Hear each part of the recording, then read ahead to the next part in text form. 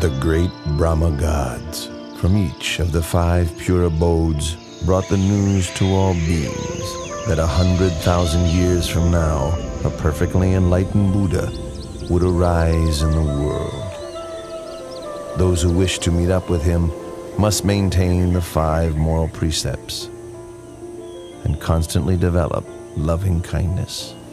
Humans and deities wondered who the future Buddha might be, but no answer was forthcoming until a sign appeared, making the identity of the heavenly Bodhisattva known.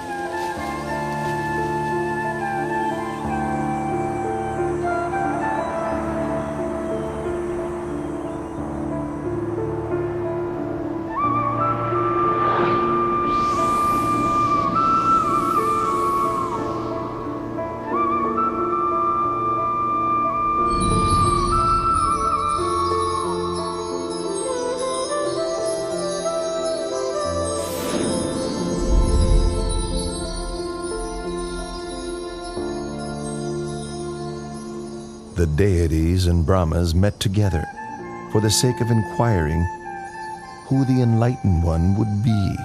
At that very moment, the answer became clear, as they all saw the 5 preliminary signs appearing in Santusita Devaputa. The 5 signs which appeared were withering of the decorative celestial flowers on his body, the divine raiment becoming discolored, sweat dripping from his armpits, his complexion becoming mottled, and a feeling of weariness with the heavenly world arising within him. Upon recognizing the 5 preliminary signs, the deities invited Santusita, the Buddha to depart from Dusita heaven and take birth in the human world. Santusita Devaputa then made the 5-fold survey of the earth to see if conditions were right for his birth.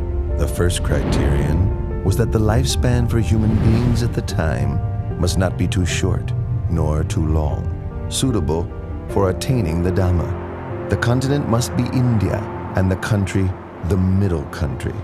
He must be born either into the warrior caste or as a Brahmin, and his mother must be one pure in moral conduct with much accumulated spiritual virtue. Seeing that all of these conditions were fulfilled, the Buddha-to-be accepted the invitation to be born upon the earth.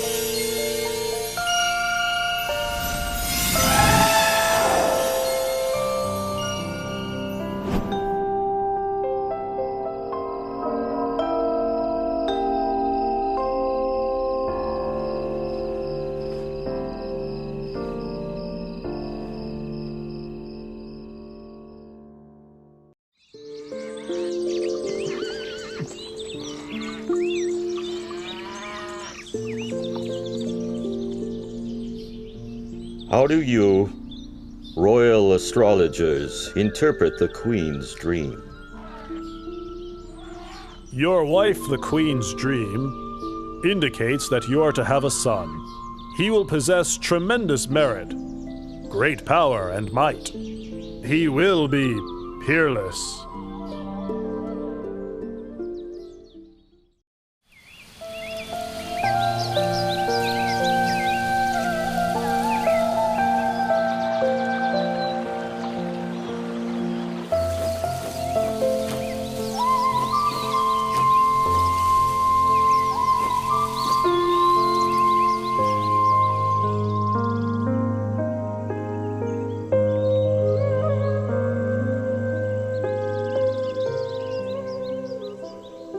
My lord, tradition calls for me to return to my family home at Dewataha to give birth. You have my permission.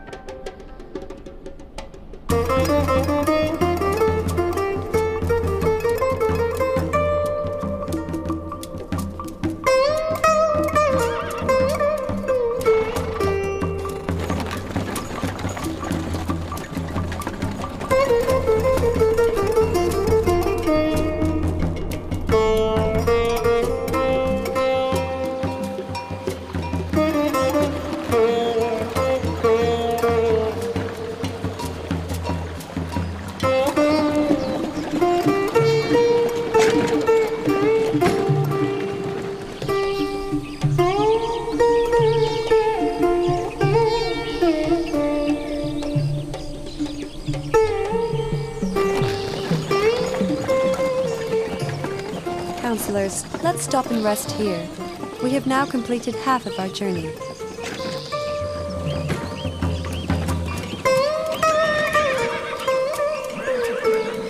The forest park of Lumpini is so beautiful and shady. We've been traveling half the day. You must all be tired. Let's rest for a while. Your Highness, if that is your wish, then please rest beneath that solid tree over there.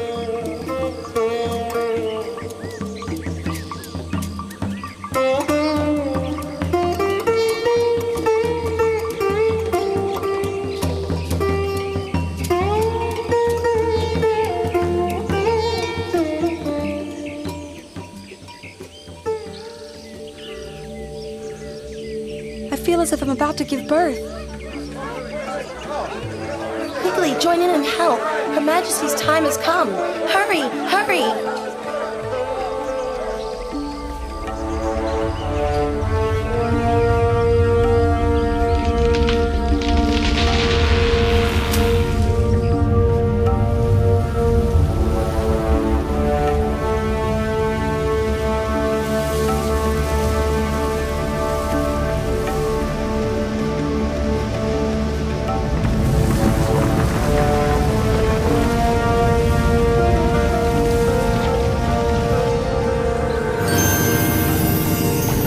As soon as the Bodhisattva was delivered from his mother's womb, and before he could drop to the ground, 4 great Brahma gods from the 5 pure abodes spread a net of gold to receive his body.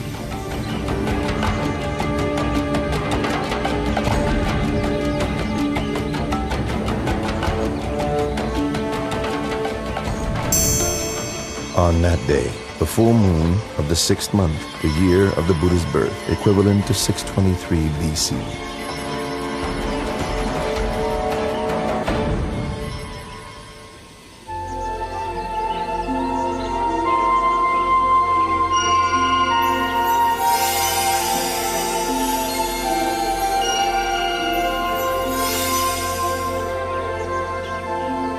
I am supreme in the world, foremost in the world, most excellent in the world. This is my last birth. There will be no more birth for me.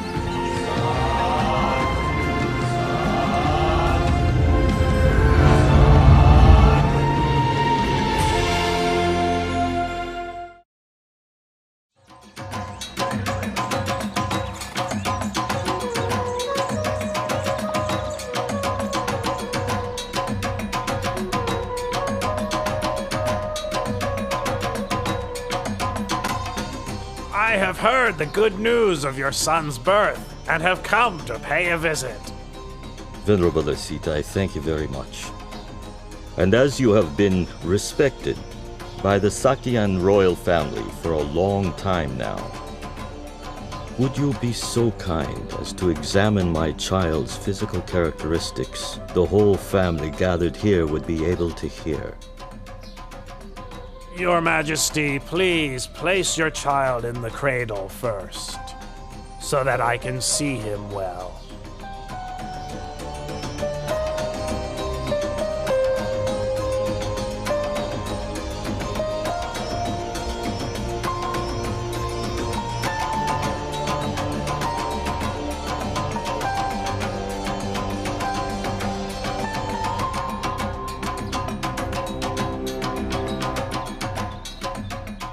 This royal child exhibits all the characteristics of a great being laid down in the ancient texts.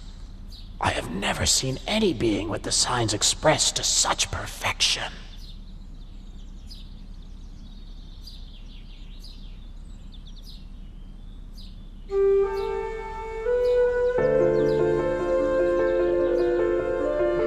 Huh? Venerable Asita!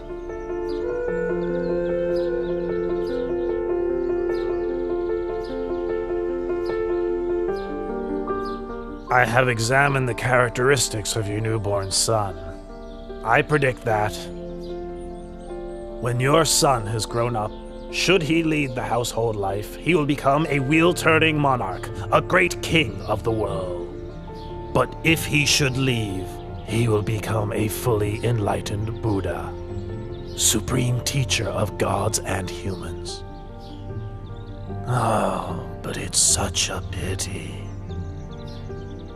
What's such a pity, Venerable Asita? It's a pity that I am too old to have the chance to live to see this great being grow up.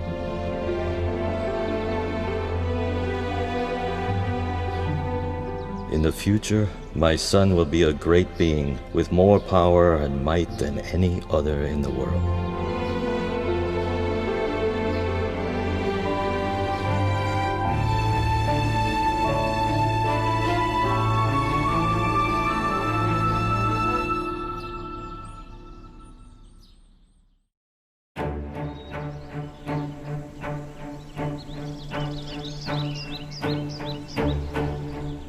From the 108 Brahmins I invited for the naming ceremony, you 8 have been selected to interpret my baby son's characteristics. You are all proficient. Please give your prediction for my son's future life.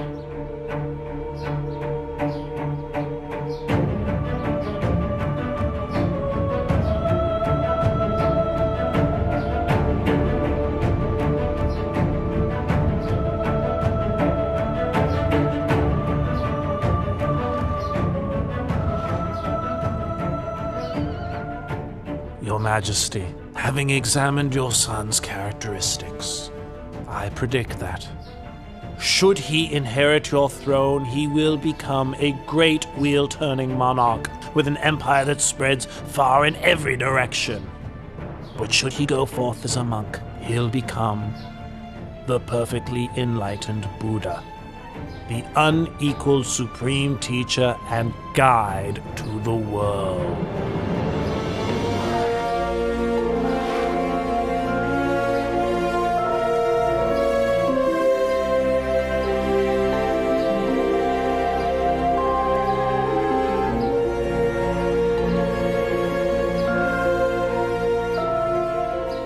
Venerable Kundanya, you are the last of the 8 Brahmins.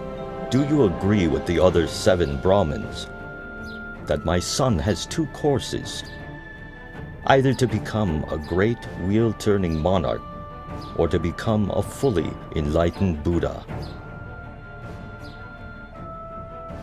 I have considered your son's characteristics in detail, and can see only one path for him. He will certainly not live as a householder, but will go forth as a monk. Then he will become enlightened as the Lord Buddha. This is beyond doubt, Your Majesty. You predict my son will reject the household life. What would cause him to make such a decision? Your son will see 4 signs: an old man, a sick man, a dead man, and a monk. These signs will inspire him to give up the royal throne for the sake of the holy life, through which he will become enlightened as the Buddha. Well, I'd like my son to be a great wheel-turning monarch, ruling the 4 great continents, the greatest prestige for any king. From this point onwards, I will not allow my son to ever see an old, sick, or dead man, or a monk.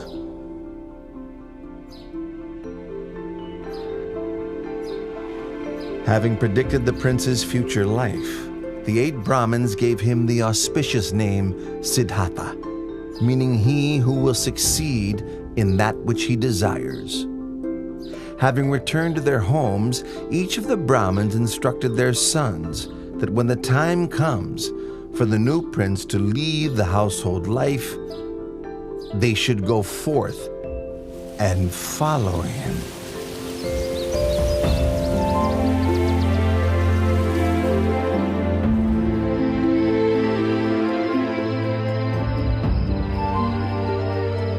Seven days after Prince Siddhartha's birth, his mother, Queen Siri Mahamaya, passed away and became a god in the heaven of Tusita.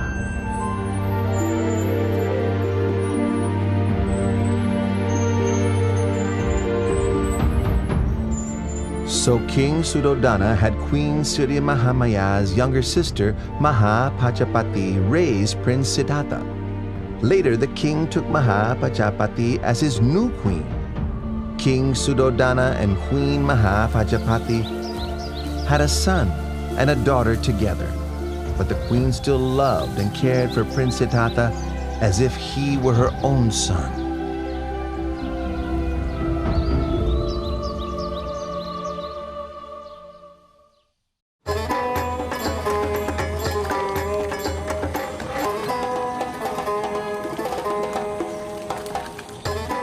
Both of you would like to go and watch the plowing ceremony, wouldn't you?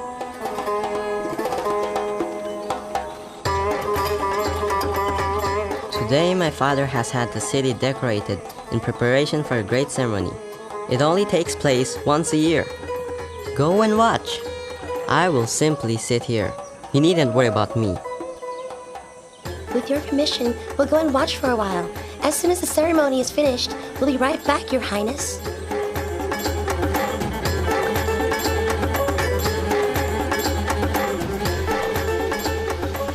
Left alone in a peaceful and shady glade, Prince Siddhartha began to sit in meditation, attaining the tranquility of the first jhana.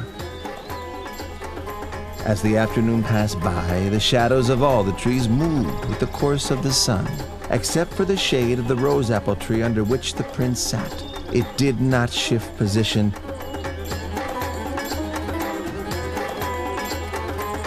but remained steadily in place.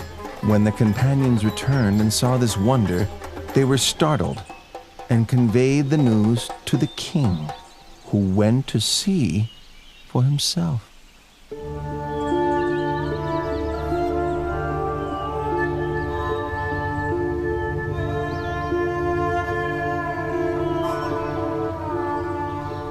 When my son was newly born, Asita the hermit came to look at him, and to my surprise he bowed at my son's feet.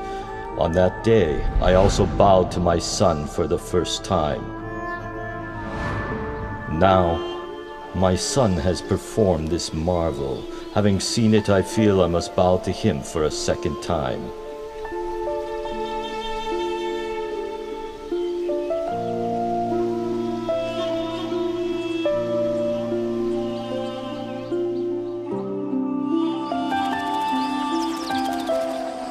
When Prince Siddhartha was 7 years old, King Suddhodana had 3 ponds dug in the grounds of the palace, so that the prince could enjoy himself playing with his friend.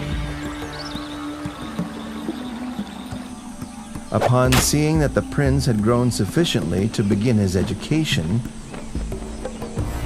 King Suddhodana sent him to study with the renowned teacher Visavamitra. Prince Siddhartha trained in 18 arts and sciences until he was adept.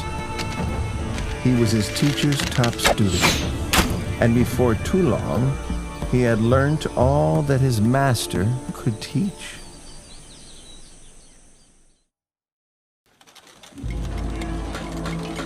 When Prince Siddhartha reached the age of 16, King Suddhodana had 3 palaces built for his son.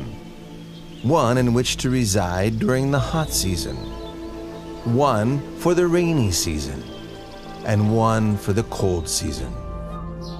The king, wishing to prevent his son from leaving the household life, consulted with his ministers and obtained the hand of Princess Yasodhara for him in marriage.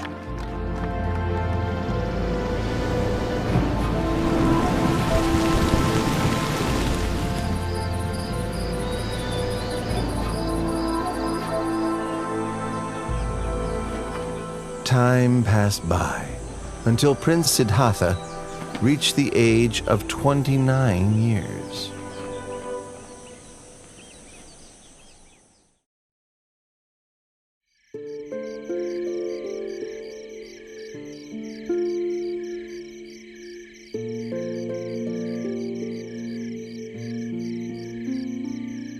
Siddhartha, there is nothing worth seeing outside of the royal palace. Since I was a child, I've not once set foot outside the great walls of this palace. I'd like to see what's outside. There's no place out there as beautiful or pleasant as right here inside our royal palace. That may be true, but I'd still like to go and see for myself. Please give me permission to go outside, Father. Well, if you really want to, I won't frustrate you, my son. I'll have a royal chariot prepared. Tomorrow morning, you may go outside. Thank you very much, Father.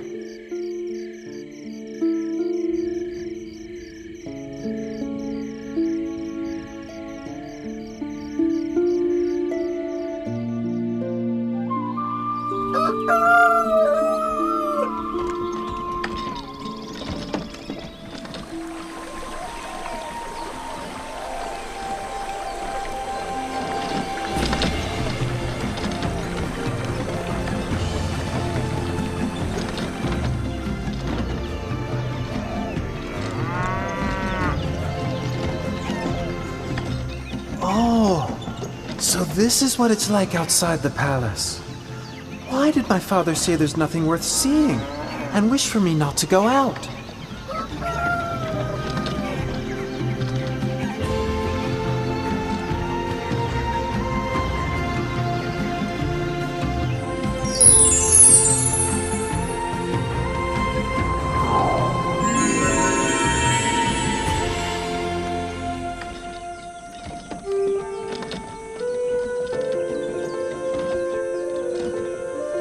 Channa, stop the chariot.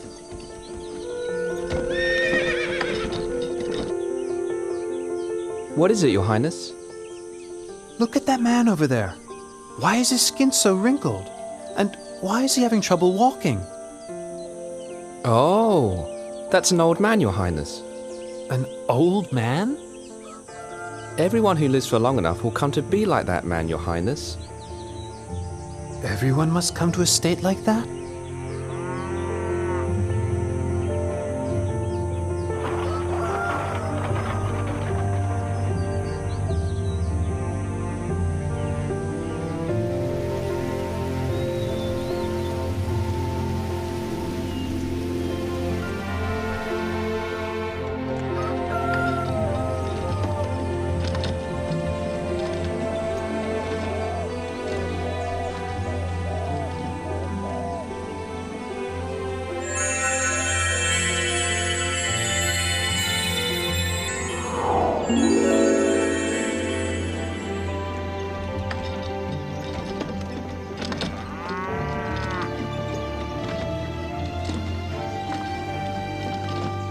Chana, stop the chariot.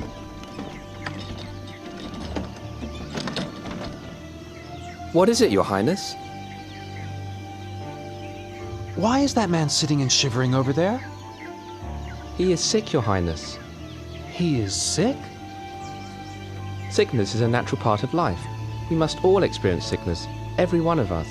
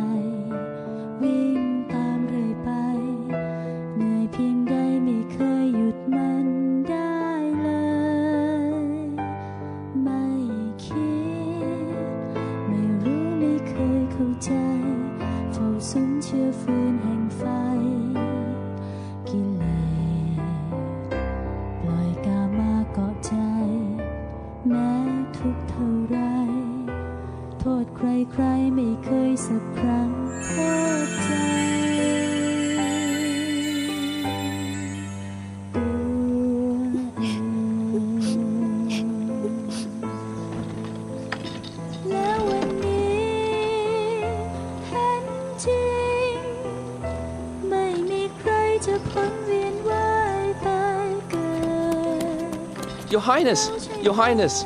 Where are you going? Your Highness!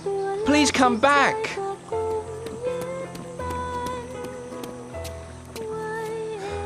Please get back on the chariot, Your Highness.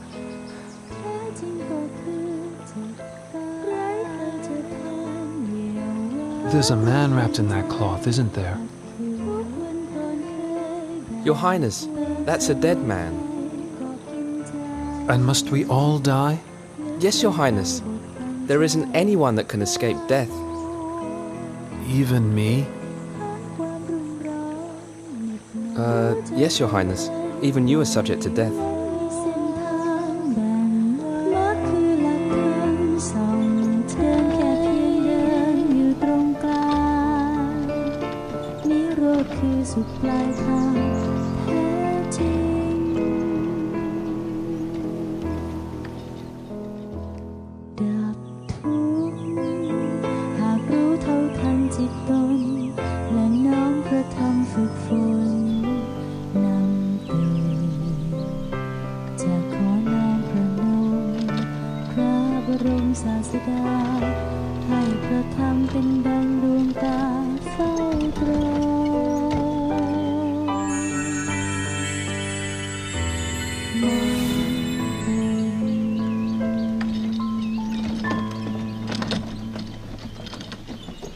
Chana, stop the chariot.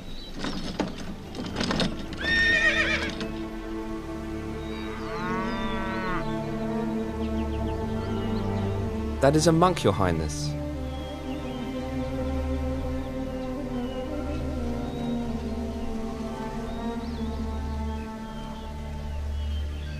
Oh, so calm and peaceful, composed and restrained, truly inspiring.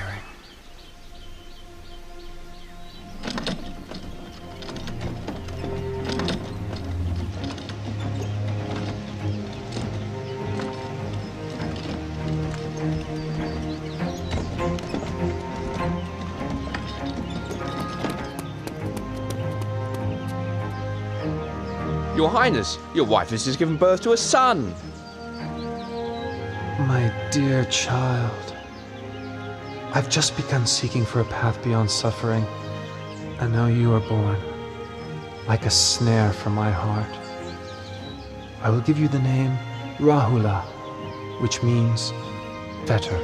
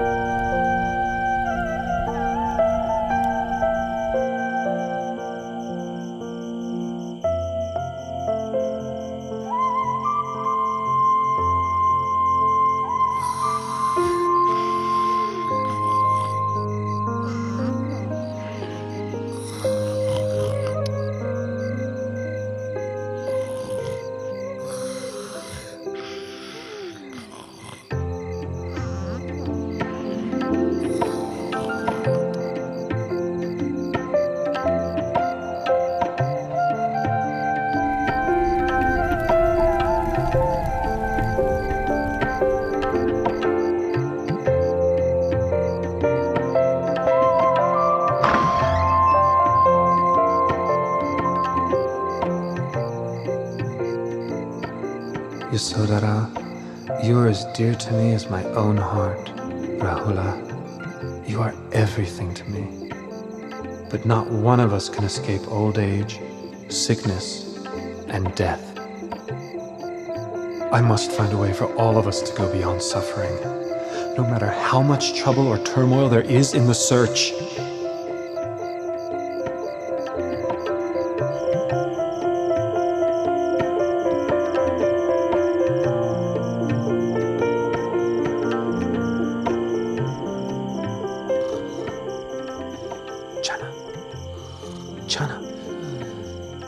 Channa, wake up! Channa, wake up! What is it? Channa, go quickly and prepare my horse, Kantaka. Don't let anybody see you. Meet me in front of the palace gate. Hurry! Yes, Your Highness.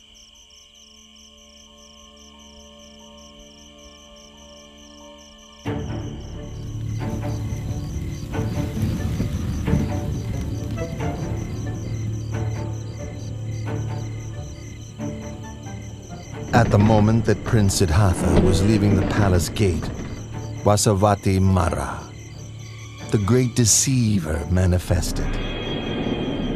He was now worried that he could not use the prince's enjoyment of sensual pleasures to keep him under his control. Ha ha ha ha ha! Prince! Better go back into the royal palace. In there everything is lovely, pleasant, and comfortable. In just 7 days, you'll become a great wheel-turning monarch. Don't give all of this up. If you leave, you'll get nothing but trouble, torment, suffering, and sorrow. I don't want to become a great wheel-turning monarch. I don't wish for possessions, or comfort and happiness, because such things are not likely to free me from suffering, nor are they likely to help me assist my loved ones and my subjects. Step aside and allow me to pass.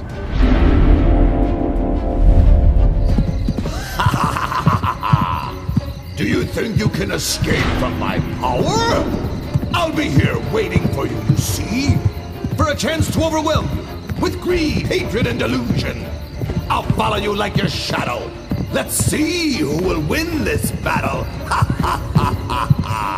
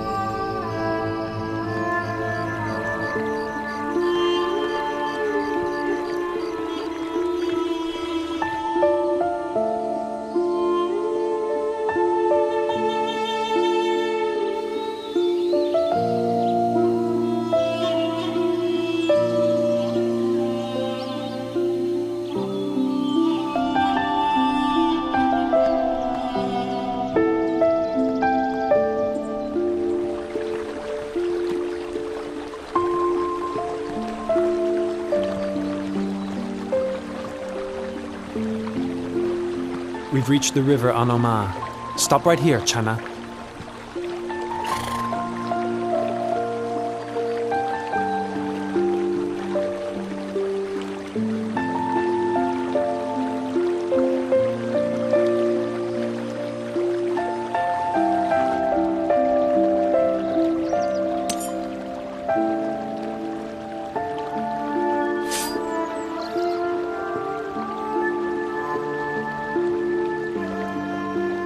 If I'm to attain to the supreme enlightened knowledge, may these strands of hair float away into the air.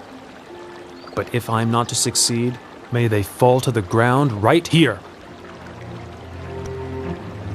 When the prince threw his hair up into the air, it floated into the sky and didn't fall down. Indra, the king of the gods, caught it in a crystal casket, which he then enshrined in the Kulamani shrine in the Tavatimsa heaven.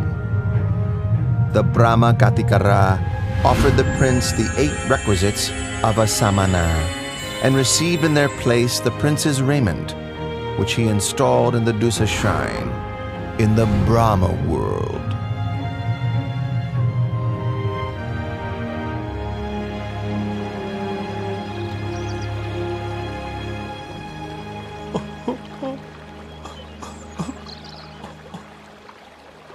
Don't be sad and upset, Channa. I'm doing this in order to seek the way out of suffering for all beings. You must go back and inform my father that I will not return to the royal palace until I have attained direct knowledge of the end of suffering.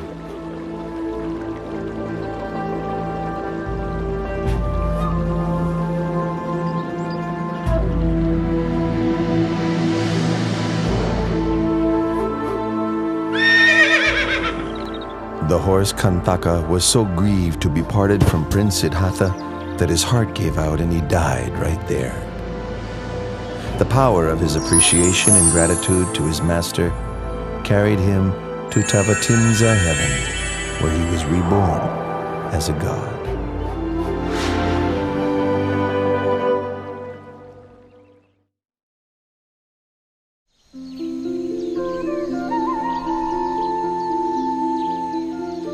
Having left Channa behind, the renunciant prince walked on to a mango grove, where he stopped and resided, eating no food for a period of 7 days.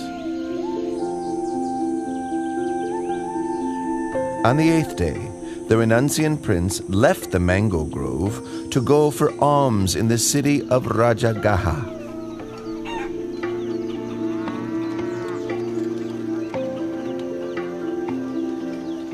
All the townspeople could see that this monk was different from other renunciants because of his radiant complexion and ineffably calm demeanor.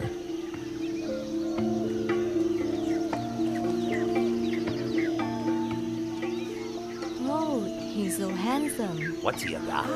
Wow, look at that one.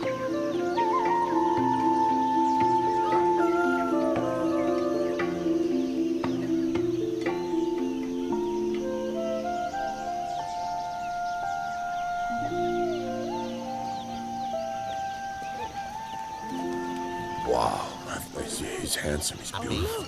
That's amazing. Look at that guy right there. Wow, look at that. Look at him. Delighted, the people spoke to one another, praising the monk's splendor, saying that it was as if a god had descended from heaven for humans to see.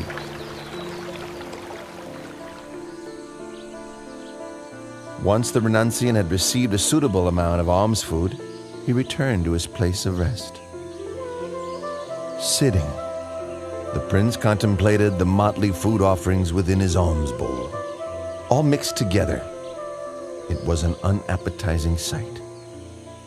In the past, I would partake of only the most refined and delicious foods.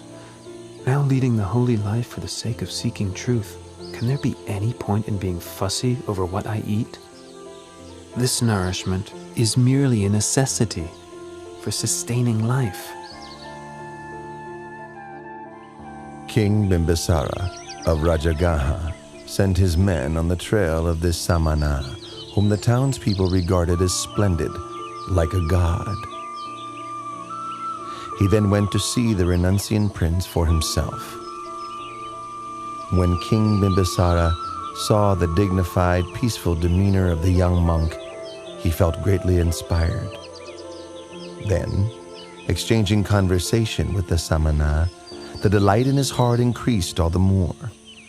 Due to his suspicion that Prince Siddhartha had left the palace due to a dispute with his relatives over the throne, King Bimbisara offered the throne of Rajagaha to the prince.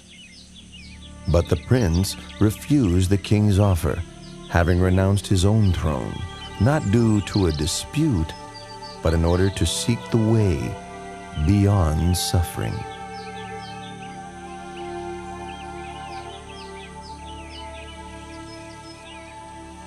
With such firm intention, I'm sure you'll attain the supreme enlightenment.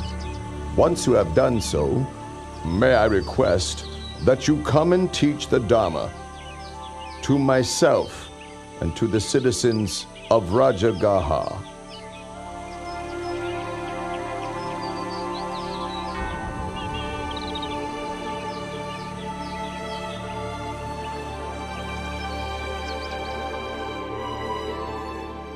The renunciant prince traveled on to the hermitage of Alara Kalama in order to study and practice under him.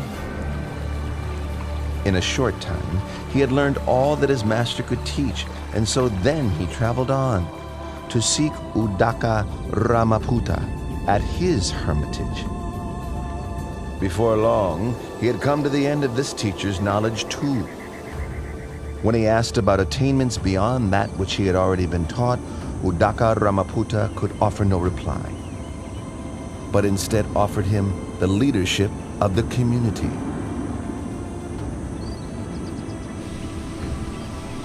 But when the Bodhisattva saw that what he had learned was not the way out of suffering he was seeking, he took his leave and moved on in order to continue his search for higher truth. The Bodhisattva came to Uruvela at Senanigama and considered the fresh coolness of its shady forest, with orderly rows of trees and a river running through, located nearby to the village. It seemed a suitable place for him to continue striving for liberation, so he ceased his traveling and settled in that spot.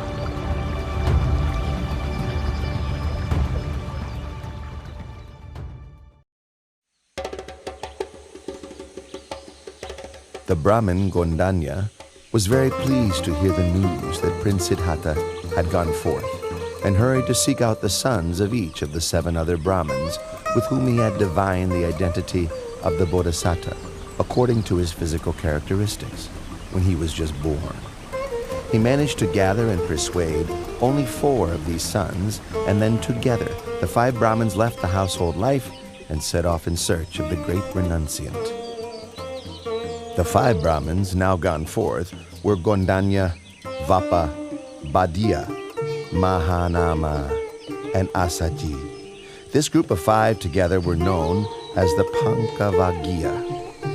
The Pankavaggiya followed after the Bodhisattva through various places until they found him practicing ardently in the place where he had settled. They settled there with him, attending to his needs, with the hope that when he attained enlightenment, he would teach the Dhamma to them.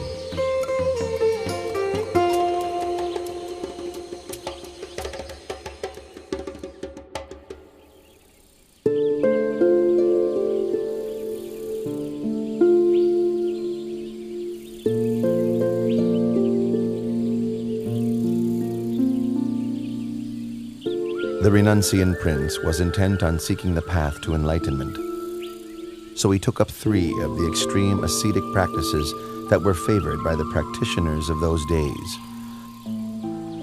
For the first period, he pressed his teeth against his teeth and his tongue against his palate, so firmly that sweat ran from his whole body. The pain was as severe as if someone were gripping his throat tightly, strangling him. When he saw that this was not the way to enlightenment, he gave up on the practice and changed to another method. For the second period, he restricted his in and out breaths, stifling them until both his ears rung loudly, his head ached, and his stomach racked with pain, his body as if on fire. But no matter how great the distress, he did not give up his efforts until he saw that this was not the way to enlightenment. Seeing this, he gave up the practice and changed to another method.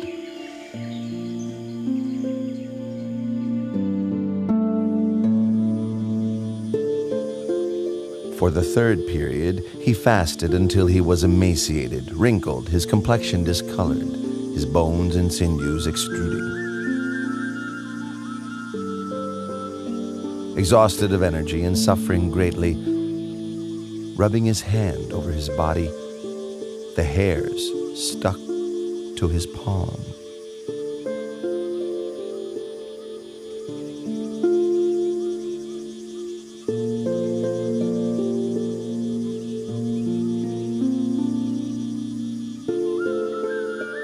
I've carried out the extreme ascetic practices, pushing the body to limits which no other could exceed. Why have I not yet attained enlightenment? Or perhaps this path is not the way to liberation. The Bodhisattva is worrying and wondering about the path to realization. What's the best way to help him?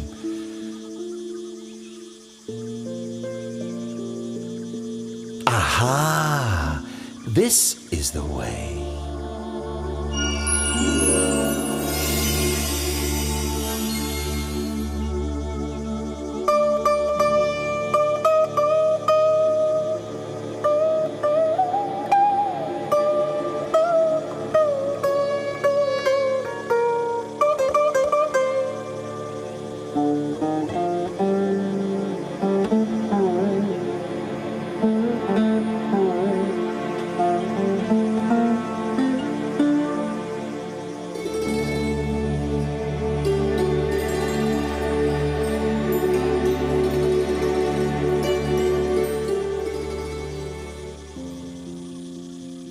One string of that lute is too tight.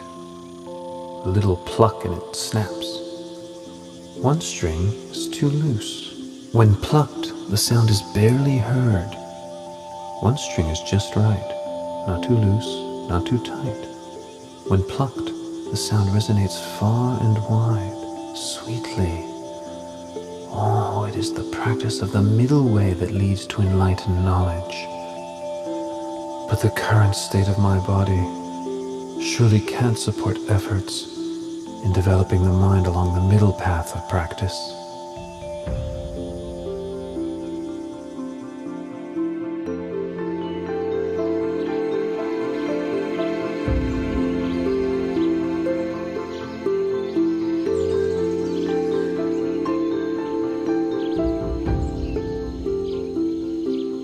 Prince Siddhartha, whom we had held in esteem as a bodhisattva, bound for success, even after practicing strictly for 6 years, using all his effort, is still unable to achieve enlightenment. Now he's relaxed his efforts. And eating proper food again. How will he ever succeed? Quite so. Venerable Kondanya, you're the most senior amongst us. What do you think we should do? Under the circumstances, there can be no use in attending to him any longer. The time has come for us to take our leave.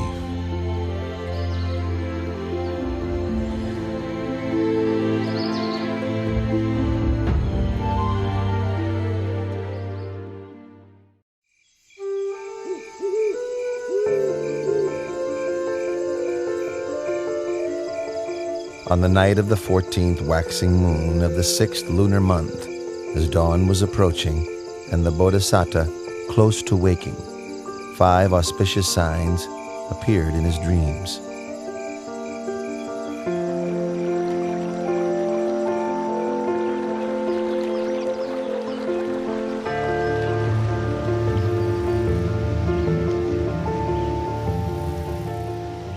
Which he interpreted as follows. 1. He would achieve enlightenment as the Buddha. 2. He would declare the true Dhamma for the benefit of all humans and deities. 3. A great number of people would come to train under him, thus establishing the Buddha, the Dhamma, and the Sangha. 4. People of all castes and classes, after training under him, would come to understand the same pure Dhamma. 5.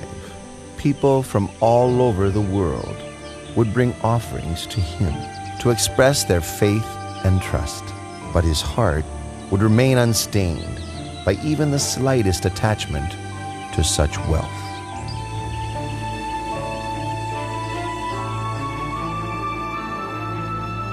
In the village of Uruvela Senanigama, there lived a wealthy man's daughter named Sujata.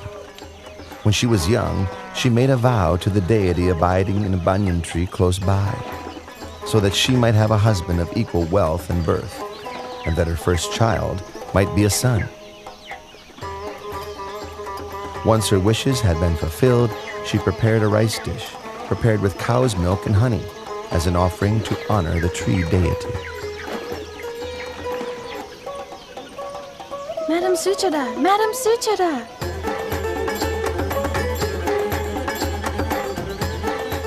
What's the matter, Puna? Why are you rushing in such an excited way? It seems that the tree god has come to receive your offering. I saw him at the banyan tree over there with my own eyes. He's glowing with a beautiful halo all around him. Everyone, quickly, help! Puna, go and fetch a golden tray for the honeyed milk rice. We'll take it out to offer to the tree god. Quickly, go, go!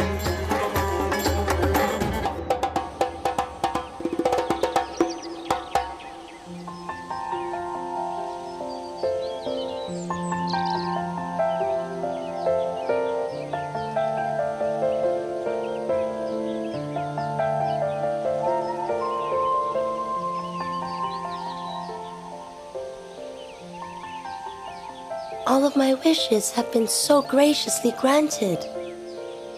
Please, may I offer this meal of honeyed milk rice and this golden tray to you?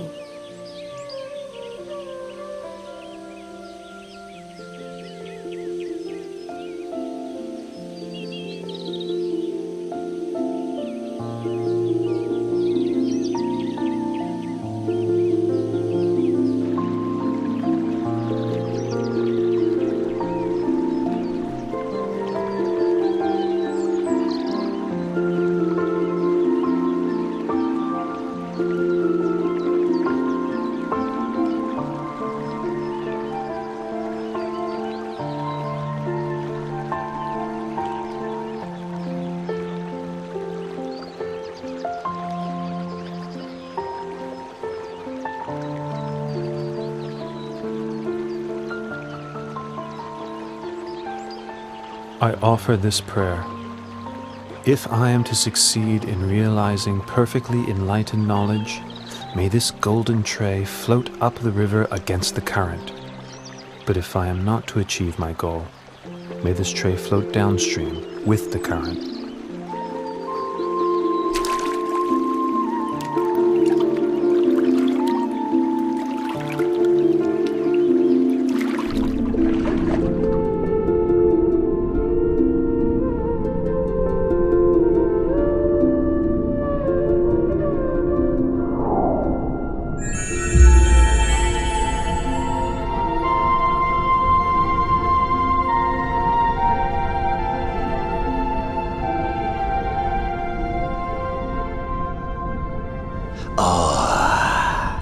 In no long time, 3 Buddhas have become enlightened here, and now one more is about to attain to the Dharma.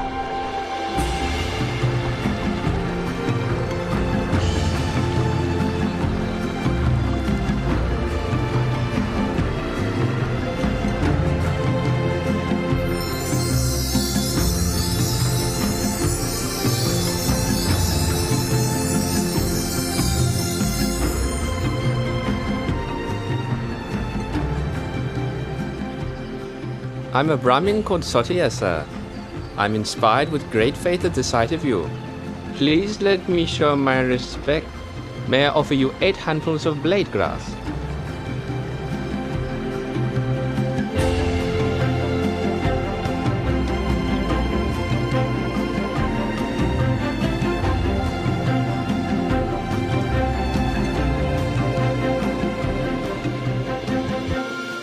For as long as I have not yet attained to supreme enlightened knowledge, even if my blood and flesh should dry up with only skin, bone, and sinews remaining, I shall not rise from this seat.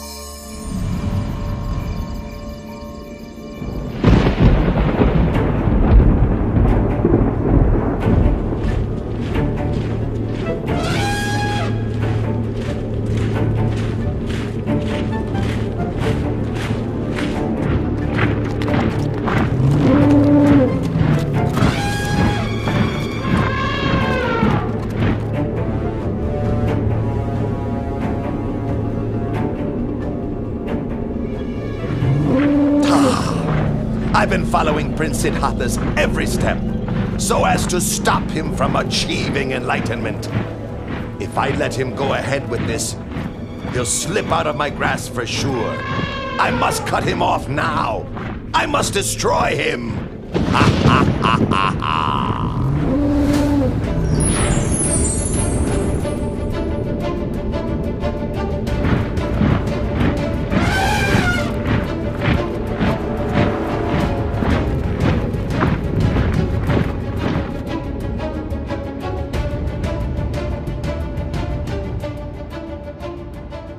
The power of the Bodhisattva's spiritual qualities and goodness, accumulated over countless lifetimes, protected him as though in invisible armor, his heart steady and peaceful, unshaken by fear.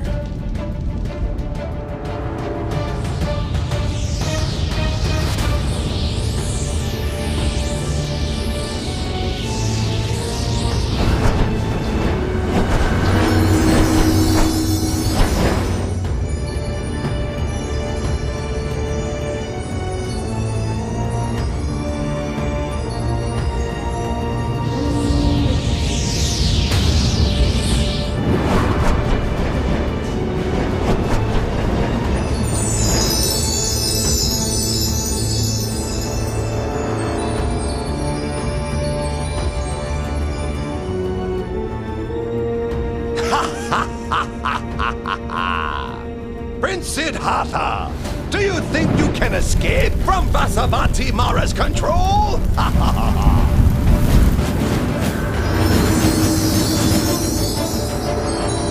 Huh?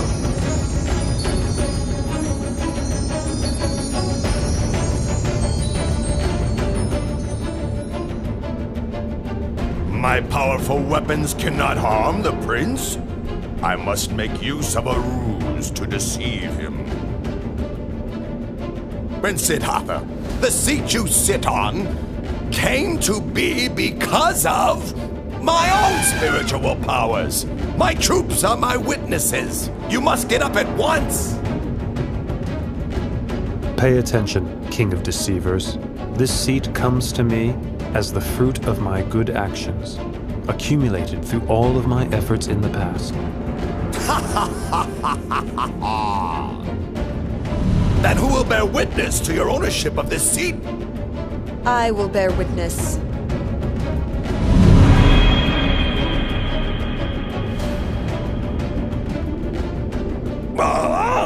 Dharani, goddess of the earth! All the merit made by his good actions in the past, even the water which he has poured on the ground in dedication of merit, soaked up by my hair and kept close to my head, is sufficient to bear witness to his virtues.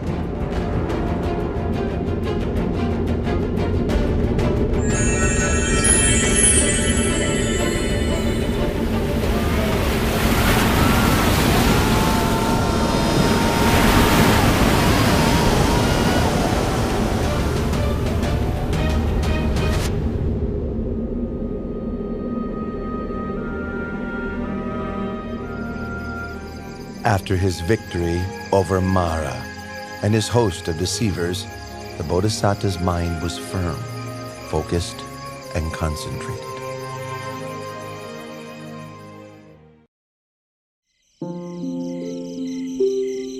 At dusk, the Bodhisattva began to develop meditative insight, attaining to the first knowledge, Pubenivasa Nusatinyana, the ability to recollect his past lives.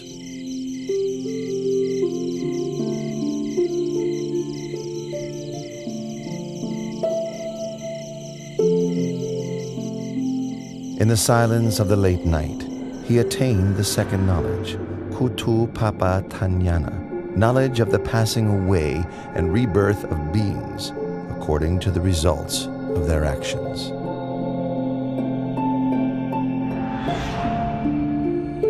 Close to dawn, the Bodhisattva attained to the third knowledge, Asavakayanana, knowledge of the destruction of mental defilements, complete liberation and freedom from suffering.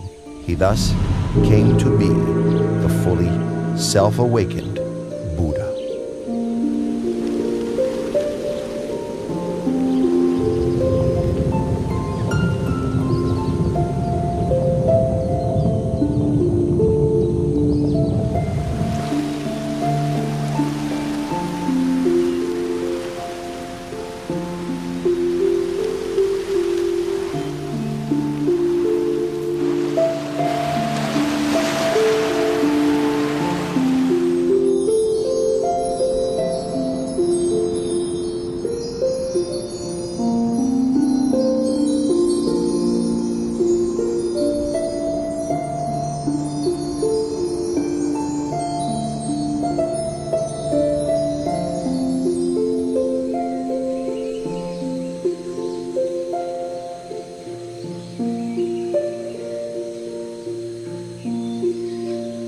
Craving, with you I've been born again and again, but now you are revealed, and your power redundant.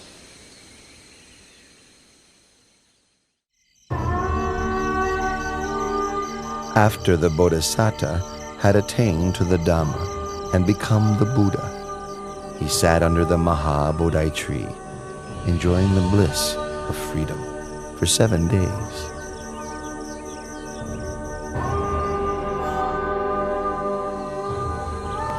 Then he went and stood in the open, gazing back at the Maha Bodhi tree and recollecting its virtues. He stood there and gazed without blinking for 7 days.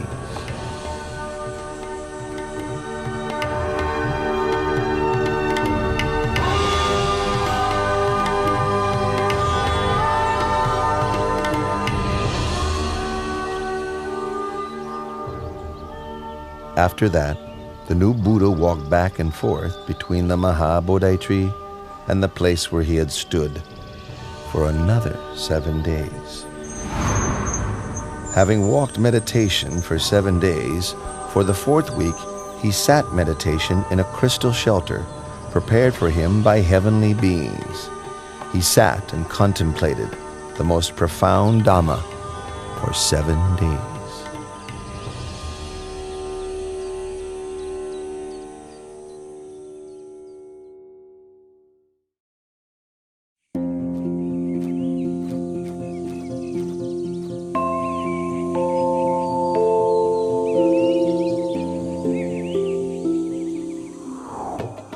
Sisters Raka, Arti, that's the recluse Gautama who attained the Dhamma.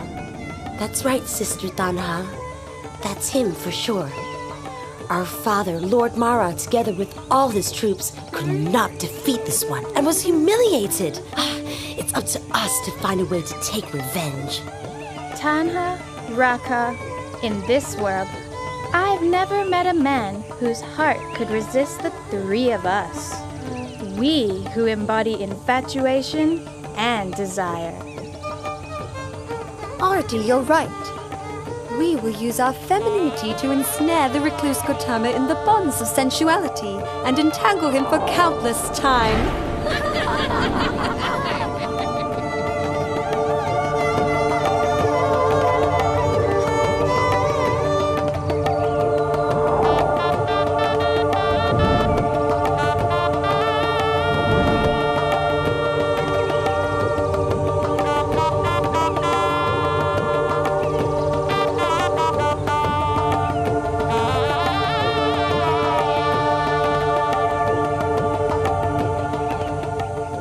Oh, Prince!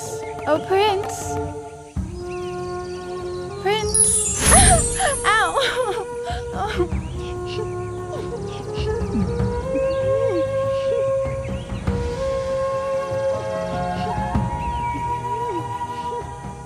Daughters of Mara, go back. There is no way you can succeed in what you are trying to do. For I have utterly destroyed all kinds of satisfaction and infatuation.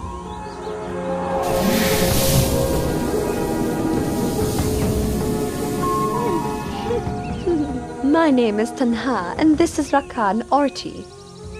We're not here to tease or deceive you, but the truth is, we are quite taken with the sight of you. Really and truly, sir, no one has ever made us feel so enamored as you. No one, sir. That's right. The three of us offer our bodies and our hearts to your service, expecting no reward. Our wish is simply that you find satisfaction in us, even if only for a short time. That would make us so very happy. I've told you already. I have utterly destroyed all kinds of satisfaction and infatuation. You will not find what you are looking for. There is nothing for you here. You should go away.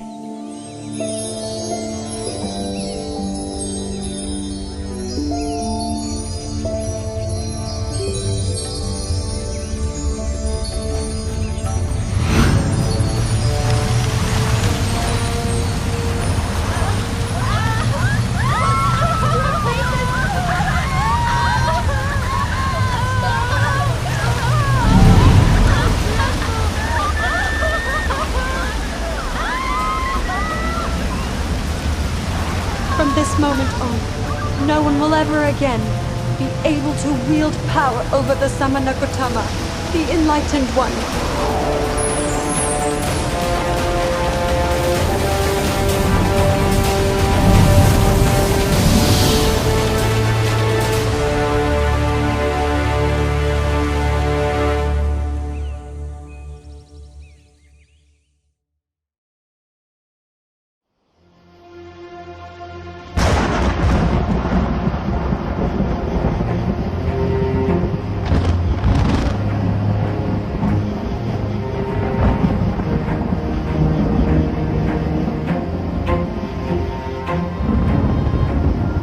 In the 6th week, the Buddha sat enjoying the bliss of freedom underneath the Mukhalinga tree.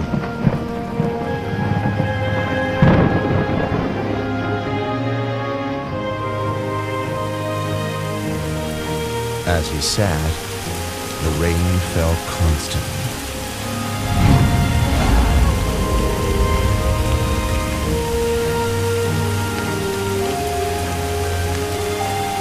A king of Nagas, called Mukhalinga, saw him and was inspired with faith.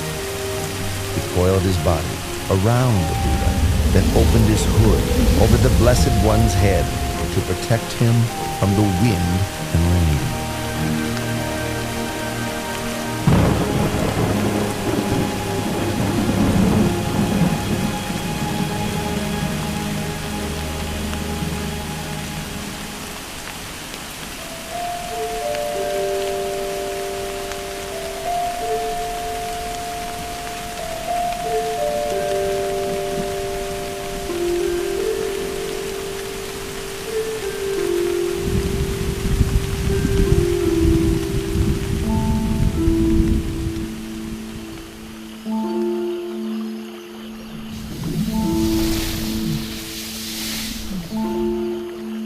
When the wind and rain subsided, he uncoiled from the Buddha and changed his body into the form of a young man, bowing and paying respects to the Buddha.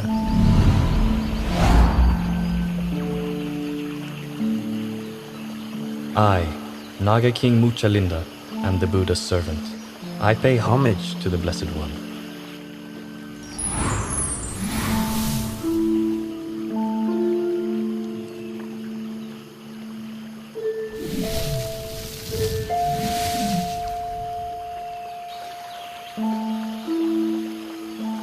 Silence is happiness for the one who has seen the Dharma.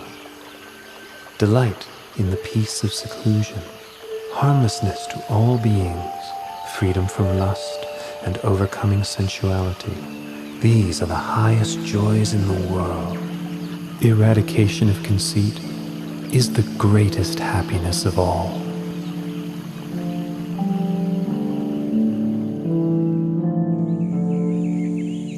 In the 7th week, after his enlightenment, the Buddha sat and enjoyed the bliss of freedom under the tree called Rajayatana for another 7 days.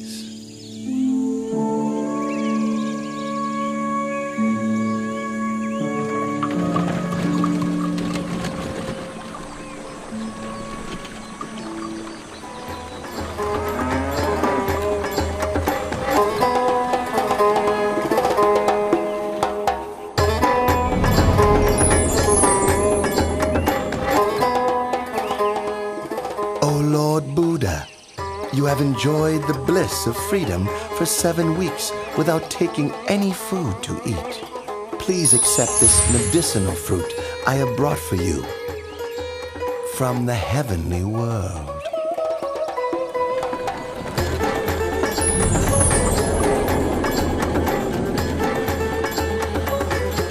Those 2 merchant brothers made merit with me in the past. I should take this opportunity to help them meet the Buddha.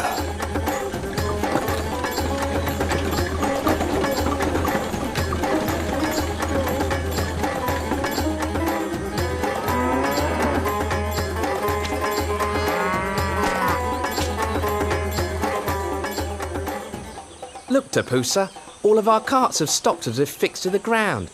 No matter how much our men work the bullocks to make them pull, the carts still won't budge. They just won't move. It's strange. Why would the... Huh? You 2 merchants. Do you know that the just now enlightened, perfectly awakened Buddha is now sitting under the Rajayatana tree over there? You'd better go and pay your respects to him, then offer him the baked and ground grain meal you're carrying with you. It will be a cause for your benefit and happiness for a long time.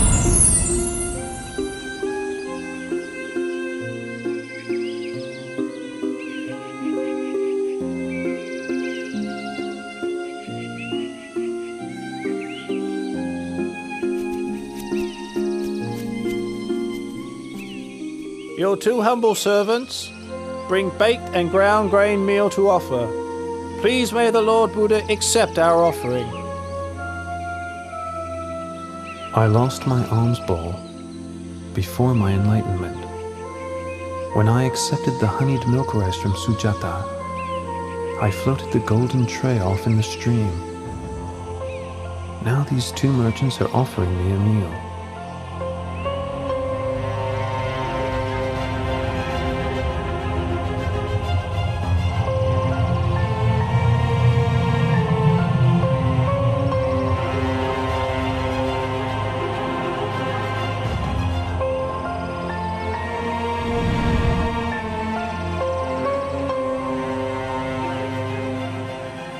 A recluse should not have more than 1 alms bowl.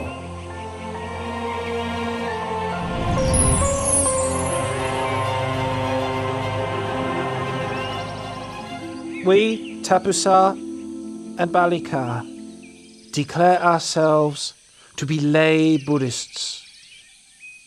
We take refuge in the Buddha and the Dharma for the rest of our lives. Your 2 humble servants, Balika and Tapusa, would like to ask you for some object that we may keep, to honour and revere.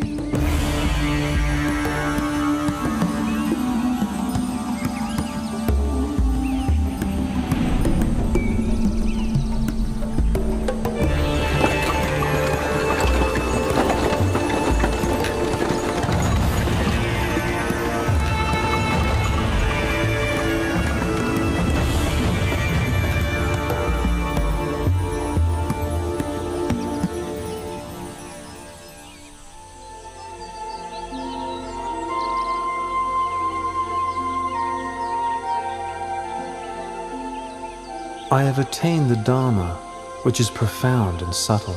It is difficult for ordinary people to understand and practice.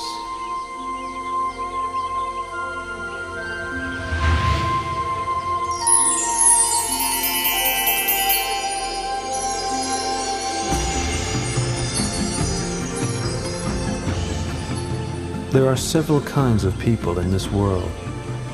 The quick-witted, upon hearing my teachings, know and understand them quickly, just like a lotus flower above the surface of the water that blossoms as soon as it receives the sun's rays. Those of moderate intelligence, having heard my teachings and then receiving some further explanation and training, are able to know and understand within a short time, just like a lotus flower, level with the surface of the water, ready to blossom the next day. The slow-witted having heard the teachings, receiving further explanation and training, persevering with faith, are able to know and understand in the end, like a lotus flower below the water, which grows upwards before finally breaking through the surface and blossoming. The final kind of person, no matter how many times they hear the Dhamma, are unlikely to grasp the meaning or understand, although their listening may be a cause for realization in a future existence. This type may be compared to a lotus down in the muck and mire, falling prey to fish and turtles, not rising up and blossoming. This being the case, I'll preserve my life for the sake of spreading the Dhamma. I will teach humankind until the Dhamma becomes firmly established and widespread for the benefit and happiness of all for a long time.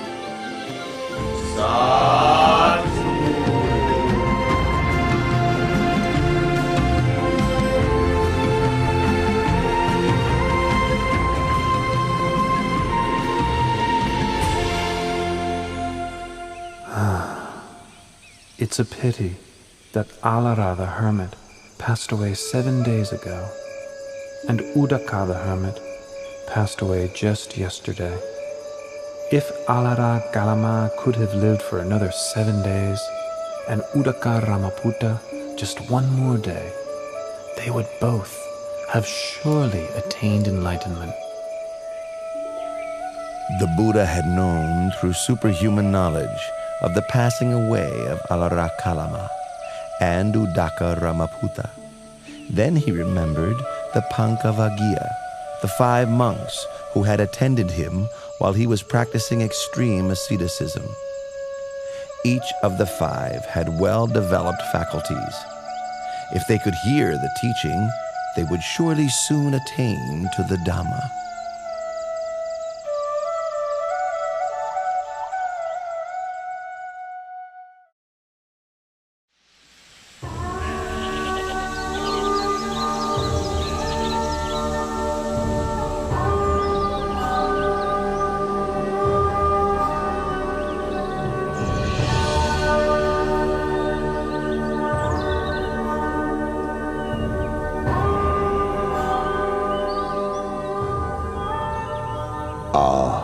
That's Gautama, the recluse, the one to whom we formerly attended. So it is. The one who gave up his austerities. All right. If he comes here, we won't bother to get up and welcome him. We'll just put out a seat. If he wants to sit down, then let him sit.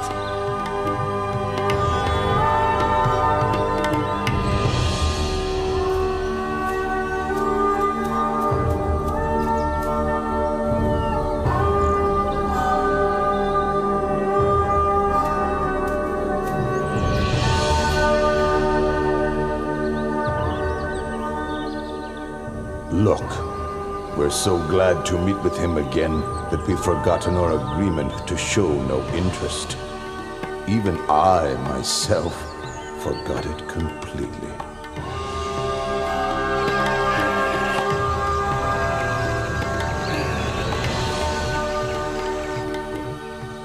Recluse Gautama, what leads you to visit us here in this forest?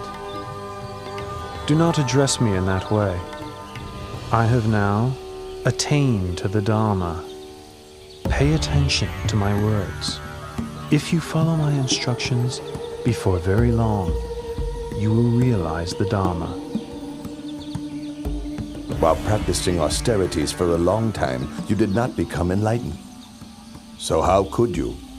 How could you have attained liberation after giving up your efforts and causing us to abandon you? Throughout all of that time, did I ever say anything like this to you all? No, it's true. You have never said anything like this to us before.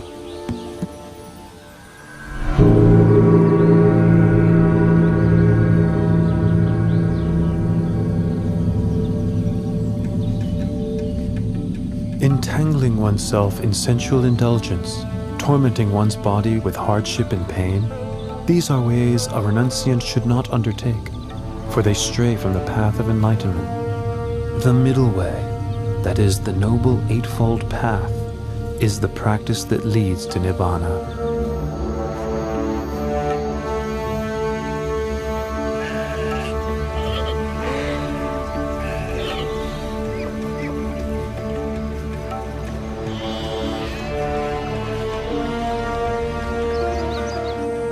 There are four noble truths as follows. Suffering, disease of the body, disease of the mind, should be understood. Craving, which is the cause of suffering, should be abandoned. Cessation of suffering should be realized. The path of practice leading to the cessation of suffering should be developed.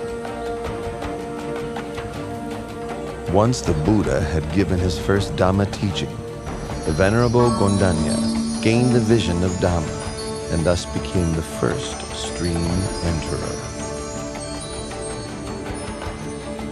Anya Kondanya knows the truth. Lord Buddha, please grant me ordination as a Buddhist monk. You are now a bhikkhu. Well taught is the Dhamma. Practice the holy life and put an end to suffering.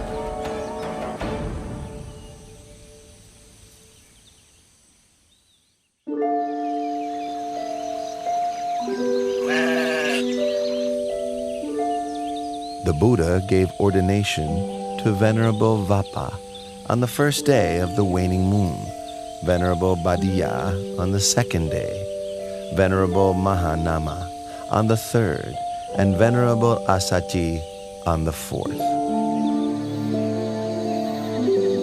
On the fifth day of the waning moon of the 8th lunar month, the Buddha gave the teaching known as the Anattalakkhana Sutta. The 5 groups that we take as a self are as follows: body, feeling, pleasant, unpleasant, and neutral, perception and memory, mental formations, sense consciousness, awareness of mental impressions. These 5 aggregates are not me, not him or her, not mine, not his or hers, not myself, not his or herself. All these things are impermanent and insubstantial. It is their nature to arise, persist for a while, and then pass away. After listening to the teaching, each of the Pancavaggiya attained to arahantship.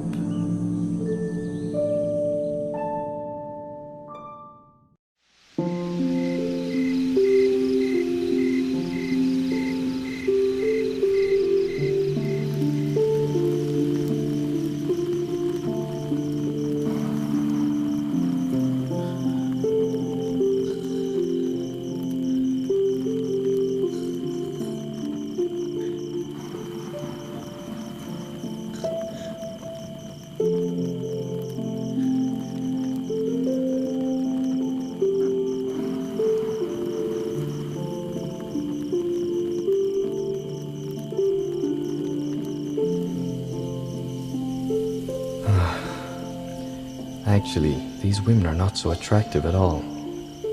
My father built me 3 mansions, one for each season of the year. He hired beautiful maidens to play music and entertain me. I thought I was living a happy life, but now I feel tired of this way of life. Is this all I came into this world for? Are these the only things that can give one happiness in life? Then why do I feel so bored and fed up?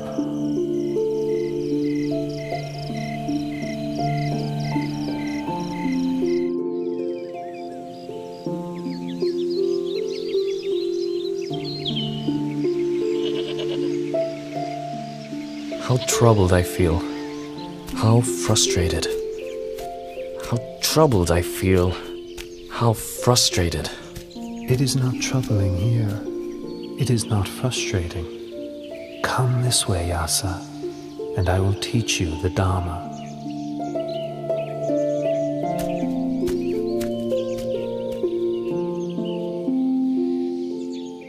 Dana, or giving, means training one's heart to know generosity, to know sacrifice.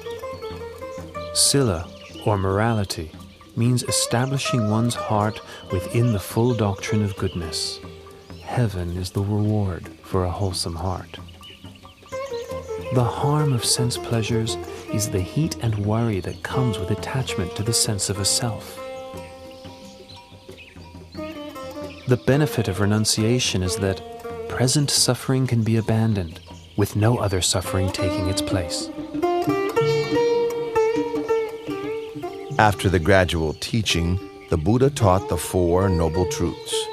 Once he had given this teaching, Yasa attained to the fruition of stream entry.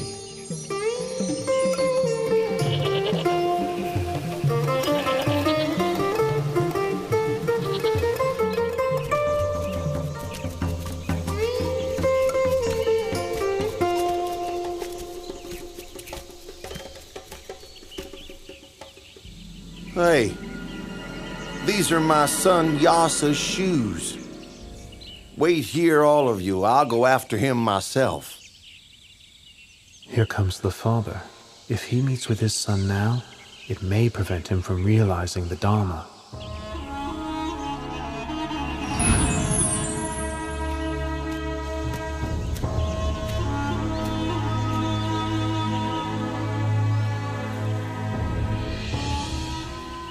You sitting there, have you seen a young man named Yasa? He's my son. Please take a seat first, and I will teach you the Dharma. And after that, you will meet with your son. Then the Buddha gave the same Dhamma teachings that he had given to Yasa.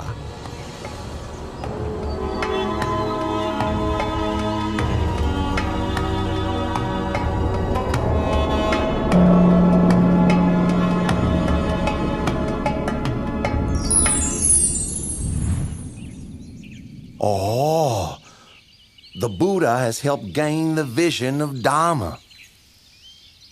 I declare myself a Buddhist and take the Triple Gem as my refuge for the rest of my life.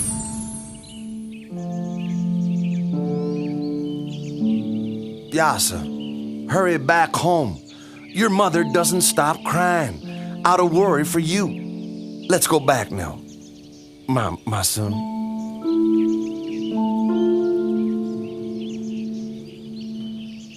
Yasa has now heard my Dhamma teaching twice, and has fully penetrated it. He is now an Arahant, with no thoughts of returning to the household life.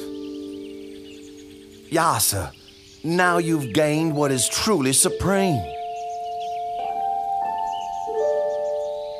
Please, may I invite the Lord Buddha to receive alms food at my house this morning.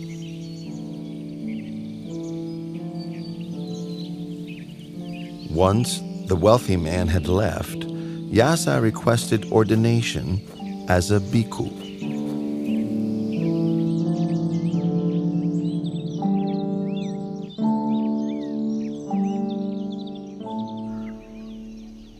Once Yasa's mother and wife heard the Buddha's teachings, they both gained the vision of Dhamma, attaining the fruition of stream entry.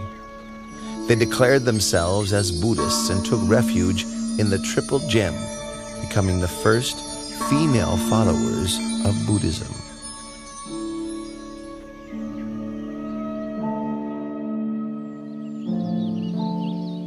Vimala, Subahu, Punaji, and Gavampati. You were my close friends during the time when I was a layman. Now I've gone forth and do not concern myself with worldly pursuits. For what reasons are you all here? We heard you'd gone forth, and were sure you must have had good reasons to do so. and so we came to see you. Well, if that's the case, I will take you to meet the Lord Buddha, the one who has shown me the light. I will request the Lord Buddha to give you instructions as well. Follow me.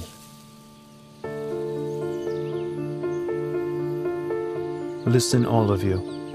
Once you know the unwholesome and the roots of the unwholesome, know the wholesome and its roots, know decay and death as well as their causes, know the cessation of decay and death, the path leading to the cessation of decay and death.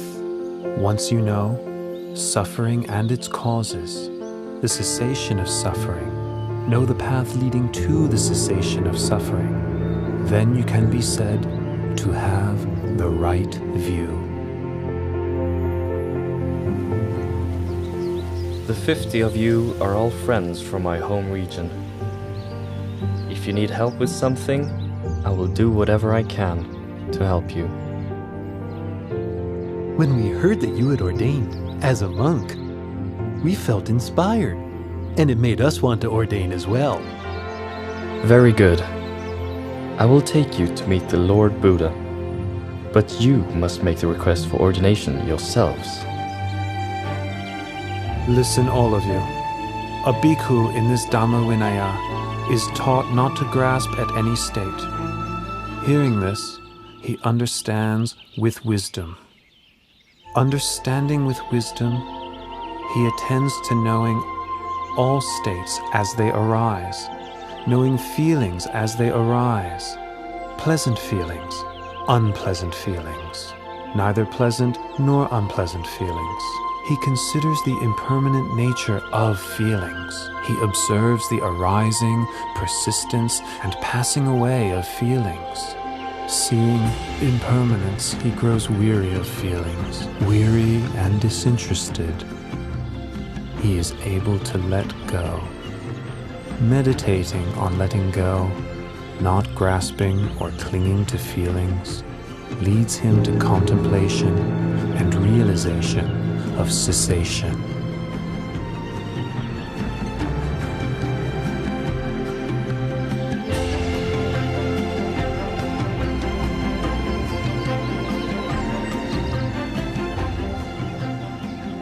Bhikkhus, you have now attained the sublime Dhamma.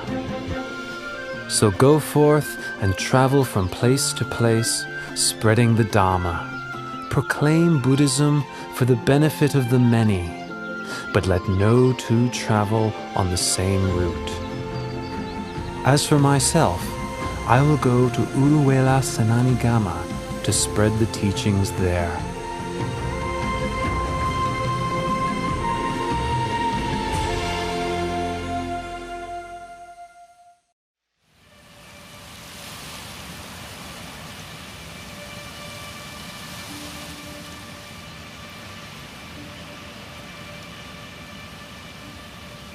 Because of that one courtesan, the 30 of us have had to go through all this trouble, forcing our way through the forest into this cotton plantation.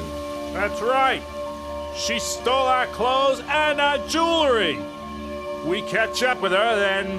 Whoa, wait. Look, there's an ascetic sitting under that tree over there. Let's ask him if he saw her pass by.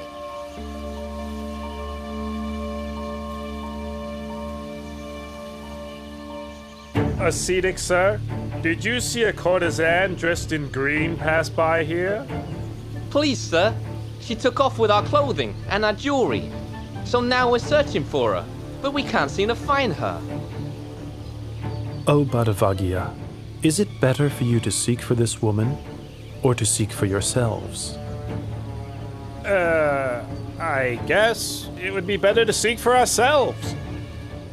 In that case, I will teach you the Dhamma. The wise person rids himself of infatuation and preoccupation with the 5 sensual pleasures. He sees that life is short, and to be distracted by such pleasures is like being snagged and bound up just as a fish is caught by a hook. Having taken the bait, it's a cause for much suffering and struggle thereafter.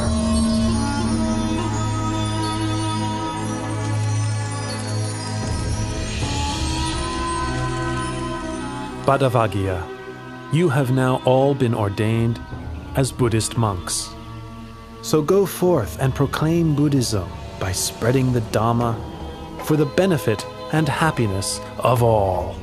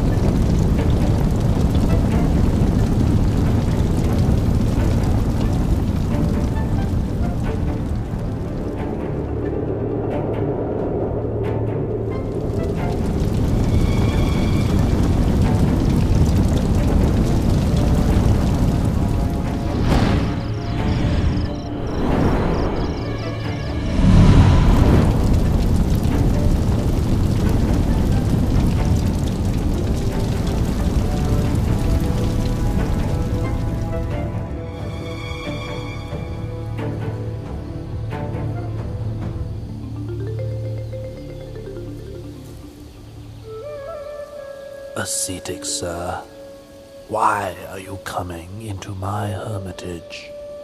Venerable Uruvela Kassapa, I've come to ask permission to stay here. Here we practice fire worship, but this ascetic is not one of our kind. What does he want? I'm sorry, sir. I have no accommodation for you here. Please look elsewhere. But I would suggest that you travel in a different direction from this. This bank of the Naranya Jara is occupied by we 3 Jatila brothers. My name is Uruvela Kassapa. The surrounding area belongs to myself and my 500 followers. Further on down the river is the hermitage of my younger brother, Nadi Kassapa, and his 300 followers. The area beyond that is occupied by Gaya Kassapa, my youngest brother, with his 200 followers. These 3 riverside hermitages are full. There's no room for you to stay. But I can see a place which is available. Where, ascetic? In your fire-worshipping shrine. Please, give me permission for me to stay there. Ascetic, I don't mind if you stay in there, but I must warn you that there is a fierce and strongly poisonous serpent king in there. If you spend the night in there, your life will be in great danger. Uruvela Kassapa, please give me permission to stay. The Serpent King will do me no harm. If you say so, please make yourself comfortable in the fire-worshipping house.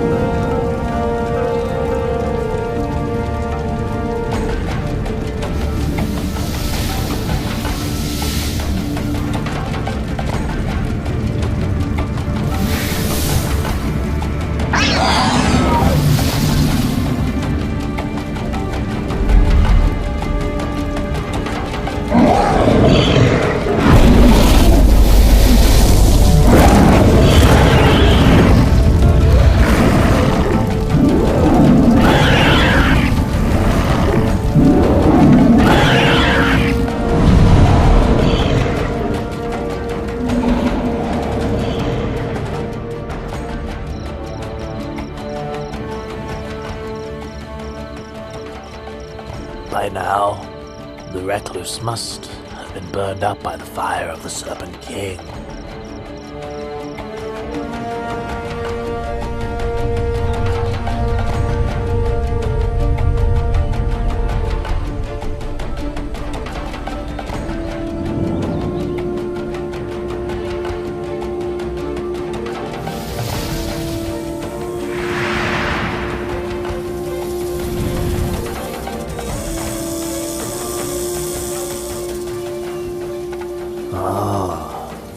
This recluse is of great might.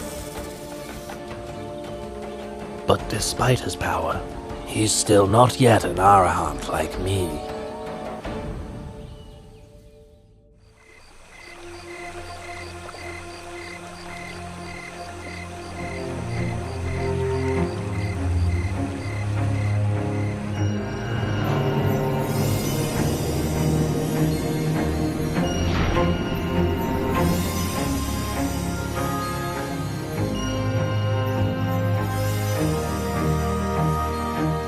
This ascetic is indeed of great might.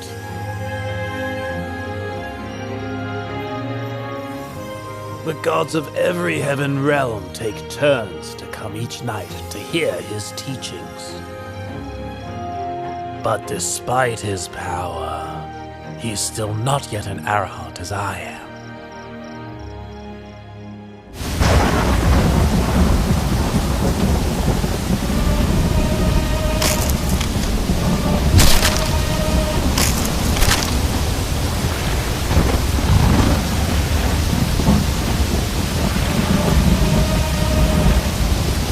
There's been a tumultuous rain, and it has flooded the whole area. Surely the ascetic has been washed away or drowned. Master, sir! Master, look over there!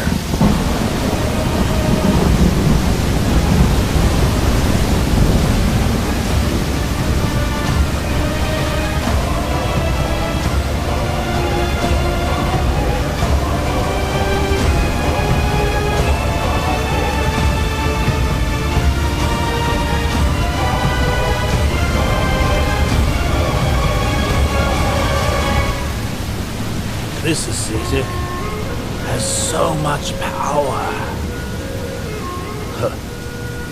But despite all of this, he's still not yet an Arahant as I am.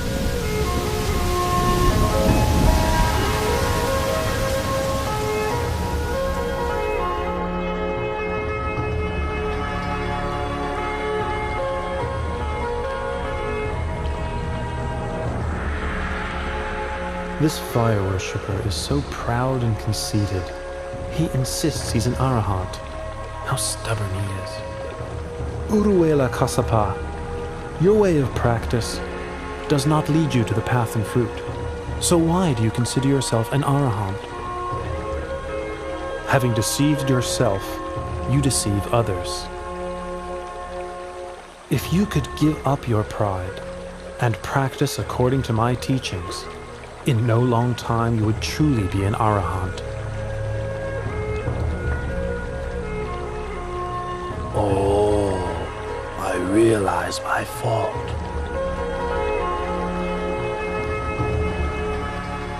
Please may the Buddha allow me to take ordination and teach me the Dharma. You are the master of a great hermitage with many followers.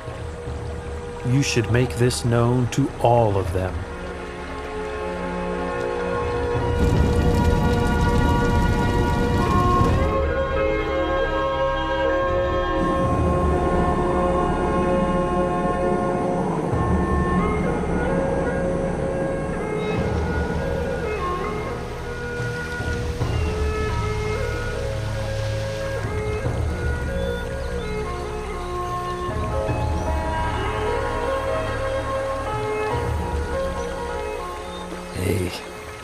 These robes and fire-worshipping implements must have washed down the river from where my two elder brothers live. Something must have happened to them.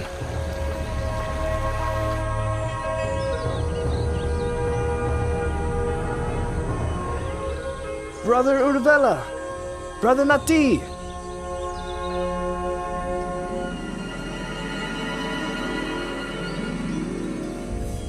Oh, Gaia, your two elder brothers have found the right way of the Dharma.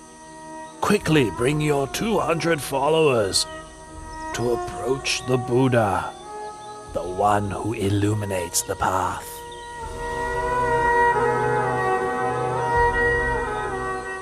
O bhikkhus, all things are burning.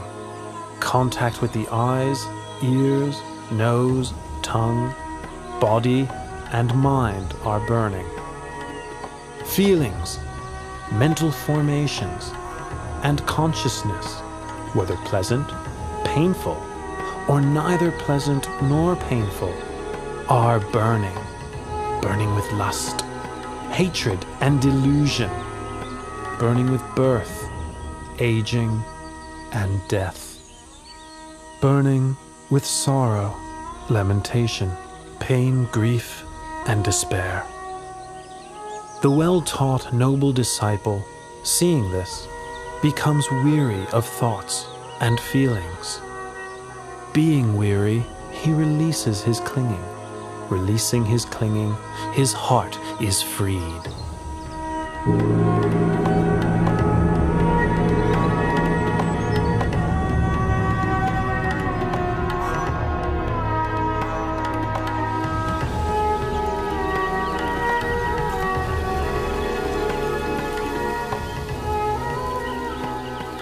Oh, the Buddha has come to stay right here. When I was a young prince, I made 5 wishes. 1. May I be crowned king of the Magadha state. 2. May the Buddha come to my land. 3. May I have an audience with the Buddha. 4. May the Buddha teach me the Dhamma. And 5. May I realize his teachings. It seems that all of my wishes are about to be fulfilled. Follow me. We're going to seek out the Buddha and ask for his teaching.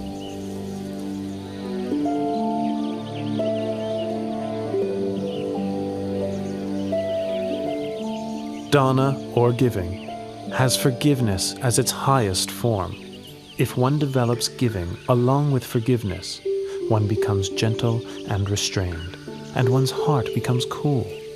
This is because one has to let go of one's attachment to material things and to one's sense of self.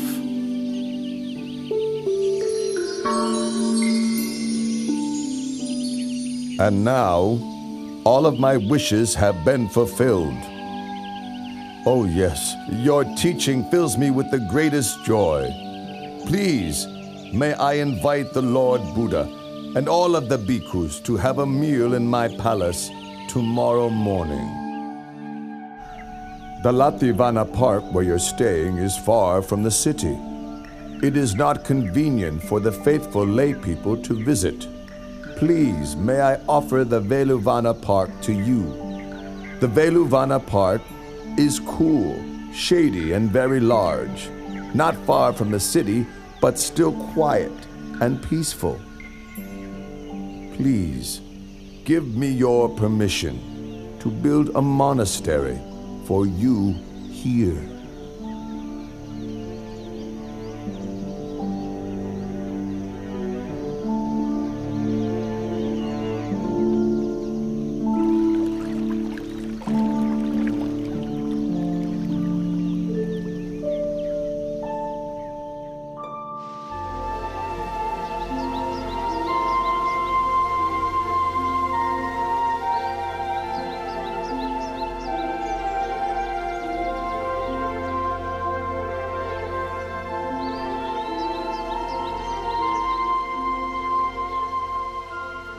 Oh, this is the great Velvana Monastery. A solid foundation for Buddhism has now been laid. Since I, Asaji, left the Buddha at the Deer Park in Isapatana in order to go and spread his teachings, I've not met with him at all.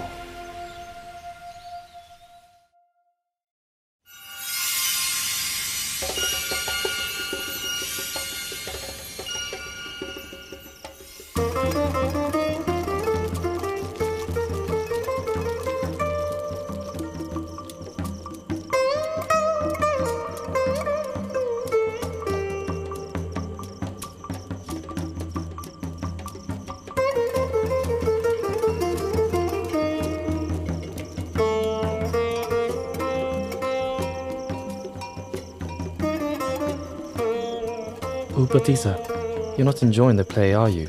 You seem completely indifferent and uninterested. Ask yourself the same question, Kalita. You seem quite unimpressed yourself. Neither the actors nor the viewers will live for more than 100 years. In no long time we'll all be dead. We're absorbed in watching entertainments, seeking fun, but for what benefit? Surely it would be better to seek the path beyond all suffering. I've been thinking the same way as you. All right then. Let's seek out a teacher under whom we can live and practice. To which hermitage should we go? Which teacher should we seek out? These days, there's so many sects. But we should choose the school of Master Sanjaya. It's large and respected, with many followers, located right in the city of Rajagaha. Besides ourselves, we'll have to persuade our followers to go with us. All right, we'll leave tomorrow.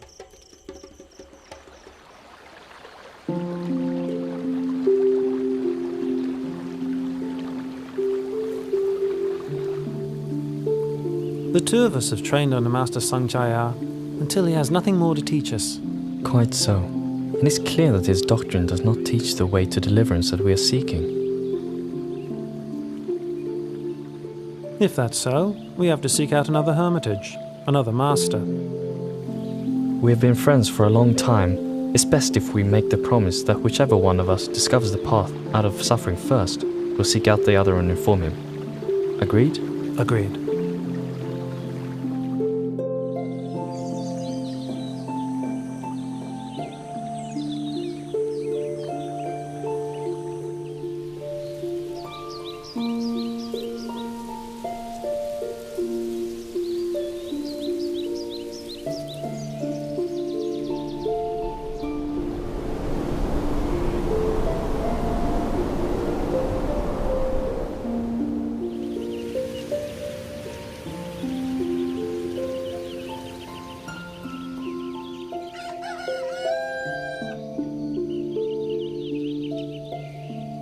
This renunciant walks with such inspiring mindfulness and composure.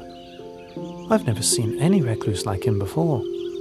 I must take this opportunity to prepare him a seat and attend to his needs. Then, when he has eaten, I'll politely ask him where he comes from.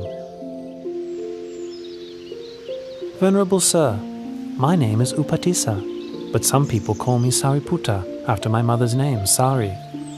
Please, may I be permitted to ask you, where did you ordain? Who is your teacher? Whose teachings or words do you follow?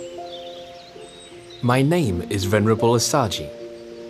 My master is the Lord Buddha from the Sakyan clan.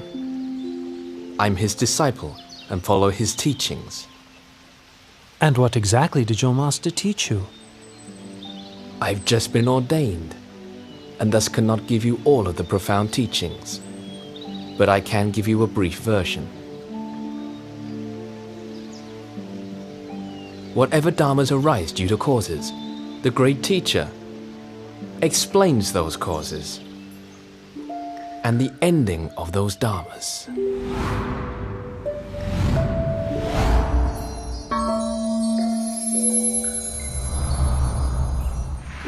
Oh, Upatissa, you repeat to me such short teachings that you heard, and it's enough for me to see the Dharma.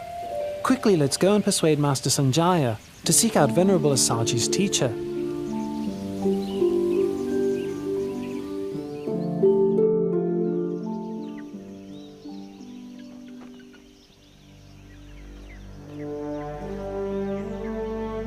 In this world, of which do you think there is more? Intelligent people or foolish people? More foolish people, Master. Such being the case, let those intelligent people go to study under Samana Gautama. I'll stay here for the sake of the foolish.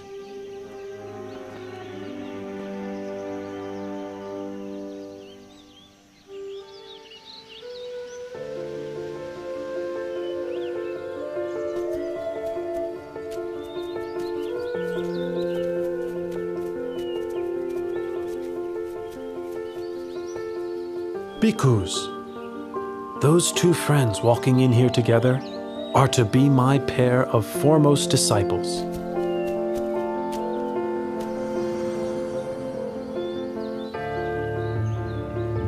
The one well established in morality develops ever-present awareness of objects as they arise in the mind. Seeing such objects arising and ceasing continually, he begins to grow weary of them. Becoming weary, he lets go of his grasping and clinging. Letting go of grasping and clinging, his heart is released. Having heard the Buddha's teaching, all of the two friends' followers attained arahantship. But Upatissa and Kolita themselves, with their great accumulation of spiritual qualities and wisdom, were disposed to a slower but more profound realization of the Dhamma, and therefore did not yet become fully enlightened. The two of you are now ordained as monks. I give you the names which will be an honor to your mothers as follows: Venerable Sariputta and Venerable Moggallana.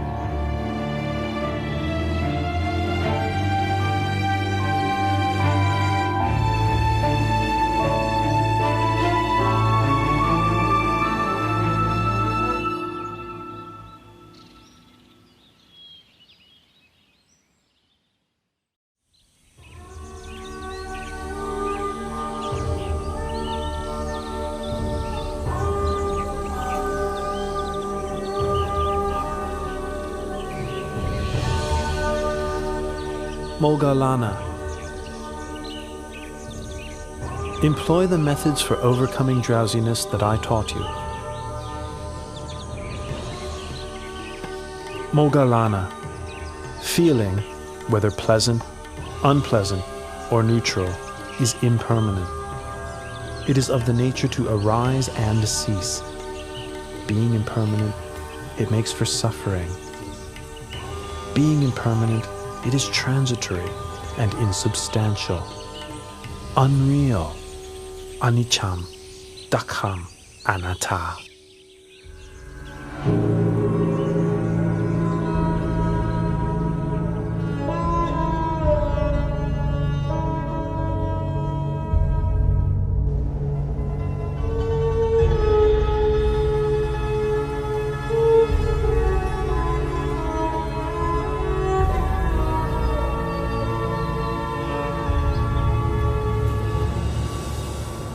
Venerable Buddha, sir, I take the view that all things are disagreeable to me.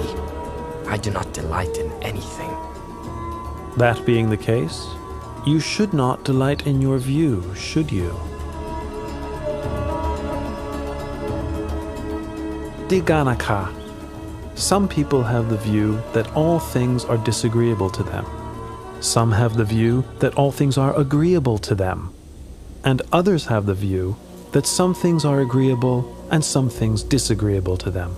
Each of these views are based on grasping and clinging to the notion of a self.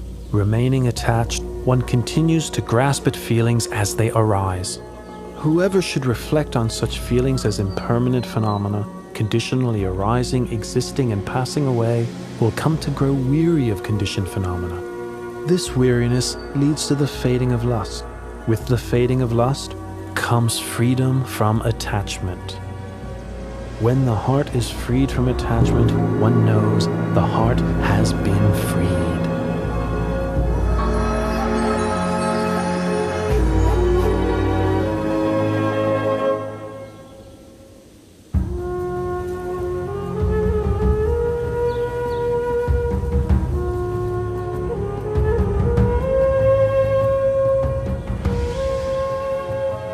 Hearing the Buddha's teaching uprights that which was overturned, reveals that which was hidden, shows the way to one who was lost, shines a light in the darkness. I take the Buddha, Dhamma, and Sangha as refuge for the rest of my life.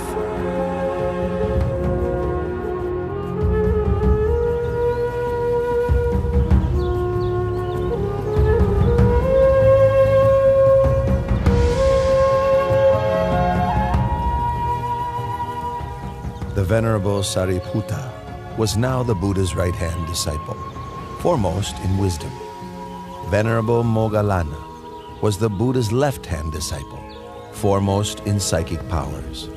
Both became great supports to the Buddha as he continued to spread his teachings to people far and wide.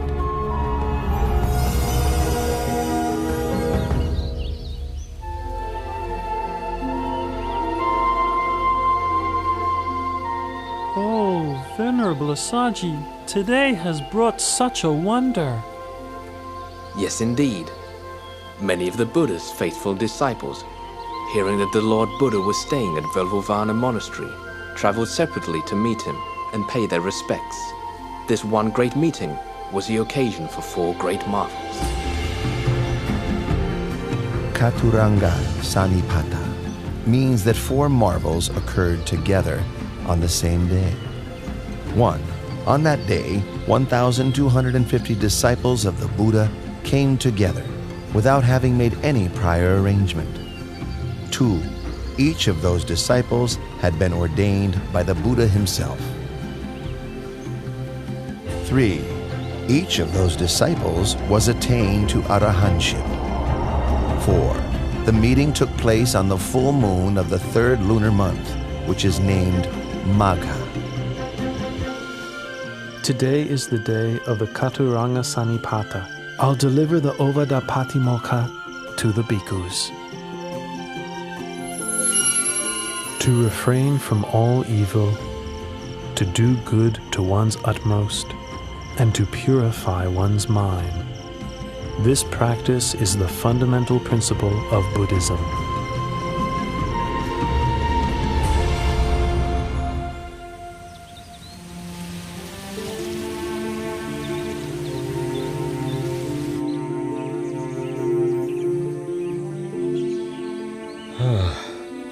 Kalodaihi, my senior counselor, ever since I first heard that my son had attained enlightenment and become the Buddha, I've been wishing to meet him. 9 times I've sent a counselor, each time accompanied with a retinue of 999 subjects to invite the Buddha to come to Kapilavatthu. Each time, the party of 1,000 has disappeared without a trace. That's 9,000 subjects I've sent and heard nothing in return. Well, Kalodai, since you are my senior counselor and have been close friends with my son since childhood, I must send you with your retinue to seek out the Buddha at Velvovana Monastery and invite him one more time. Surely you will succeed in this. Yes, Your Majesty. I will do my best to bring the Lord Buddha back to the city of Kapilavatthu. And with your permission, I would also like to request ordination from the Lord Buddha on this occasion. I give you my permission, Counselor Kalodai. Please make your journey as quickly as possible. I'll be waiting to hear news from you.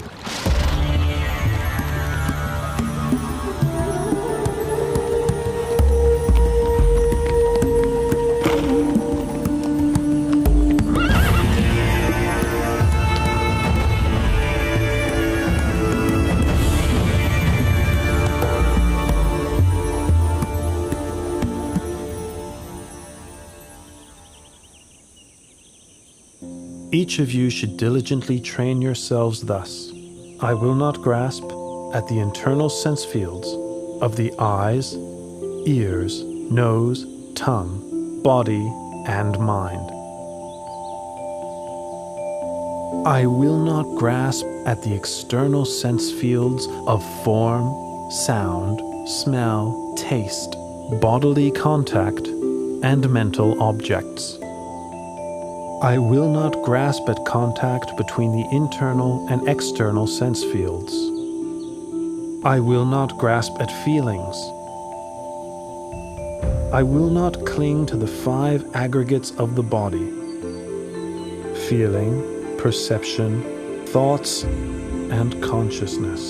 I will not cling to this world or the next. when I cease clinging to all that I've seen, heard, known, felt, sought, and imagined, all feelings of attachment to these will also cease. Listen, all of you. A person's heart may be purified through consistently applied efforts in practice, through wisdom, through Dharma, and through morality, not by means of one's class, family, or property. Lord Buddha, summer begins tomorrow. All the farmers have harvested their crops. The path to the city of Kapilavatthu is open and suitable for travel. Your father has a strong wish to meet with you and your disciples. Please, out of compassion, travel to the city of Kapilavatthu and teach Dharma to your father. Please teach Dharma to your relatives there. I accept your invitation, Kalu Dai. Please inform the bhikkhus so that they can prepare themselves for travel. The road from Rajagaha to Kapilavatthu is 60 leagues. The Lord Buddha, along with 20,000 disciples, will travel 1 league per day. In 60 days, they will arrive at Kapilavatthu city.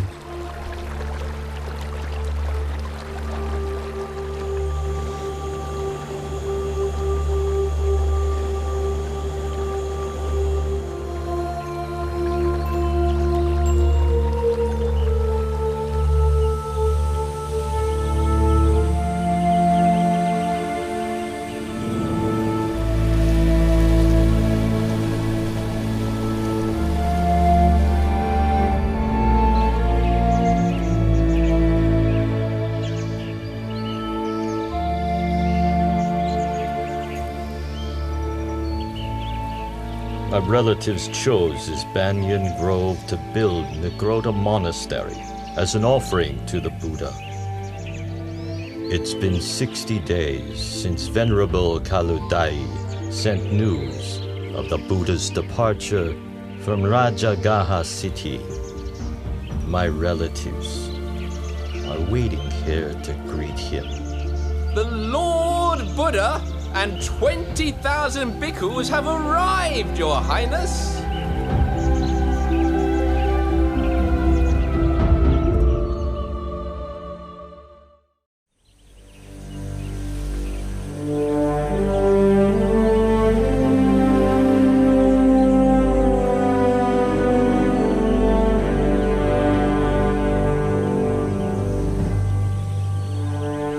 The Lord Buddha's relatives are clinging to the view that the Buddha is junior to them because he is younger in age. They've positioned their young princes in front of themselves so that they won't have to pay their respects.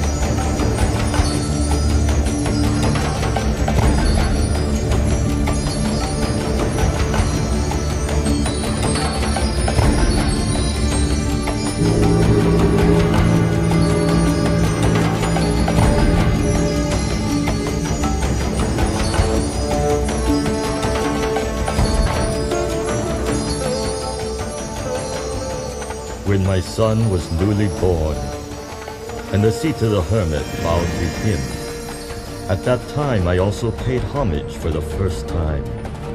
7 years later, during the royal plowing ceremony, my son sat in meditation, and the rose apple tree shaded him throughout the afternoon, its shadow not shifting with the course of the sun. Witnessing this, I paid respects to my son for the second time. Now on this occasion, a truly wonderful marvel has appeared. May I take this opportunity to express my veneration for the third time.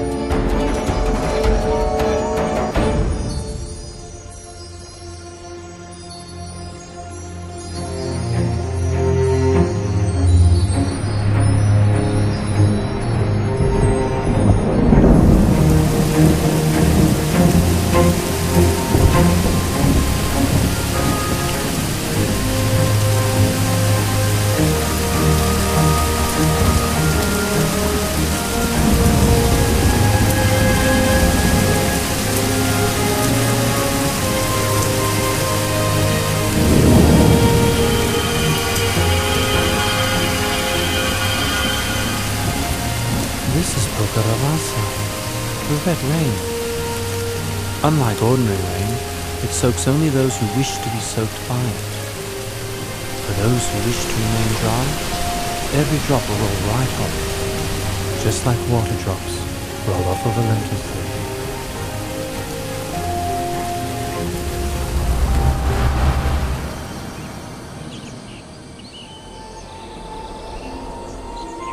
My father and relatives, this is not the first time this red rain has fallen upon such an assembly of relations. In the past, when I was born as Vesantara, Pokaravasa also rained down on a congregation of myself and my relatives. Listen, all of you.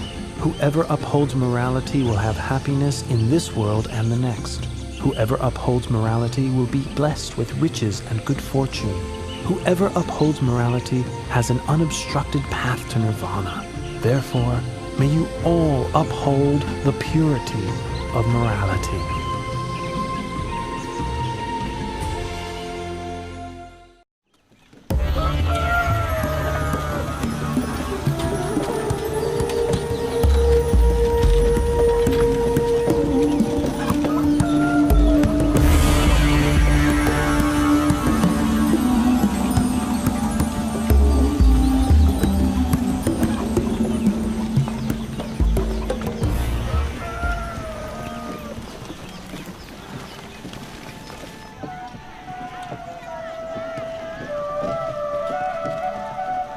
My son, why do you bring shame to me by going around collecting alms of rice and food in this manner? You are of royal lineage, an heir to my throne. Or are you of the opinion that I cannot afford to provide you or your disciples with enough food myself? Father, at the moment of my enlightenment, I departed from the Sakyan royal family lineage and was established in the lineage of awakened Buddhas. My going for alms round is in accordance with the tradition of all Buddhas. The Venerable Sangha also practiced this Buddhist convention. Father, please pay attention to this teaching.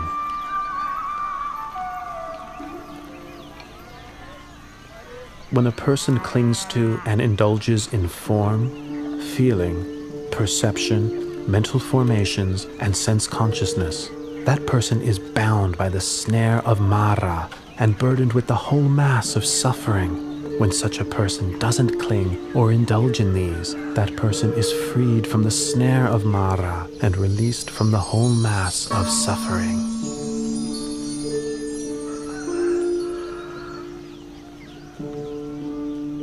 Please, may I invite you and all your disciples to receive alms food in the royal palace tomorrow morning.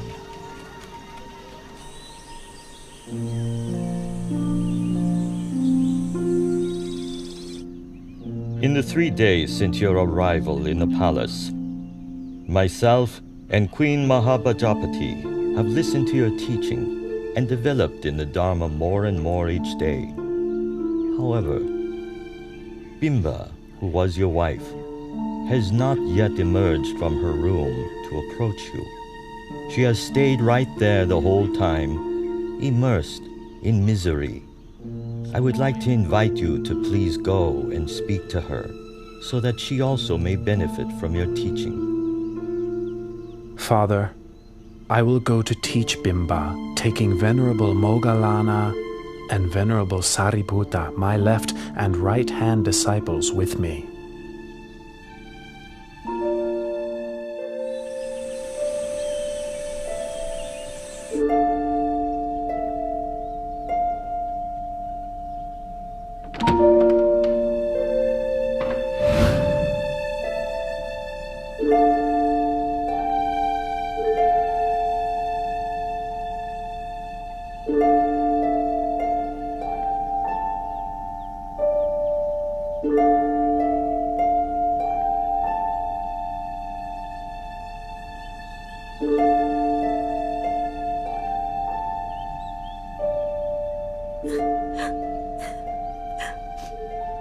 Why have you been so unkind to me, your wife?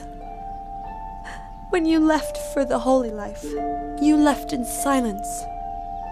Did I do something wrong to make you leave that way?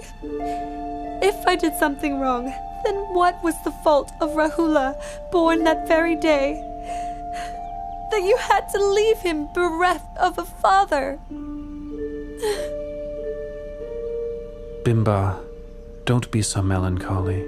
What I did was to help you and all beings, that you might have a chance to know the way out of suffering. Bimba, we were born in this world for making merit together, as we have for many lifetimes. Now is the time to reflect on those births and lifetimes, according to the truth as follows. I am of the nature to age. I have not gone beyond aging. I am of the nature to sicken. I have not gone beyond sickness. I am of the nature to die. I have not gone beyond dying. All that is mine, beloved and pleasing, will become otherwise, will become separated from me. I am the owner of my karma, heir to my karma, born of my karma, abide supported by my karma. Whatever karma I shall do, for good or for ill, of that I will be the heir.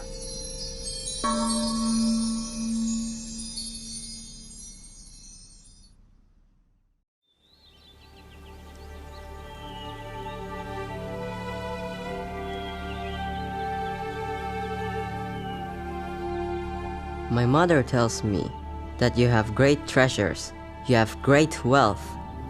But since ordaining, you have no desire for royal wealth. As your royal successor, I wish to request my inheritance, which is mine by right. External treasures bind one to the round of death and rebirth on the wheel of samsara. Better to give the noble treasure, that is, the most excellent internal treasure, instead of worldly wealth. Rahula, I have the most excellent noble treasure to offer you.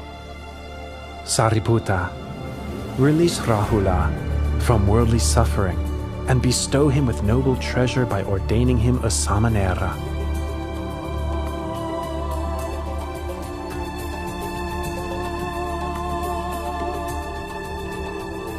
Rahula, from this point on, you are a Samanera Rahula.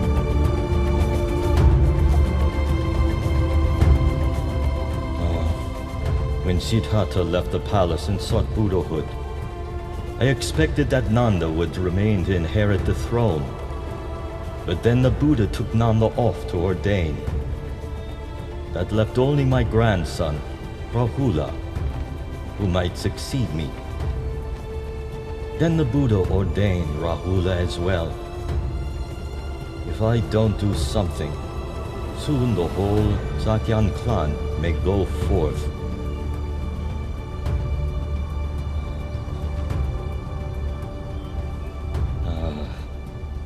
I must quickly go to the Nigrota Monastery and plead with the Buddha.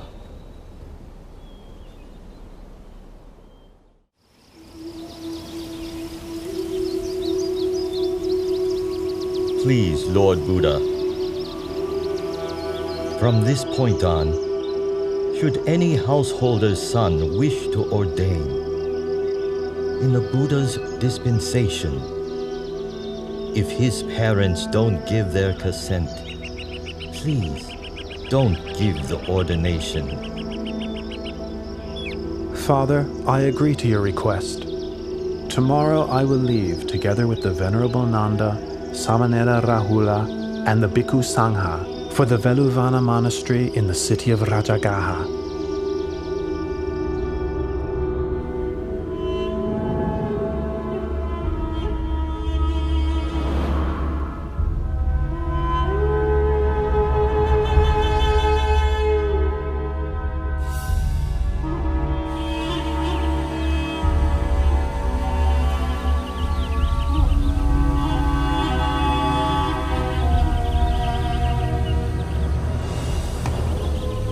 Nanda.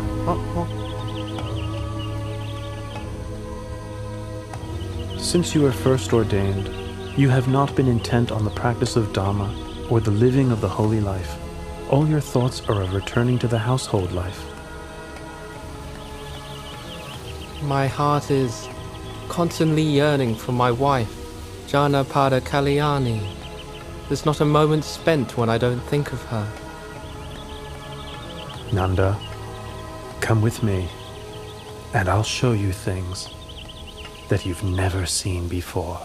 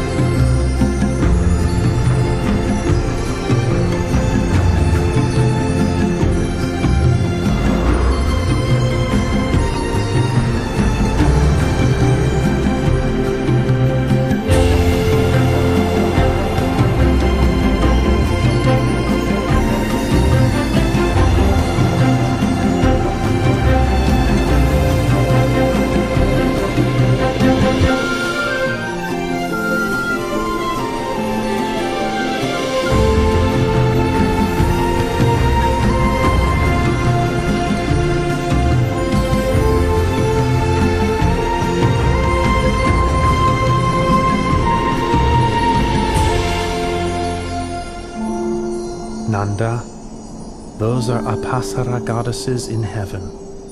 What do you think about them? Every one of those Apsara goddesses is beautiful in face and form. I can think of nothing to compare them with. Even my wife, Janapada Kalyani, has not half their beauty. Nanda, can you see that what you thought before to be exceedingly beautiful now pales in comparison to greater beauty? Yes, Lord Buddha, I can see.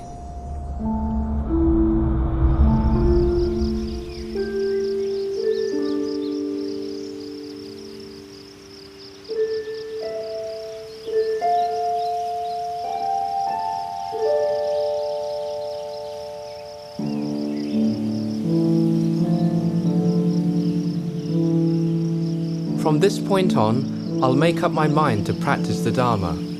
I'll live the holy life without letting my heart be obsessed with Janapada Kalyani ever again. I've now seen for myself that there are countless goddesses in heaven, many times more beautiful than her.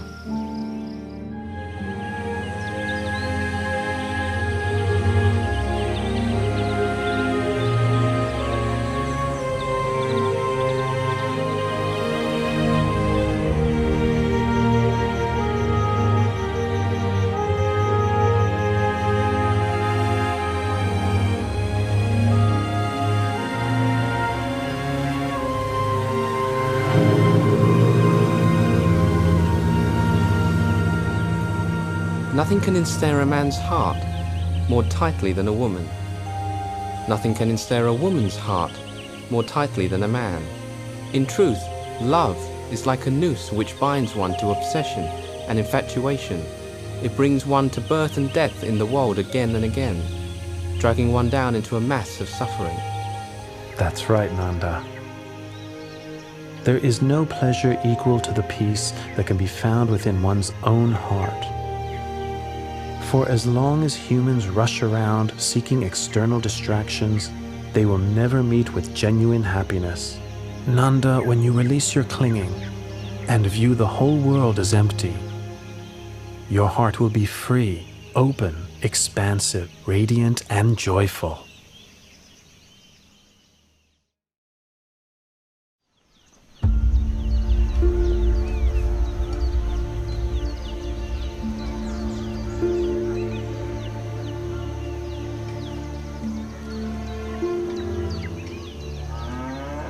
Uttara, why did you send someone to ask for such a large sum of money from your father?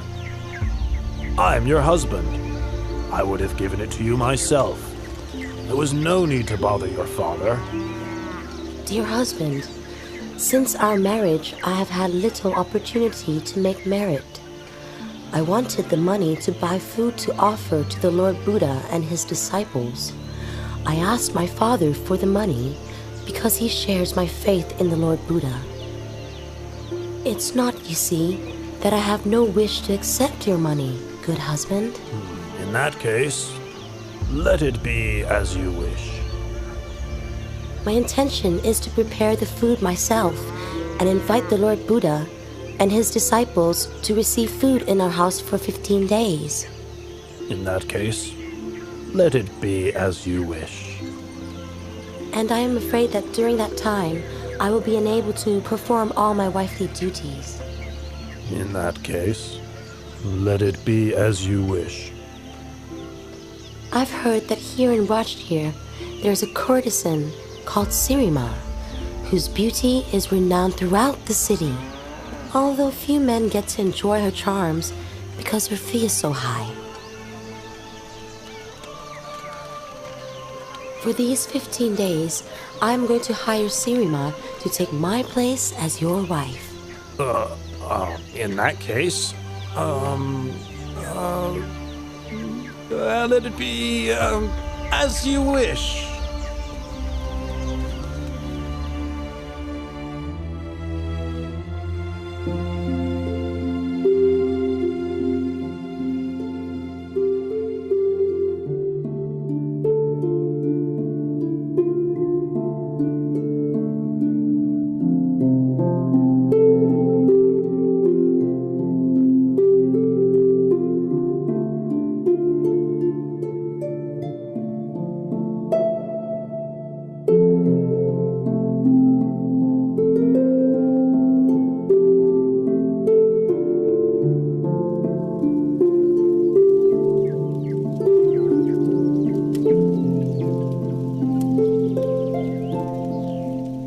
Uttara, are you exhausted?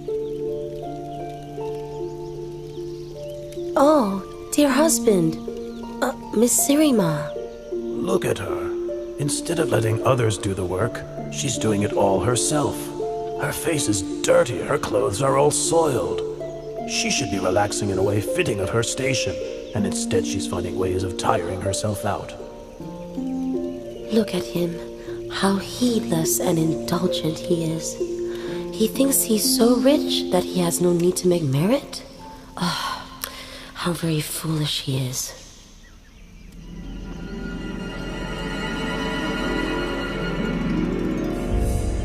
Look at Uttara. She's looking at me with a smile of contempt. It's as if she's scolding me with her eyes. It's sickening. I'm not putting up with this. You, Uttara, look at me. You want to fight? Well, you're gonna get what you want.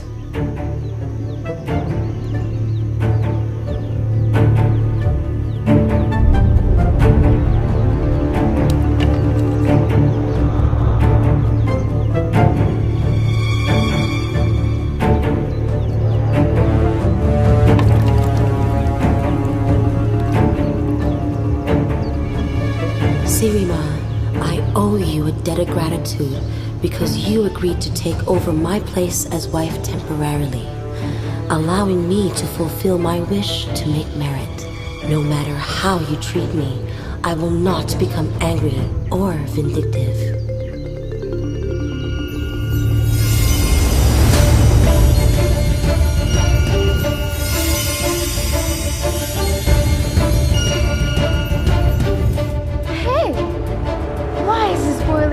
Unable to hurt her. Hey! This prostitute is dared to attack our employer! Come on! Let's get her! Yeah, let's get her! Come on, guys, let's go! All of you, don't hurt her. Sirima is like a friend to whom I owe a debt of gratitude.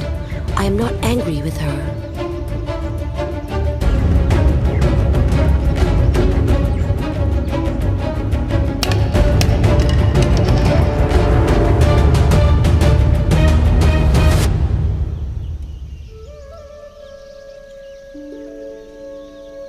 Uttara, I am a courtesan who you employed. I forgot myself and started imagining myself as your husband's wife, and so attacked you. But your heart is so noble. It is filled with loving kindness, and you have not shown me even the slightest amount of anger. I have wronged you. Please, forgive me. Oh, get up, Sirima. If you want to ask for forgiveness, then you should ask it from the Lord Buddha, whom I revere above all others. Tomorrow, I will have completed 15 days of offerings. Please, come and offer food and listen to the Dhamma with me.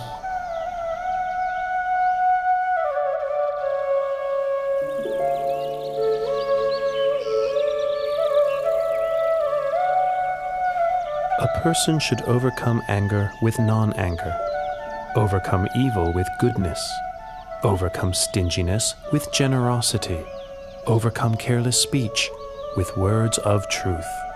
Those engrossed in worldly enjoyments, indulging in sense pleasures, intoxicated by wealth, social standing, extravagance, praise, rank, prestige, and power, cannot see the noble beauty of truth.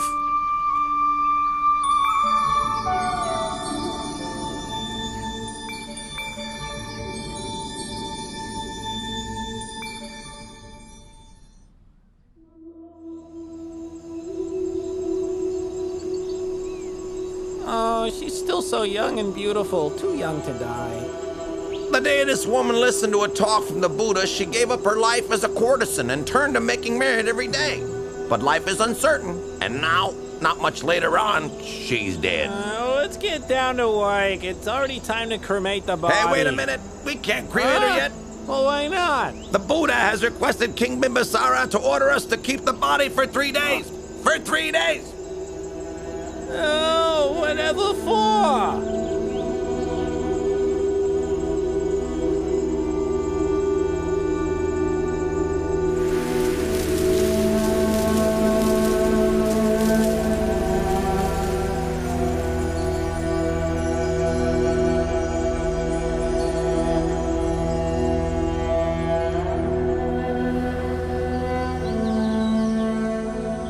When Sirima led her life as a courtesan, all the men in Rajgir were infatuated with her.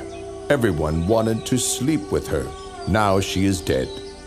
I would like to sell her to the highest price. I will start at the price she charged for her body during her lifetime. 1,000 kahapanas. Who wants to start the bidding? Ow! Sirima's been dead for 3 days. Her corpse is starting to decay. The fluids are flowing out of her body. The smell of the corpse fills the whole cemetery. Somebody would have to be crazy to buy the body. Hey! King Bimisar is reducing the price to 900 kahapanas. 800! Ha ha! 800 kapanas for a rotten 700! Half the original price, and still no one is making a move! 100 kahapanas. If nobody is going to buy this corpse, then I will give it away for free.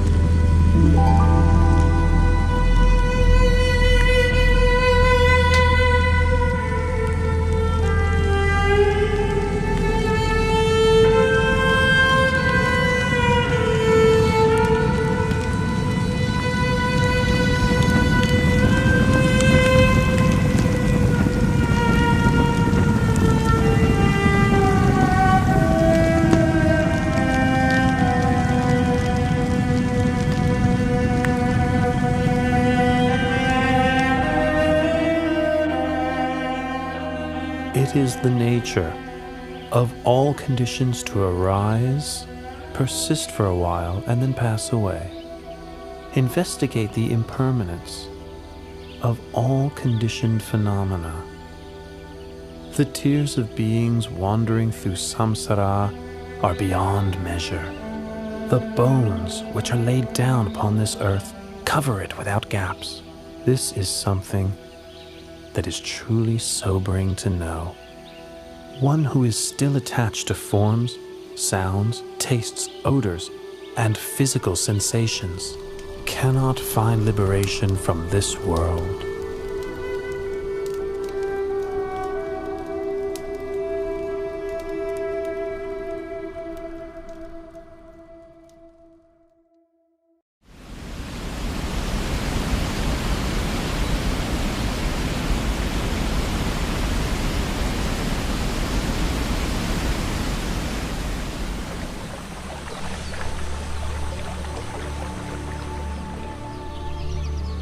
Sometime later, the Buddha went to stay in the Anupiya mango grove, the place where he had stayed overnight when he first went forth.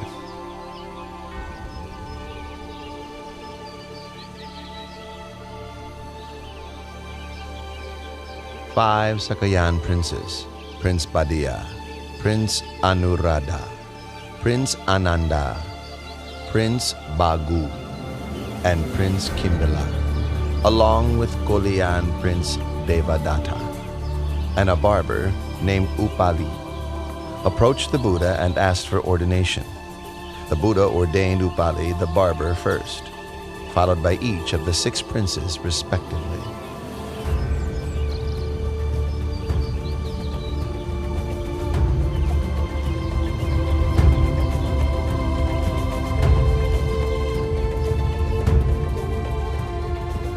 Not long after their ordination, Venerables Upali, Badiya, Anuruddha, Bagu, and Kimbila attained arahantship.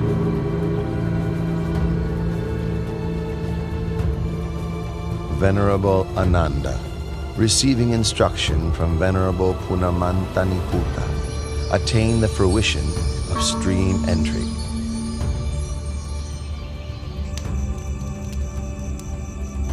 Venerable Devadatta achieved only the mundane attainments of various psychic powers.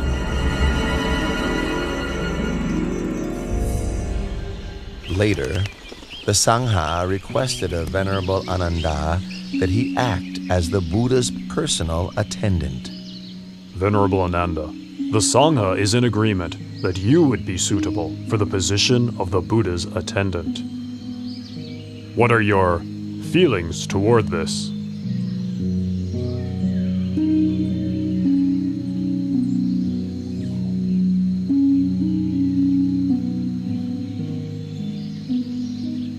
Lord and great teacher, I am ready to serve and attend to you. But please, may I make 8 requests of you? Very good, Ananda. Make your requests. My 8 requests are as follows. 1. May the Lord Buddha not give me good quality robe cloth. 2. May the Lord Buddha not give me good quality alms food. 3. May the Lord Buddha not have me stay in the same dwelling as himself. 4. May the Lord Buddha not have me accompany him on meal invitations. 5. May the Lord Buddha attend all invitations that I accept on his behalf. 6. When visitors come a long way to seek an invitation, may I have permission to take them to see the Buddha straight away. 7. May I be granted permission to ask questions of the Lord Buddha whenever I am in doubt. 8. On whatever occasion the Buddha gives a teaching of the Dharma, with myself not present, may he repeat it to me afterwards. Very good, Ananda. I consent to your requests.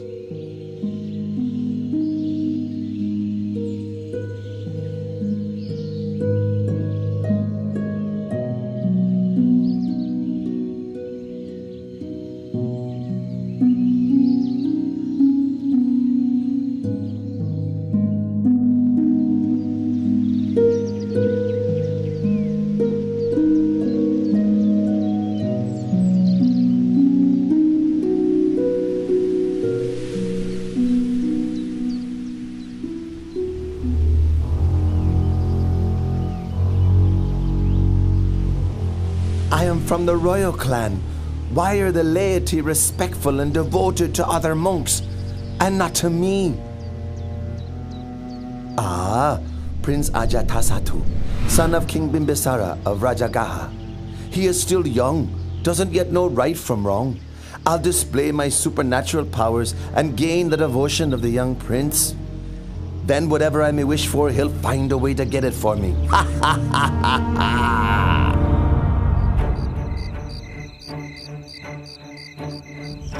Sir!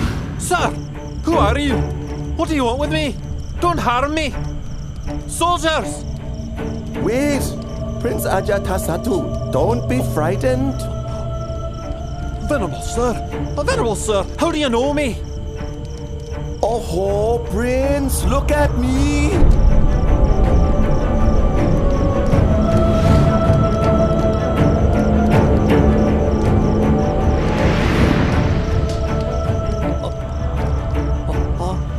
Venerable sir!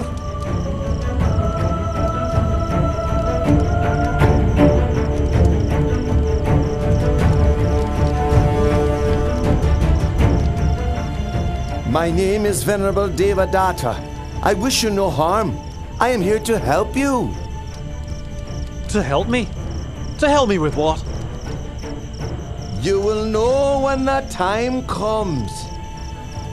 Farewell for now. Just a moment.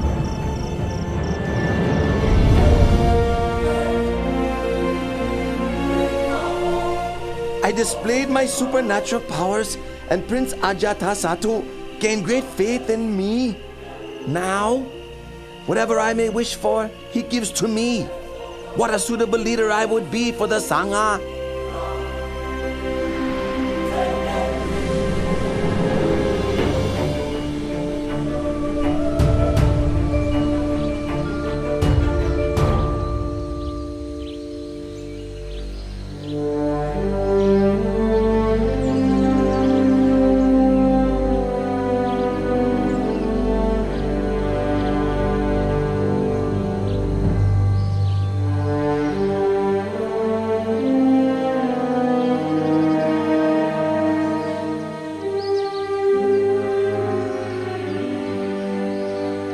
Lord, you are now getting very old. It's time for you to lay your duties down. I request the burden of leading the Sangha. Please make the matter known to all the bhikkhus. From now on, I'll take over your teaching responsibilities.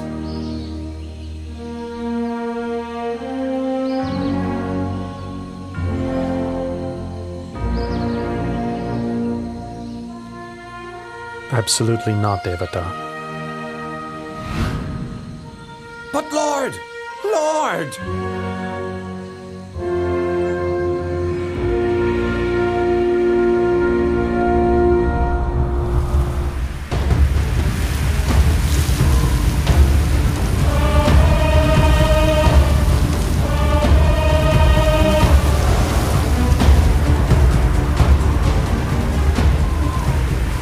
The Buddha humiliated me in front of all the monks.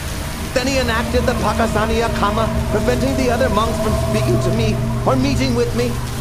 From this point on, I'll set my mind on bringing him to destruction. He can't do this.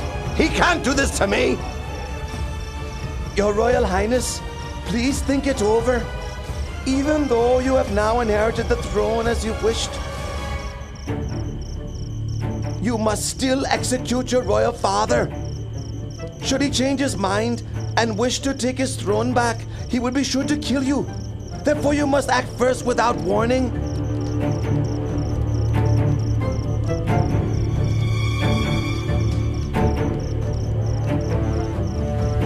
That could be arranged.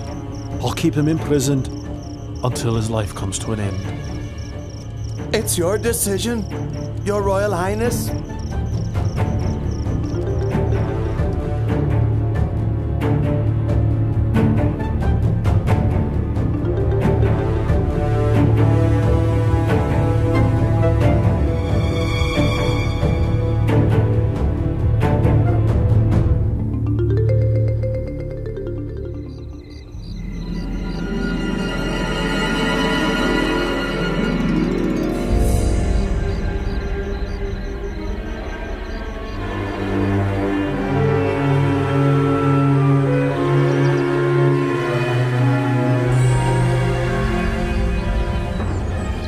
I've tried to take his life 3 times, but in vain. It's time to try my last resort. I have to pretend to be strict in Dhamma Vinaya, so that all the bhikkhus will become my disciples.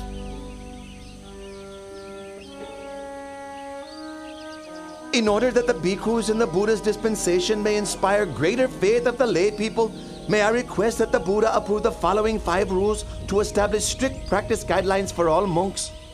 Number 1, a bhikkhu must live only in the forest, not in a town or village.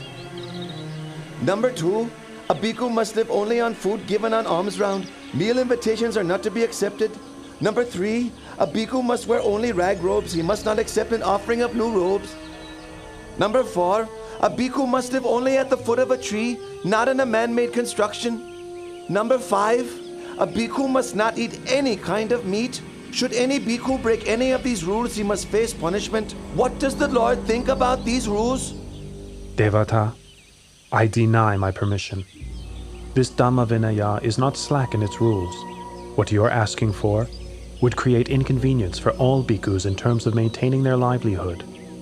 Let all these observances be voluntary. As for the rule against eating meat, I allow meat which is pure in 3 aspects: not seen, heard, or suspected to have been killed specifically for the sake of oneself. My bhikkhus, who do you think is superior? My rules are stricter, aren't they? Whoever agrees should come and live with me. Devata, don't do this. Breaking up the Bhikkhu Sangha is a very heavy, evil karma. From this day on, I am no longer your disciple. I'll be carrying out formal acts of the community only with my own monks. Whoever agrees, follow me.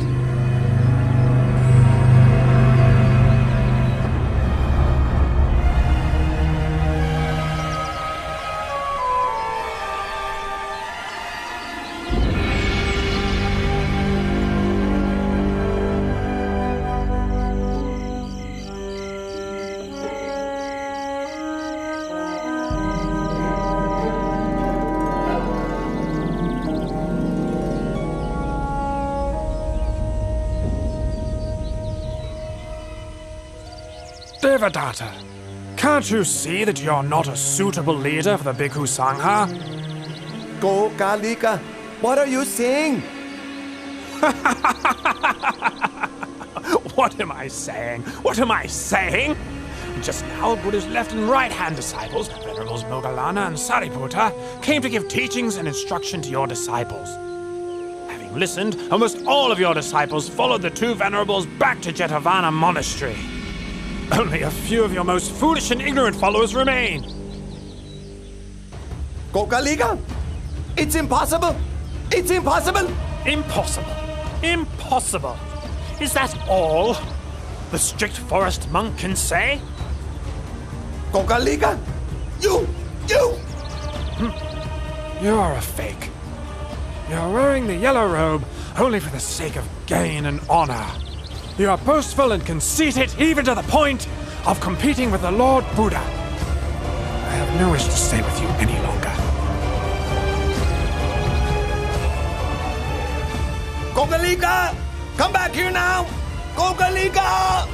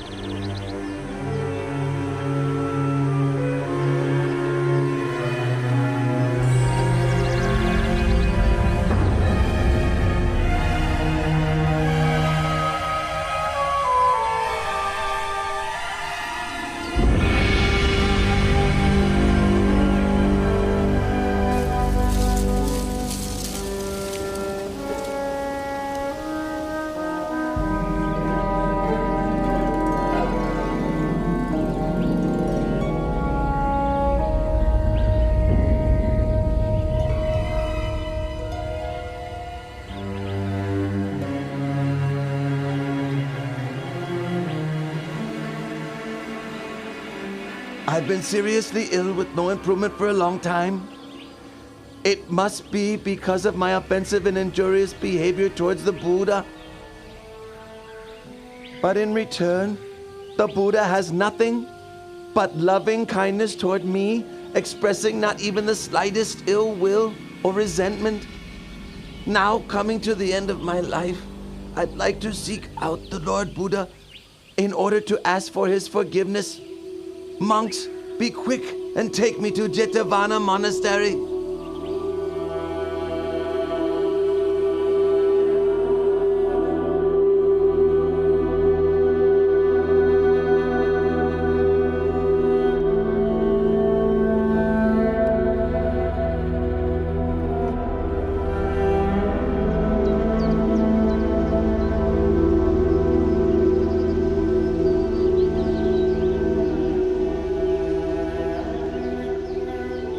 We're getting close to Jetavana Monastery. Stop for a while so that I can bathe myself before entering into the presence of the Lord Buddha.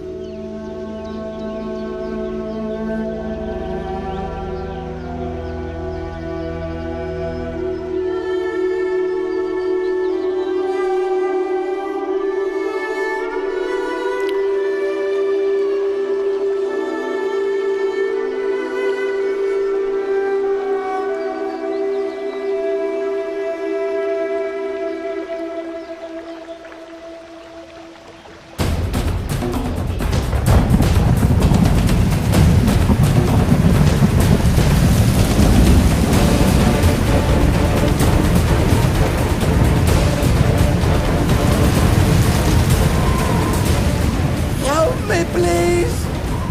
Oh Lord, help me, please!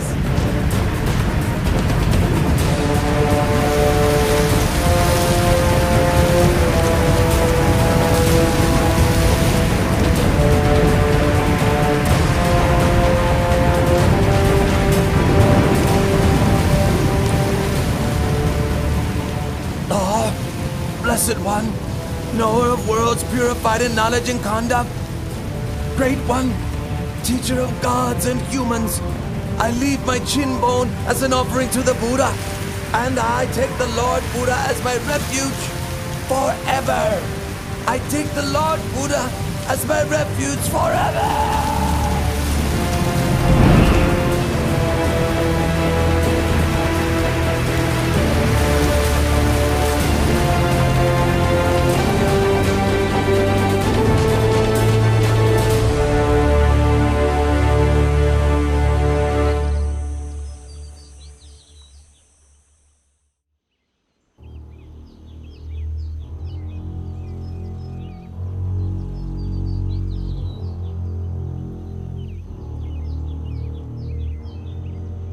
Venerable Devadatta has performed gravely serious evil karma.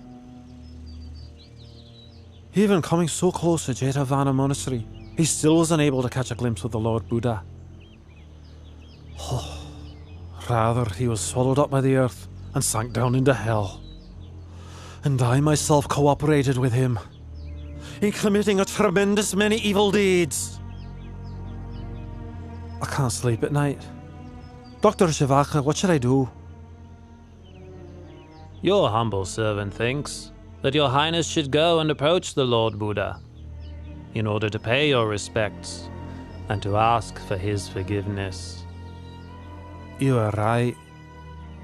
Let us go together to pay our respects to the Buddha.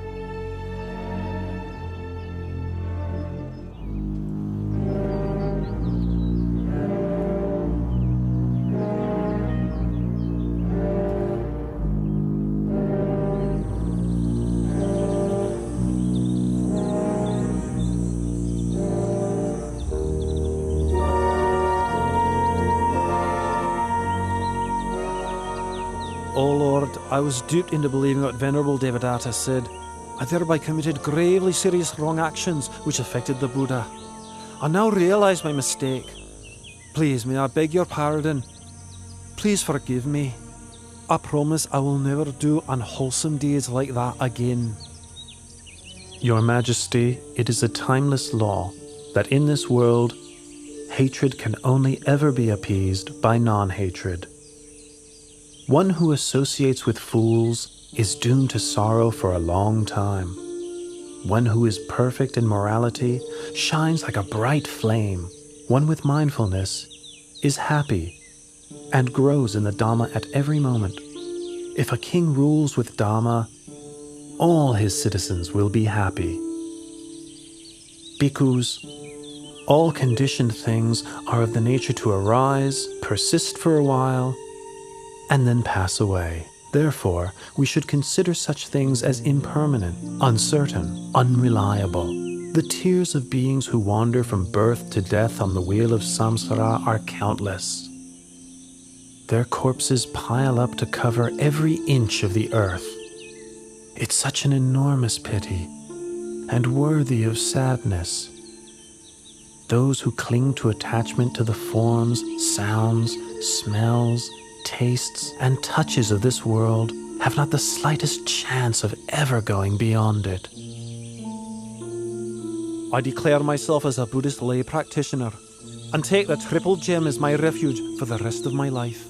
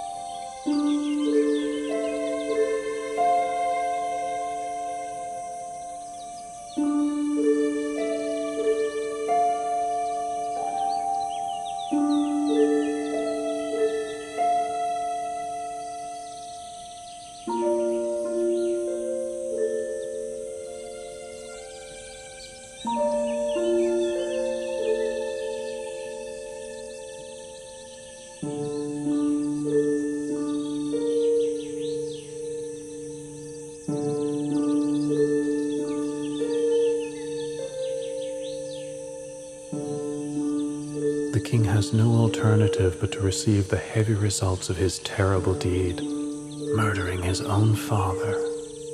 The perfect vision of the Dhamma, therefore, does not arise in him here.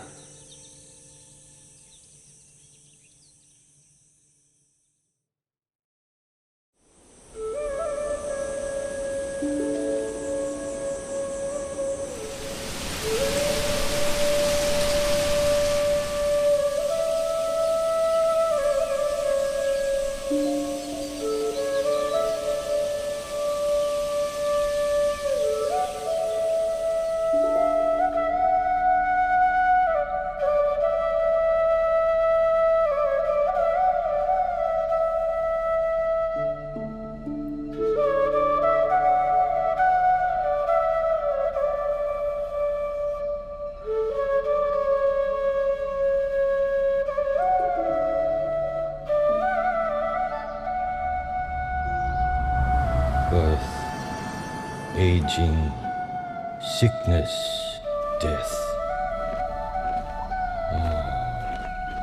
Greatness, striving, struggle, conceit, suffering. Your Majesty, the Lord Buddha has arrived at the royal palace.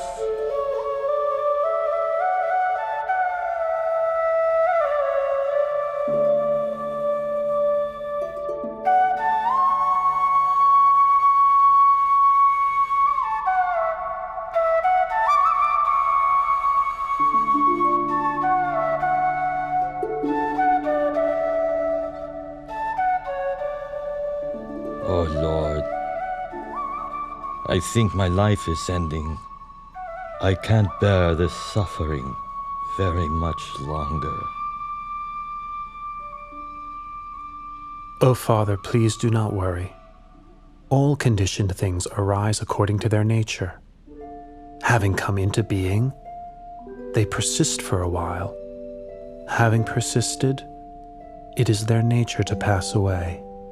It is only suffering arising, existing, and ceasing, nothing other than suffering. There is no woman, no man, no us, no them.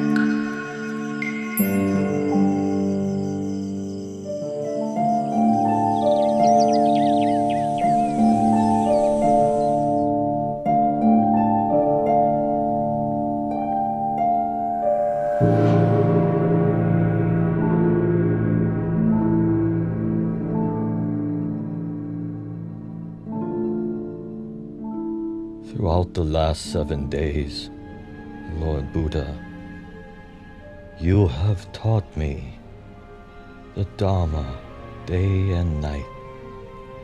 I have been liberated from the round of rebirth and attained to Nibbana. I have very little time remaining.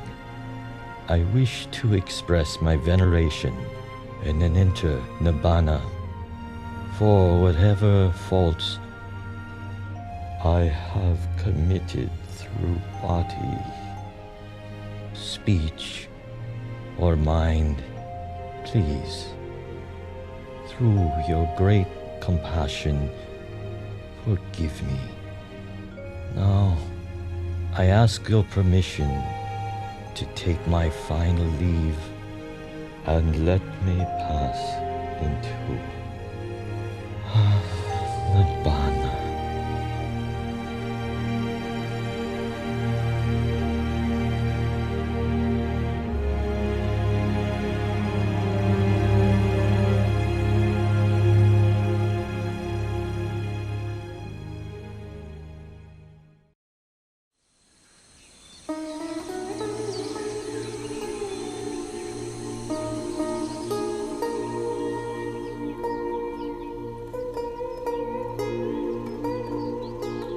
asked for ordination from the Lord Buddha 3 times, but he has not yet given his permission. However, we won't give up our efforts. Let us shave our heads, put on the yellow robe, and follow the Lord Buddha wherever he goes.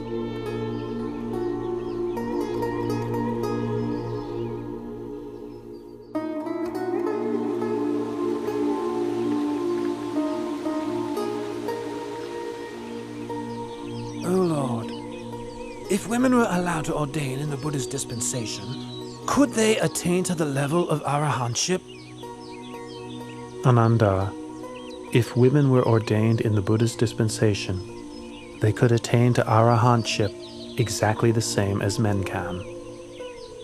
If that is the case, in your kindness, please give ordination to Queen Mahapajapati, who raised and looked after you when you were a child, and thus fulfill her wishes, Lord. Ananda, if Pachapati will practice according to the 8 strict conditions, I'll give her my permission. The 8 strict conditions are: 1. A bhikkhuni who has been ordained for even 100 years must bow to a bhikkhu ordained that very day. 2. A bhikkhuni may not spend the rains retreat in a monastery where there are no bhikkhus in residence.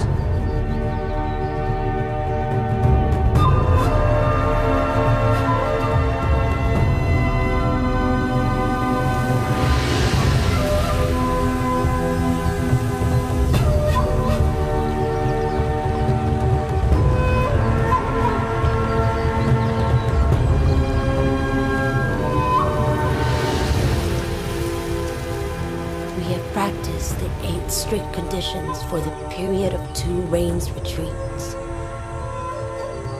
Please, may the Buddha consider our ordination. I permit your ordination.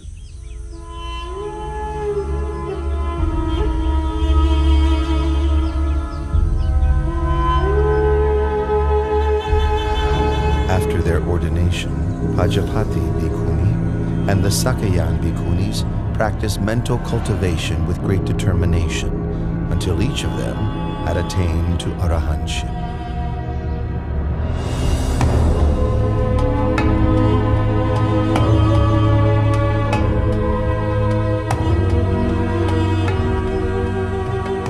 Now King Mahanama of the Sakyan clan has inherited the throne of Kapilavatthu. It goes to show how unstable and impermanent even kingship is in this world. Prince Siddhartha, my husband, relinquished the royal throne without a second thought when he went forth. My relatives, my son, and even Queen Mahapajapati Gotami have followed after him and ordained. That being the case, it is best for me also to relinquish material comforts and ordain in the Buddha's Dhamma Vinaya.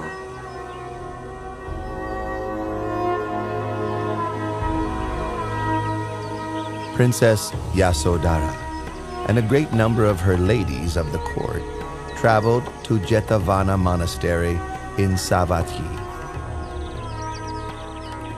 After practicing the 8 strict conditions for 2 rains retreats, Princess Yasodhara was ordained as a bhikkhuni.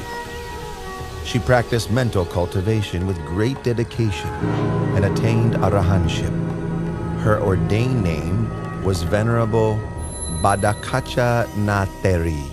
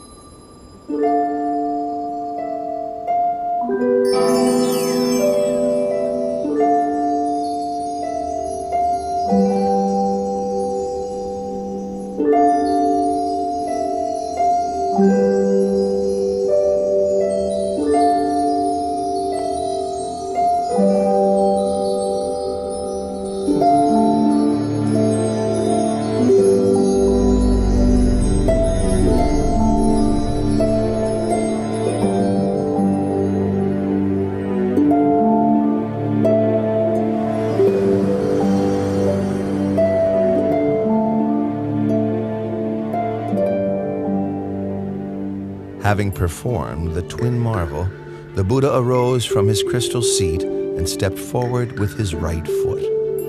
He placed it on the summit of Mount Yugandhara. Then he stepped forward with his left foot, placing it on the summit of Mount Sumeru, upon which Tavatimsa heaven is located.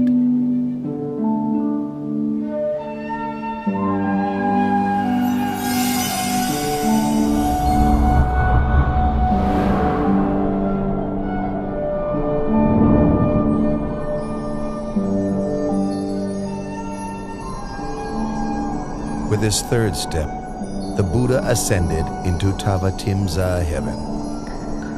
He seated himself upon the Pandukambala stone, the seat of Lord Indra, the god of Tavatimsa heaven. His purpose was to teach the Dhamma to his mother, in accordance with the tradition of past Buddhas. Delighted, Lord Indra and the host of Tavatimsa heaven gathered before the Buddha to hear his discourse. Tell me, have you seen my mother? O Lord, your mother was reborn, Santusita Devaputa, in the higher realm of Tusita. I will quickly go and invite your mother down.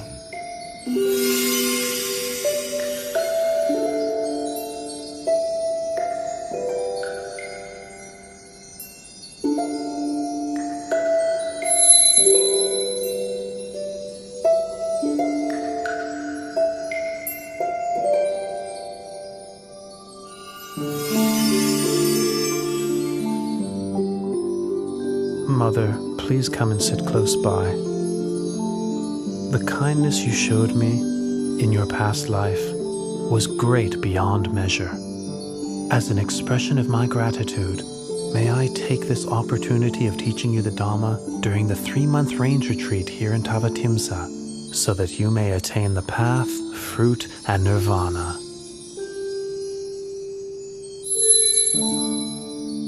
Mother, please listen. Ignorance and craving lead a person to rebirth.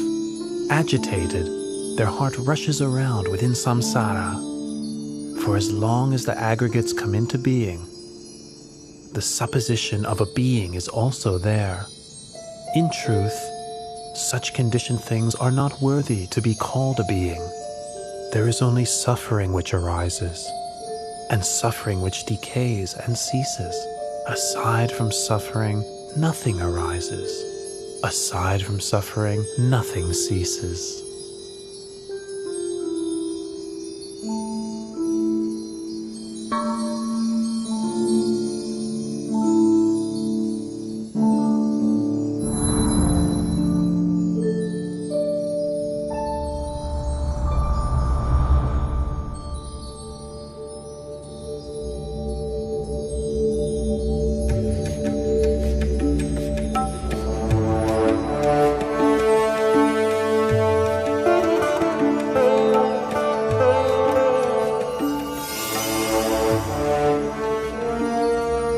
Lord Buddha, you have ascended to Tavatimsa heaven and taught the Abhidhamma to your mother for the full 3 months duration of the range retreat. The people of the world are now wondering, when will you depart from heaven and descend to the human world? Moggallana, please let the people know that I will descend from heaven in 7 days' time, arriving at the gates of the city of Sankasa.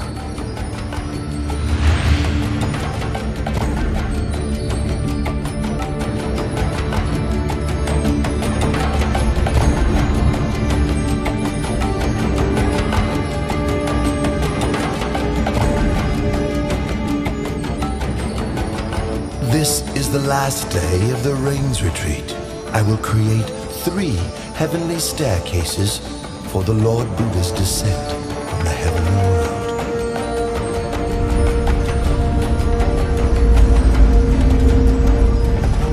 The crystal staircase for the Lord Buddha is in the middle. The golden staircase on the right is for myself and the other deities. The silver staircase on the left is for Sahampati Brahma and his host of Brahmas.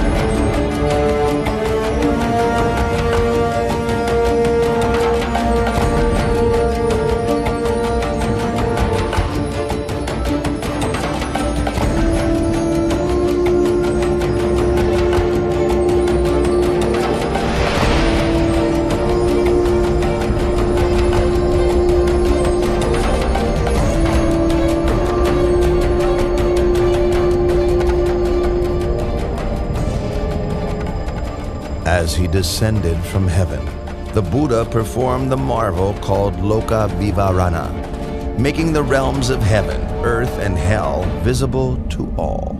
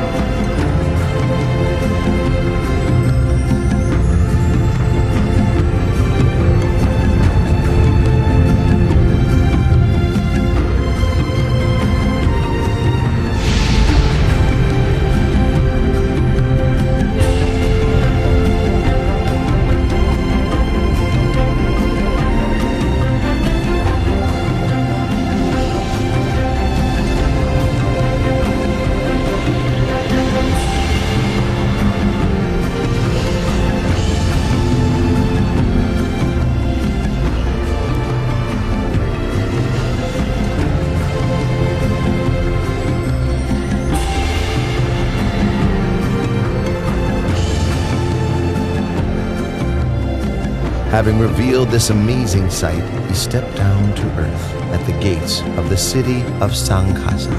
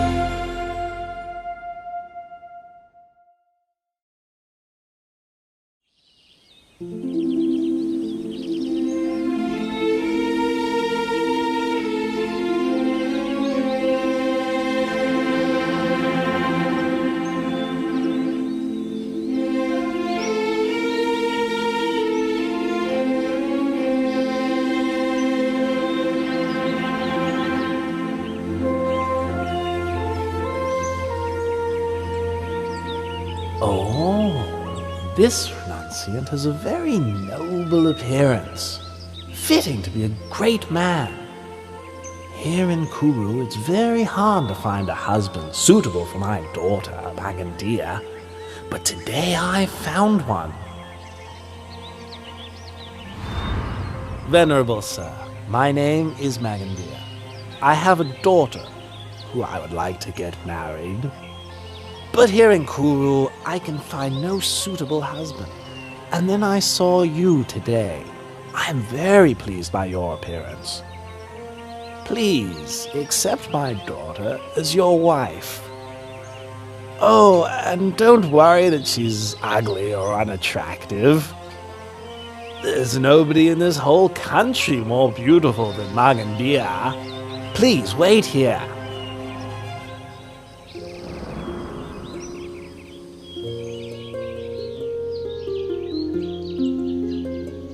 Oh, my dear child, Magandia. Oh, I'm exhausted. Hurry up. Make yourself as attractive as you can. Now, right now. Quickly, my daughter. If you're tired, then sit down and take a rest, husband. And why do you want our daughter Magandia to dress up prettily? Come on, please. Sit down and rest. Oh, Magandia, are you ready yet? Hurry up.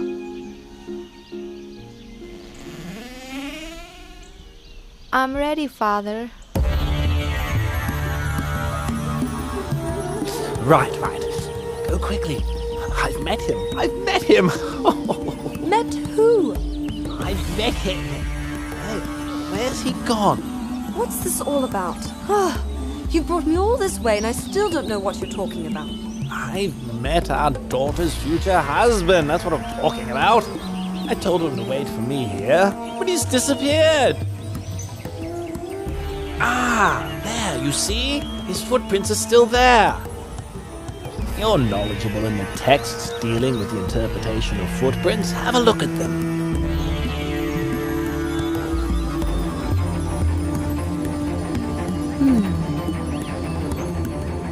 2 footprints that exactly match in this way are the footprints of a great being.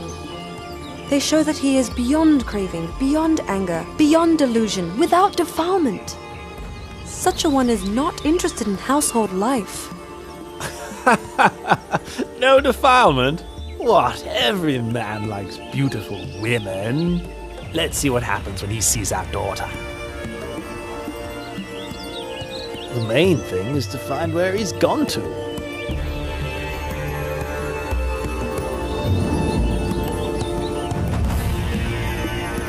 Oh, over there! I found him! Quickly, wife! Magandia, hurry! Follow your father! Venerable sir! Venerable sir! Venerable sir, this is my wife. And this is my daughter, Magandia, who I'm going to offer to you. Brahmins, I rejected sensual pleasure on the day of my enlightenment. I've seen the root cause of your existence, karma. You arise from sensual thoughts. Those thoughts arise in me no longer. Your karma will appear no more. Brahmins, listen to this teaching. The wise person must put effort into raising his mind out of attachment to sensuality, freeing himself from Mara's snare, steadying himself with the hook of mindfulness. He is able to master himself. He is able to have victory over himself.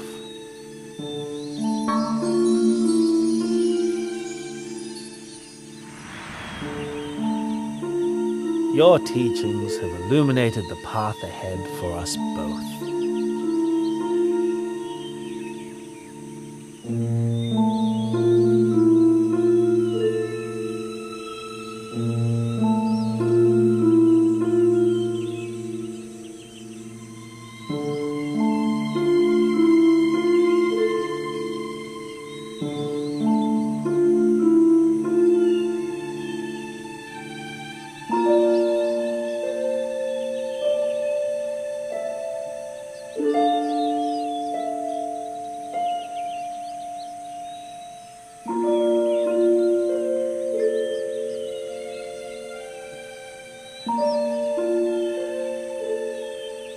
Lord, do not hold it against our daughter.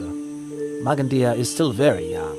We ask permission to go to my younger brother, to give him all my wealth, and ask him to take over as guardian of our daughter. As for my wife and me, we will ask permission to join the monastic order, so that we may, in time, realize enlightenment.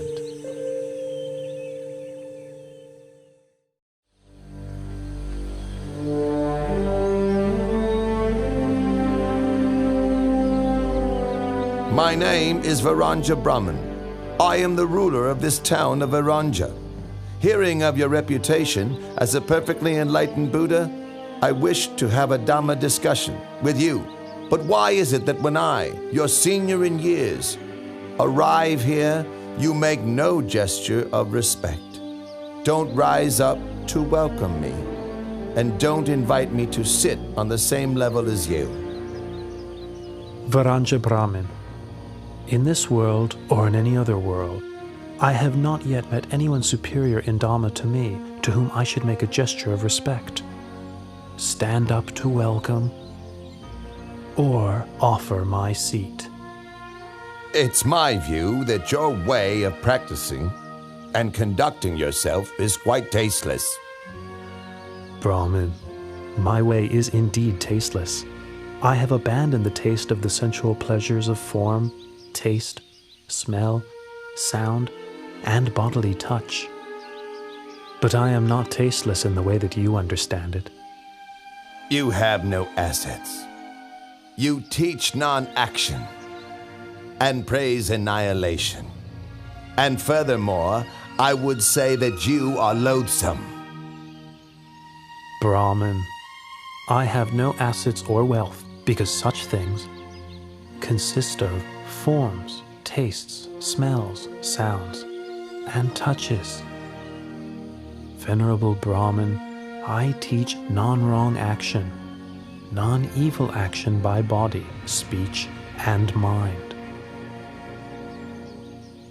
I praise the annihilation of lust, hatred, and delusion.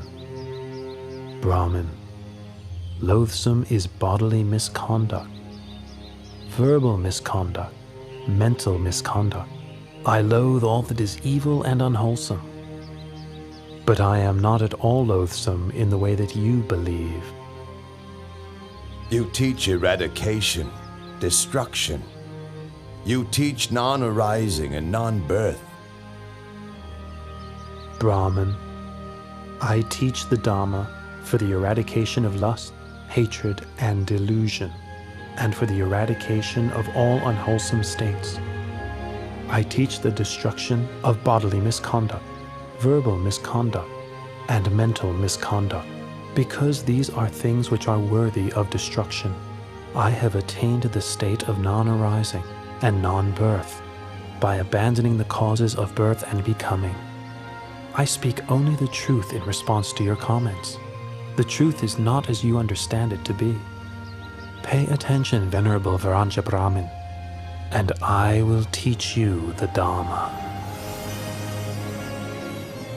Sending your mind outside and seeking faults in others is a cause for suffering.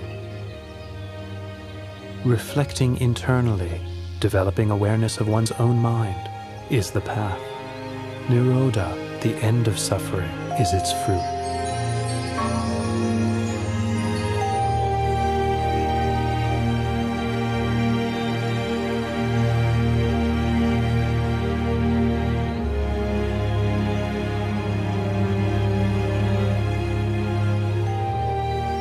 The Dhamma teaching you have given has illuminated the way for me.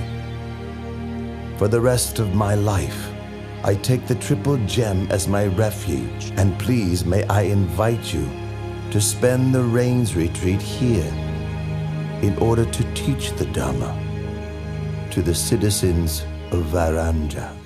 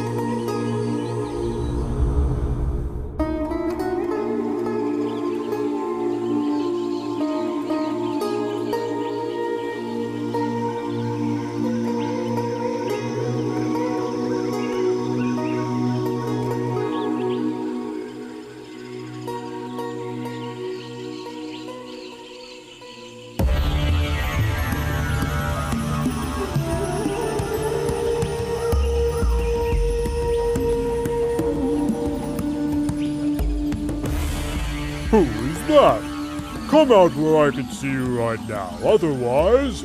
Otherwise, you'll do what? Who are you? What are you doing here? I should be the one asking you the same question. I am the Lord of Monkeys, and I have been living in Rocky Tavana Forest for a long time. And you, what are you doing here? I am Palilayaka, the Lord of the Elephants.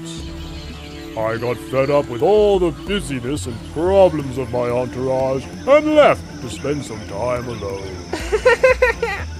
Yes, your entourage sounds just every bit as irritating as mine. You say you are the Lord of the Elephants, but then why are you wandering around spying on a human? This one is not like other human beings. He bears the marks of the great man. From the moment I saw his bearing and the graceful, peaceful way he moves, I felt full of faith and inspiration.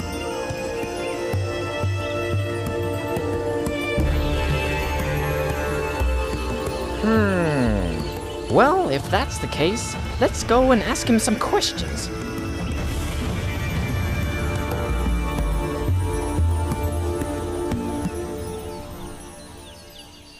Did you know that the Lord Buddha has left the Gositarama monastery? Well, he has probably gone to give teachings in another city. Not at all. I have heard that one of the senior monks expert in the monastic discipline has had a falling out with a senior monk expert in Dhamma teaching over some small matter of the discipline. Not only that, but students of the two senior monks have sided with the teachers so that the quarrel has spread, and now there is a major conflict. It got so bad that even when Lord Buddha himself admonished the monks and urged them to give up their conflict, they wouldn't listen, and so he left the monastery alone. That's terrible. Those monks are really stubborn and intractable. How long will it be before we will be able to hear the teachings from the Lord Buddha again?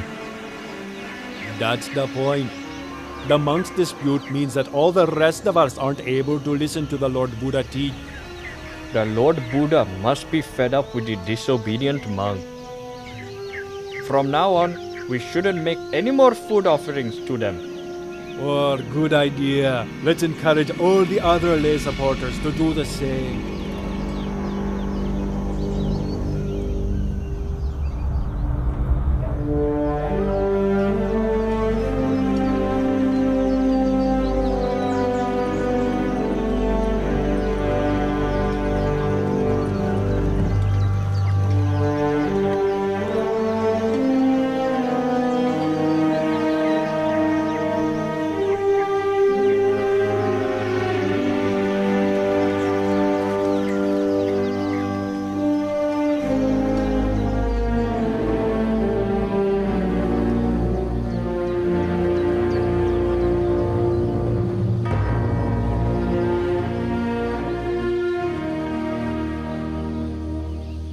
We've been coming back from alms round with empty bowls for many days now. Nobody in Kosambi is filling our bowls with any food offerings anymore. If this continues, how will we survive? What will we eat? The lay people are unhappy that we are continually arguing and in conflict, and that by ignoring the Lord Buddha's admonition, we made him leave. And where has the Lord Buddha gone to reside now? Even though we've come to our senses, we have entered the rain's retreat period, and it's not possible to go off in search of him.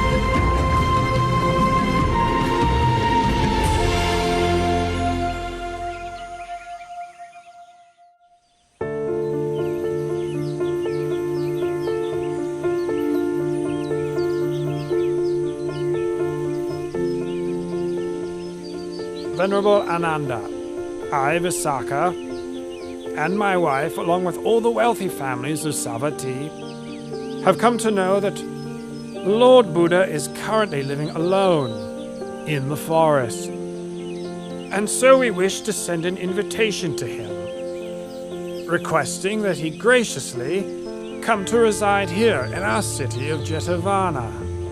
The people of this city will offer food to the Lord every day, in order that we may be able to listen to his teaching. Please, would you assist us in this? Do not worry, Anathapindika. I will see to it myself. The rains retreat has ended now, so I will take 500 monks with me to Rakitivana Forest to invite the Lord Buddha to come and reside here. You may put your minds at ease. Oh, it is our great good fortune to be able to pay respects to the Lord Buddha again and to listen to his teachings.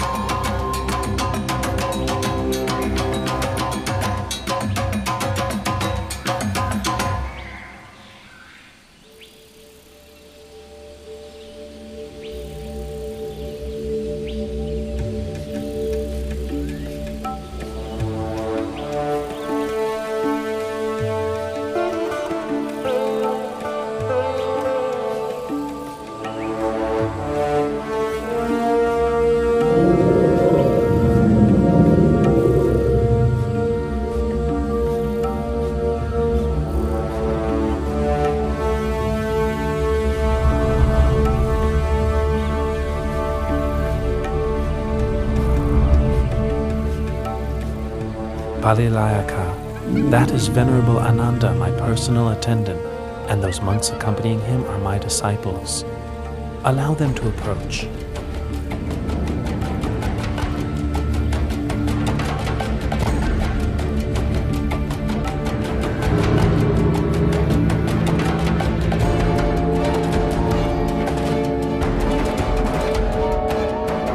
Lord of Elephants, Lord of Monkeys, allow me to kindly thank you for your service to me in looking after me in this forest. Now is the time for me to return to Jeta's Grove Monastery.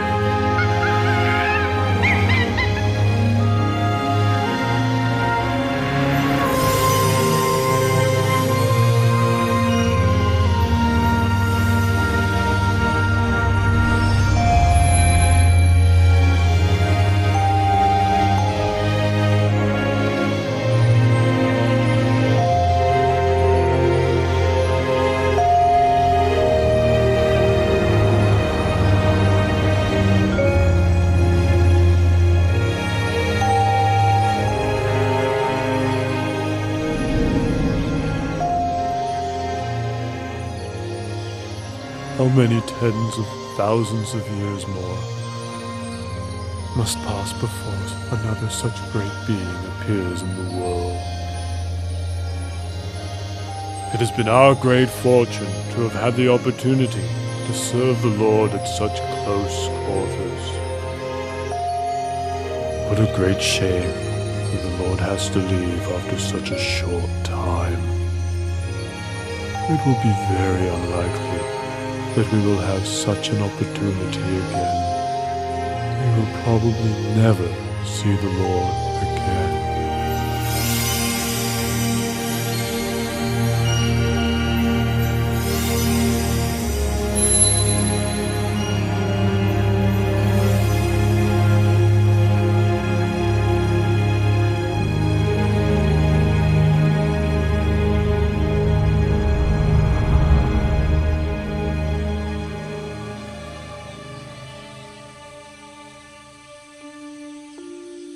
The Lord Buddha has forgiven us for our dispute.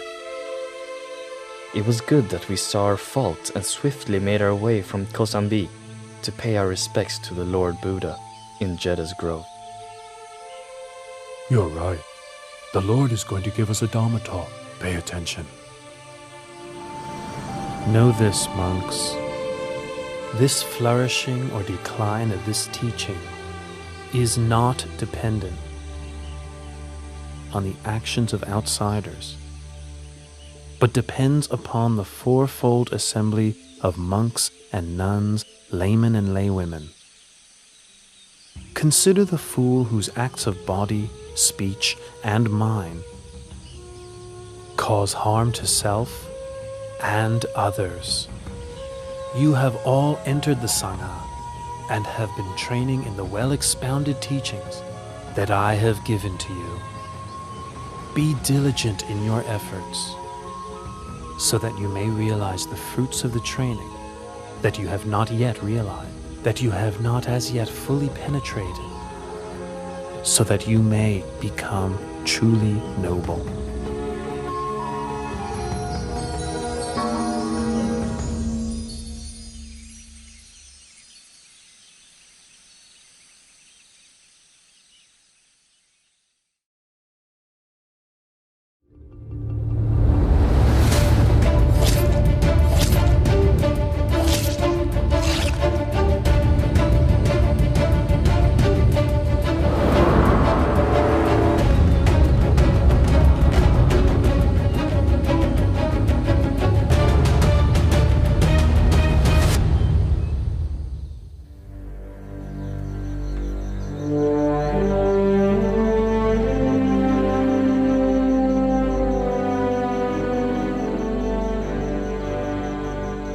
In a short time, Angulimala will commit matricide.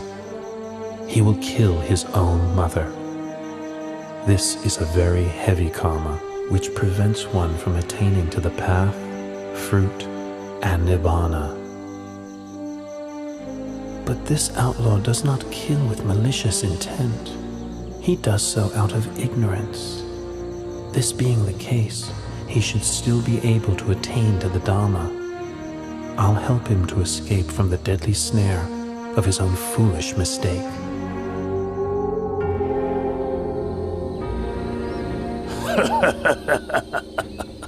I've already collected 999 human fingers. If I kill just one more person, I'll have the full 1,000 fingers, as instructed by my master.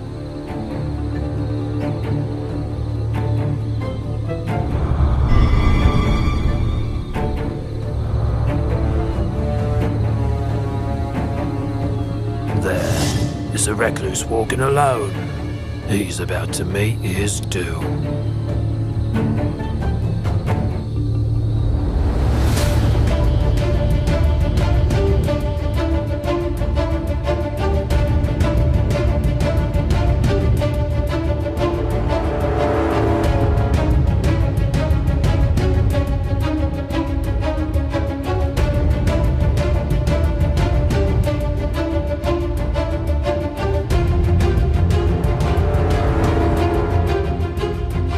That's strange. The summoner ahead just keeps on walking.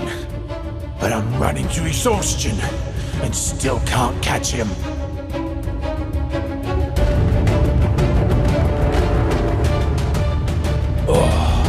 Oh.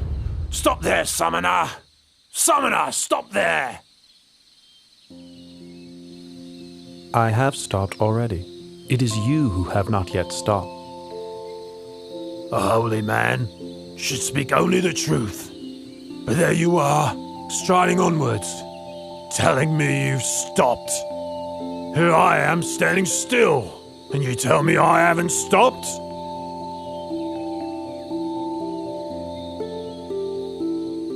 Ahimsaka, I have stopped. Stopped killing, stopped harming, stopped pursuing wrong livelihood, stopped all kinds of misconduct. It is you who have not yet stopped. Not stopped killing, not stopped harming, not stopped pursuing wrong livelihood, not given up misconduct. You're still grasping your sword. How can you say you've already stopped?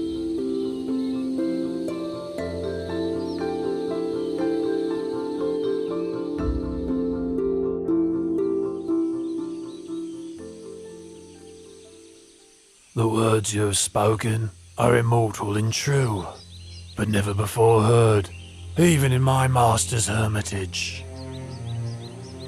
Ahimsaka, all things which arise are of the nature to eventually cease.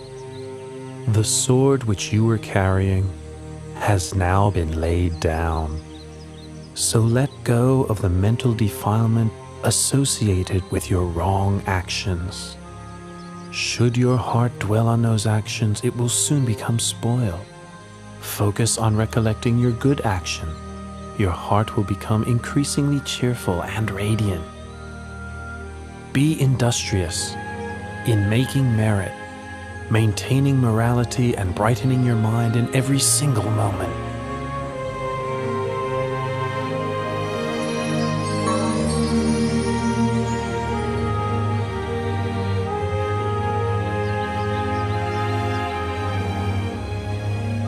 From now on, I devote myself wholly to Buddhism. Please give me ordination in your excellent dispensation. I agree to give you ordination. Follow me back to Jetavana Monastery.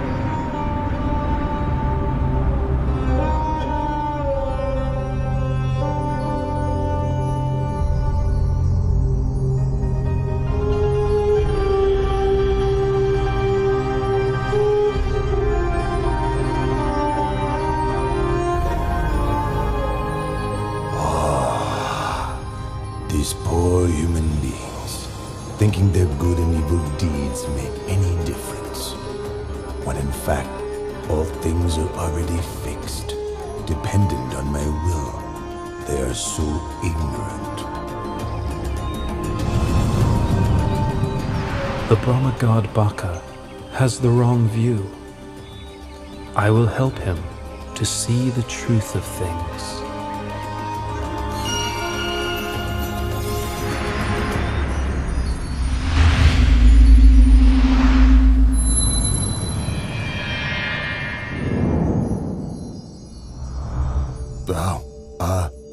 Lord Buddha, please sit down.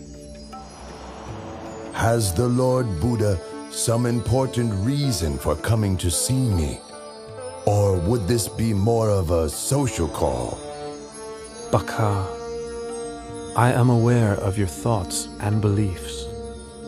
Knows my thoughts and my beliefs. Well, never mind. I've never concealed them. They are the truth. On heaven and in the human realm, everything that exists in this universe is all fixed and eternal, all created by me. There is nothing on earth or in the sky, in the sun, in the moon, and the stars of which I do not have omniscient knowledge. Nothing is hidden from me. Baka, are you sure that you are the creator and master of all things? Are you sure that you alone know all things and that nothing is hidden from you? Absolutely. In that case, why don't you use your powers to create a magic body and hide in a place you believe nobody else can find?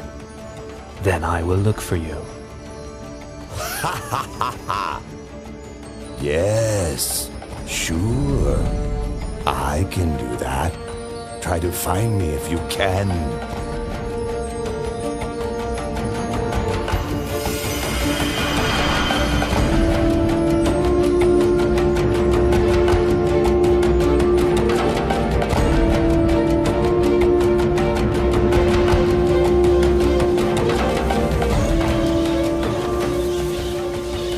Baka, you want to be a bird, do you?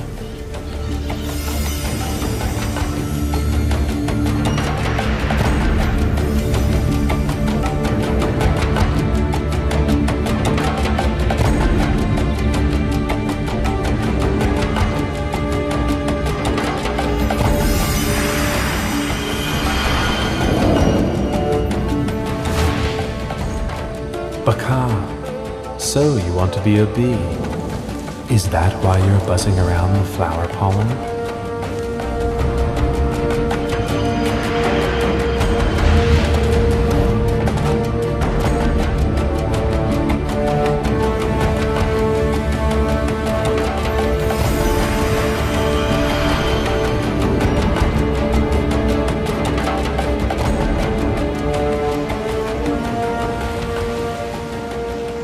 Baka, do you not want to enjoy the happiness of the Brahma realm any longer?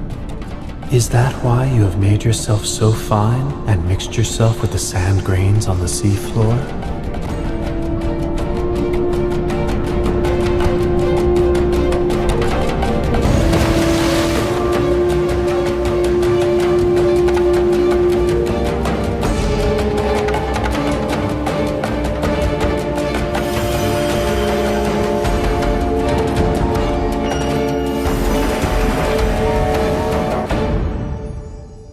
Lord Buddha, I grant that you are capable of finding me. But now it's your turn. If I can find you, then I will admit that you are the omniscient one. One more all-seeing than me.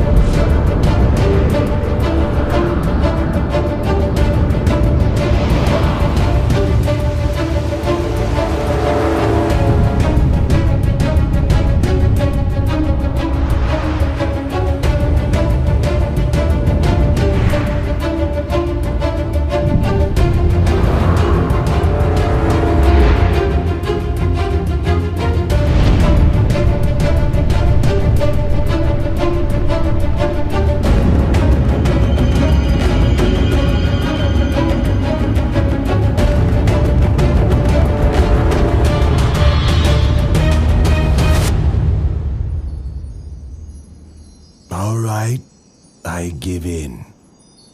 Whatever world system, whatever universe you've concealed yourself in, please show yourself. Baka, I did not conceal myself in any world system or universe. All the time that you were searching for me, I was walking up and down above your head.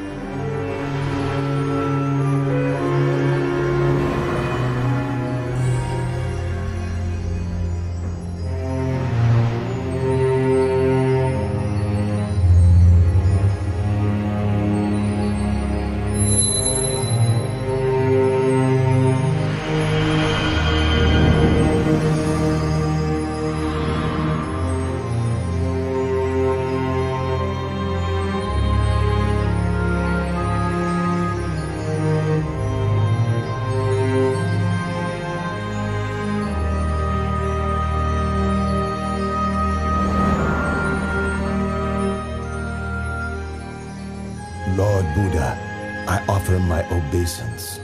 The powers that you have shown to me exceed those of all the deities and Brahma gods. Baka, pay close attention to this teaching. The power and pleasures in this Brahma realm are very long-lasting. They encourage you to think that all things are permanent. In fact, all phenomena have the nature to arise, persist for some time, and then pass away. All things exist in dependence on causes and conditions.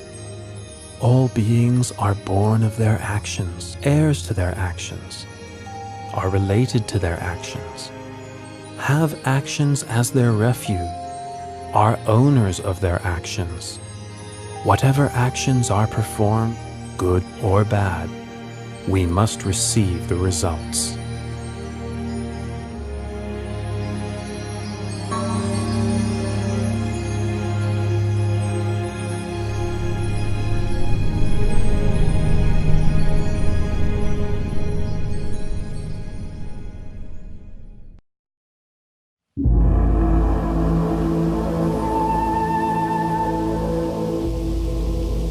Lord, I can see you are seriously ill. But although your pain is intense, your mindfulness remains firm, and your patience immense. You subdue your symptoms by practicing the 4 methods for success. I am so happy that you will live on for a long time as a refuge to your ordained and lay disciples. Ananda, I am now 80 years old and my body is decayed and deteriorating. It's like an old cart held together with bamboo. It can be used to carry a load for only a short while longer, but it's not a lasting solution. Only through concentration of mind can I hold this body upright and keep on walking. As for you, you must take refuge unto yourself. In the end, there can be no other refuge.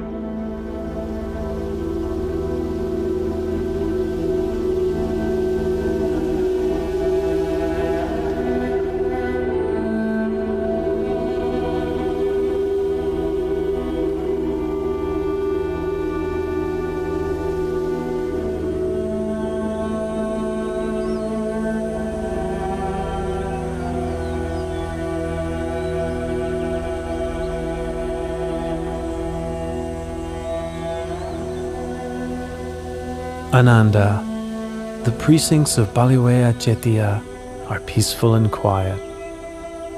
Should anyone develop the 4 methods for success and have the wish to extend his life for a very long period, he will surely succeed in what he wishes.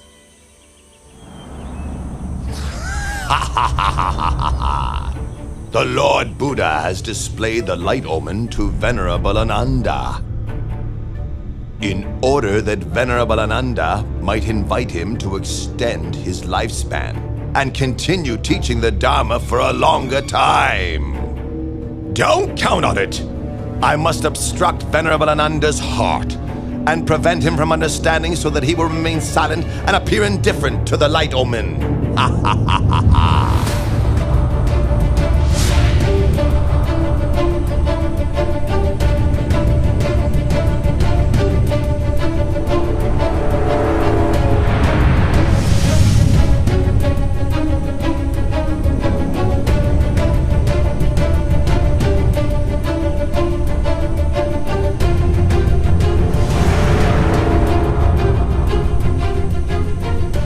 The Buddha has spoken to Venerable Ananda 3 times, and each time I've obstructed the message, leaving Venerable Ananda silent. Ha ha ha ha! Ananda, go and find a peaceful place and develop your meditation.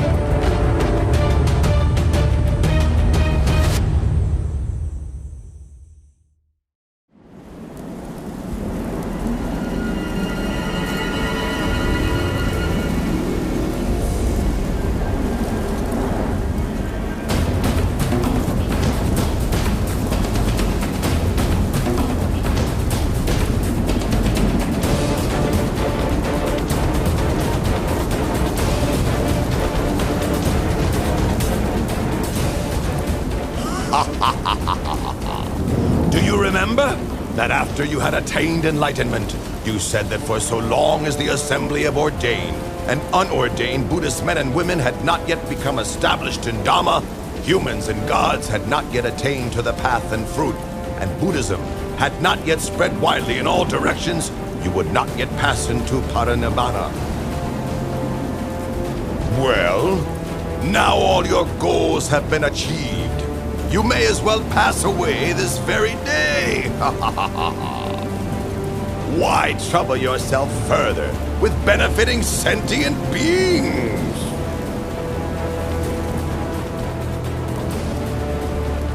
Mara, no need to get heated up with worries and speculations. In 3 months' time, I will enter Parinibbana. Be sure, then, to keep your promise.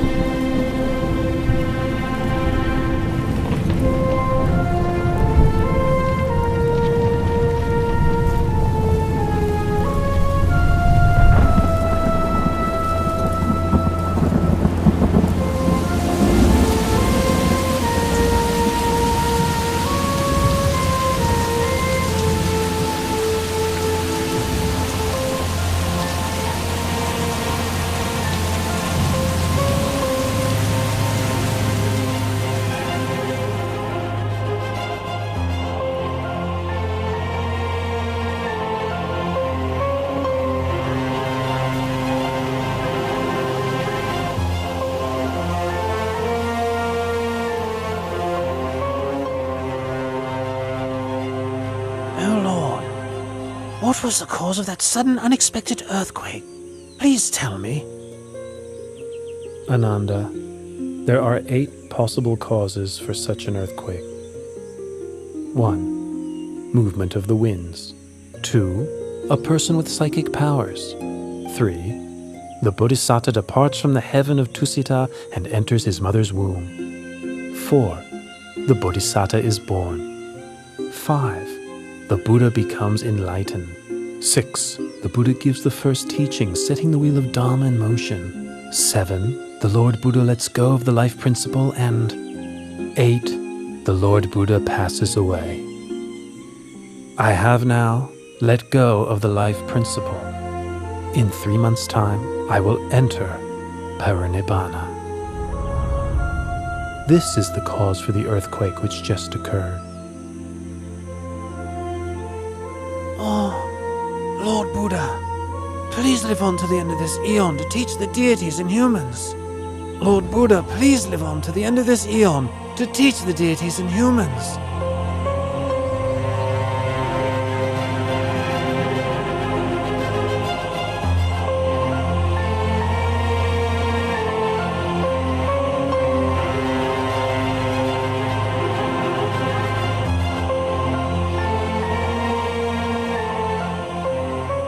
Ananda, why do you make this request of me 3 times? Oh Lord, you said that whoever develops the 4 methods for success, should he decide to extend his life for a long period of time, he would be able to do so. That's why I have just now pleaded with you 3 times. Ananda, I have displayed the light omen, giving you the chance to invite me to extend my life 16 times already. 10 times in the city of Ratchagaha, and 6 times in the city of Vesali. The 16th time was just now, in the precincts of Pawala Chetia. After which, I let go of the life principle.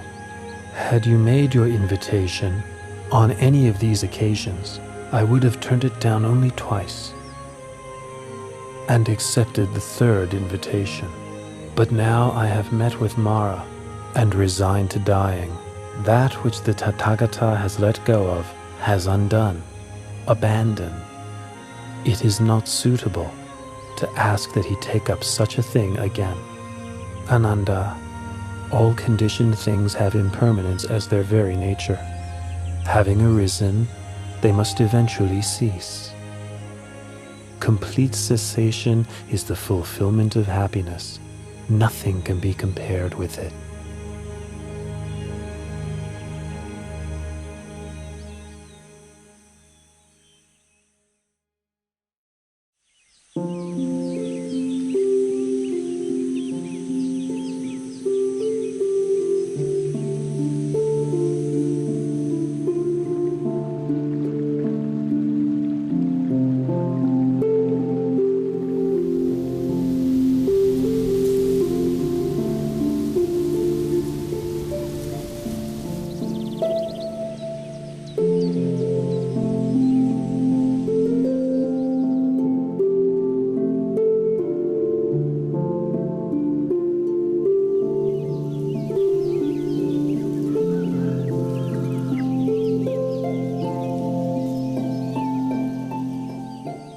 A wise person should lift his mind out of longing for sensual pleasures.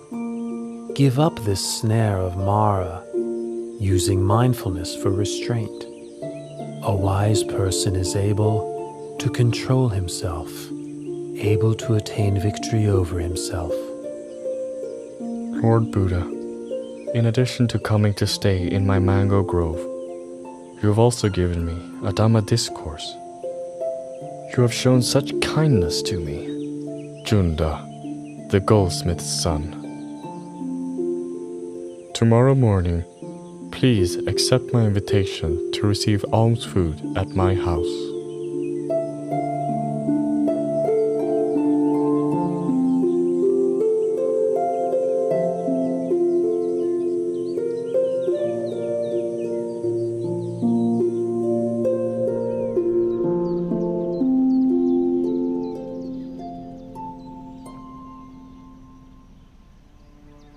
This dish is called Sukaramatava.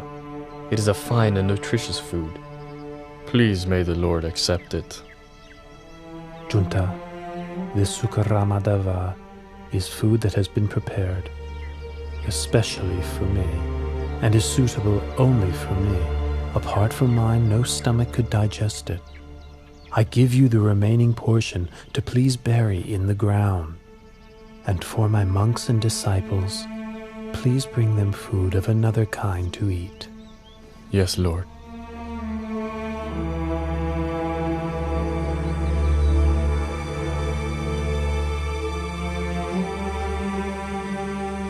Ananda, my disease is now getting worse again.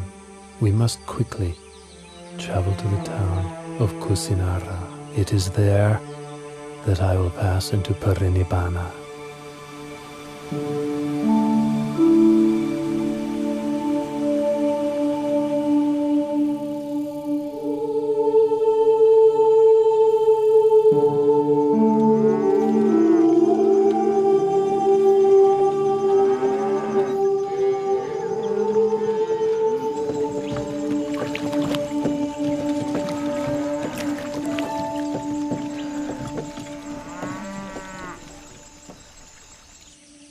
Ananda, let us stop and rest under this tree. And please fetch me a little water to drink, will you? This river is drying up, and a caravan of carts has just crossed. The water is muddy and unsuitable for drinking. The river Kakuda is not far from here. Its water is clear and cool. Please, travel on a little. It's not very far. You can drink and bathe there.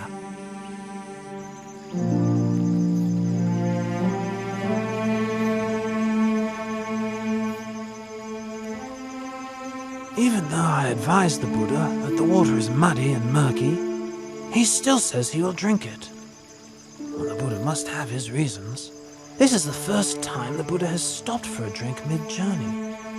Previously, he has never requested water before reaching his destination.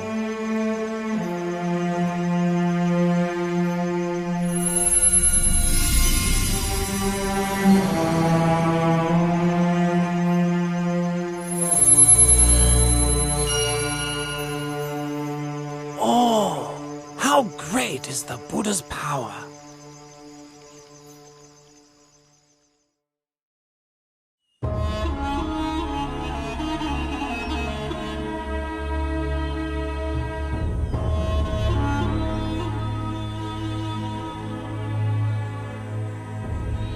Lord Buddha, my name is Pukusa. I am a son of the king of the Mala dynasty and a disciple of the late Alara the Hermit. I am traveling from the city of Kusinara to Pava. What great fortune it is to meet you. I had made the determination in my heart that I may have the opportunity, just once, to hear the Buddha's teaching. Listen, Pukusa. This heart is luminous, but it is obscured by incoming defilements. The uninstructed worldling isn't aware of this truth, and so doesn't train his mind. But the well-instructed noble disciple is clearly aware of this truth, and so trains his mind. Pukusa, I know of nothing which can change as rapidly as the mind. You should therefore maintain your focus on the mind.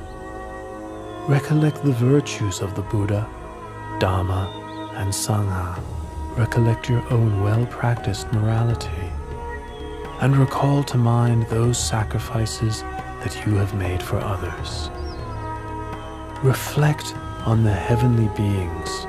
Come to various happy states through cultivating generosity, morality, and mental development.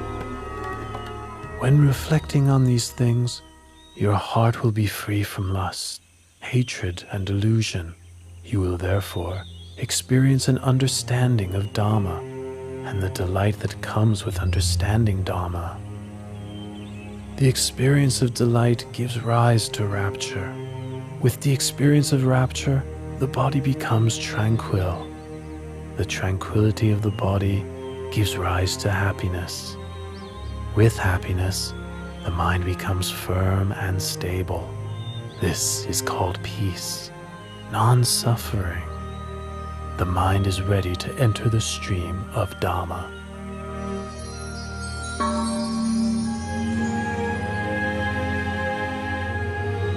These 2 pieces of Singivana cloth are very valuable. The cloth is fine, delicately woven with a golden glow like the coals of a warm fire. May I offer these cloths to you as a gesture of worship? Please accept them, Lord Buddha. Pukusa, I would like to accept just one of your cloths. The other, please offer to Venerable Ananda, my attendant.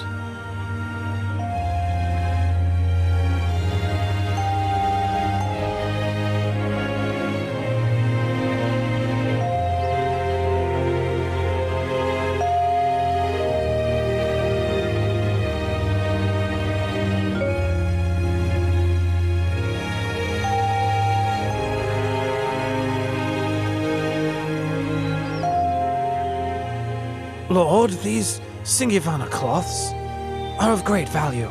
Please accept them both, and wear one as a lower robe and one as an upper robe.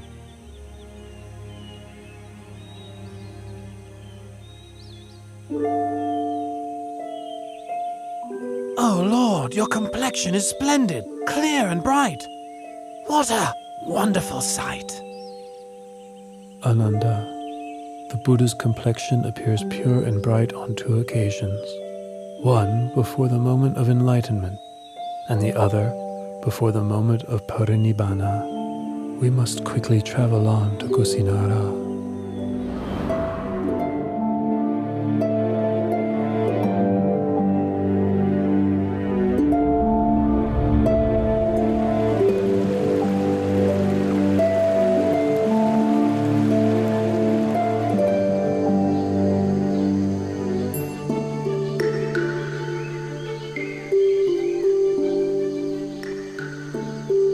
Junta gave me my last meal, but unless I make the matter clear, people may think that his alms food was the cause for my passing away.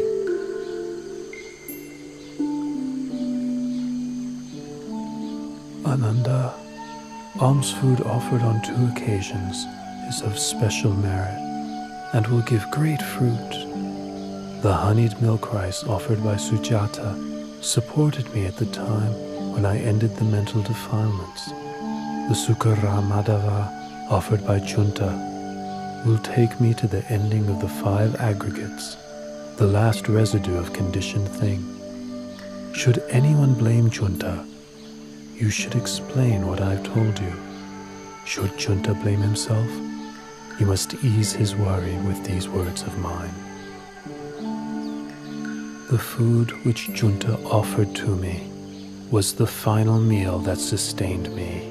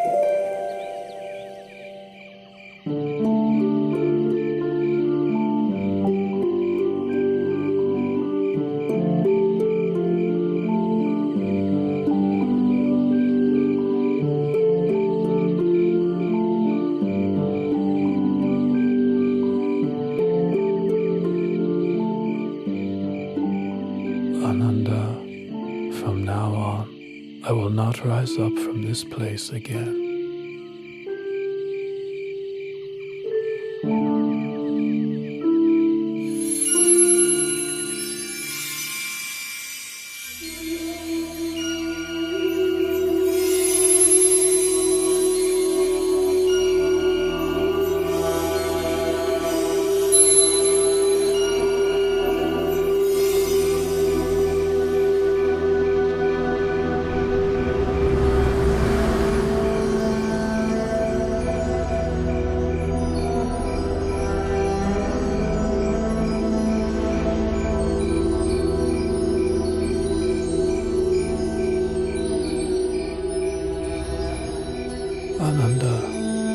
If in the future someone should offer material things of great value as tribute to me, no matter how great the value of such thing, such a tribute would not be the highest homage. Ananda, whoever should practice according to the Dhamma which is rightly taught by me, such a person pays the highest homage. Ananda, I will pass into Parinibbana tonight. Lord Buddha, please don't pass away in a small town as Kusinara. Please travel on to a large city, such as Savatthi, Kosambi, or Varanasi. These cities have large numbers of noble, Brahmins, and householders who have great faith in you and the lessons you have given them. Ananda, do not fault Kusinara for being such a small town. In the past, it was a great capital city with tremendous wealth, abundant food, and many citizens. The sounds of singing and music were heard throughout the day and all night. Another thing, should I go to pass away elsewhere, Supada Paribhajaka would not meet with me, and therefore would miss the opportunity to attain enlightenment. If I should attain to Parinibbana in another city, a great war would break out with squabbling over my bodily relics as the cause. Here in Kusinara lives Dona the Brahmin. He is capable of quelling such disputes. He will distribute the relics of my cremated body amongst the nobles who come here from many different cities. As a result, there will be no war. These are the reasons I have made the effort to reach Kusinara. In the past, great numbers of those with faith in the Dharma would travel from every direction to seek you out. listen to your teachings, and ask you questions. But from now on, all those people and myself will be deprived of the opportunity to see you and to have an audience with you. Ananda, there are 4 places which are apt for recollection of me. 1. Lumpini Park, where I was born. 2. Bodh Gaya in the state of Magadha, where I was enlightened. 3. The Deer Park at Isipatana, where I gave the first Dhamma teaching. And finally, the place of my Parinibbana Salavana Park in Kusinara, right here. Those who make pilgrimage to these 4 locations will experience disenchantment with the world and feel inspiration to follow in my footsteps. Lord Buddha, in this celibate life, one often encounters women. Some are mothers, sisters, and relatives of monks. Others are those with faith in the Triple Gem. How should a bhikkhu practice in relation to women? Ananda, a bhikkhu ought not to look at women at all. It is better this way. But if a bhikkhu must see women, how should he behave towards them? Ananda, if it's necessary to see women, they ought not to engage in conversation with them. It is better this way. If it is necessary to converse with women, how should a bhikkhu practice? In that case, a bhikkhu should have well-controlled mindfulness and sense restraint. He should have orderly speech and guard his mind from falling prey to lust or infatuation. The beautiful things of this world themselves are not sense desire, but the lust which arises in one's mind due to unwholesome intention. That is a person's sense desire. Once one has abandoned pleasure in unwholesome states, beautiful objects of this world still exist, but there is no way one can be harmed by them. Lord Buddha, after you have passed into Parinibbana, how should we treat your body? Use the method for treating the body of a wheel-turning monarch. Wrap the body in 500 layers of white cloth, lined with cotton wool. Then place it in a coffin with perfumed oil. Then place the coffin on a pyre of sandalwood. Once the body has been cremated, enshrine the relics in a stupa, which is to be built at a crossroads, so that people can pay their respects there for a long time to come.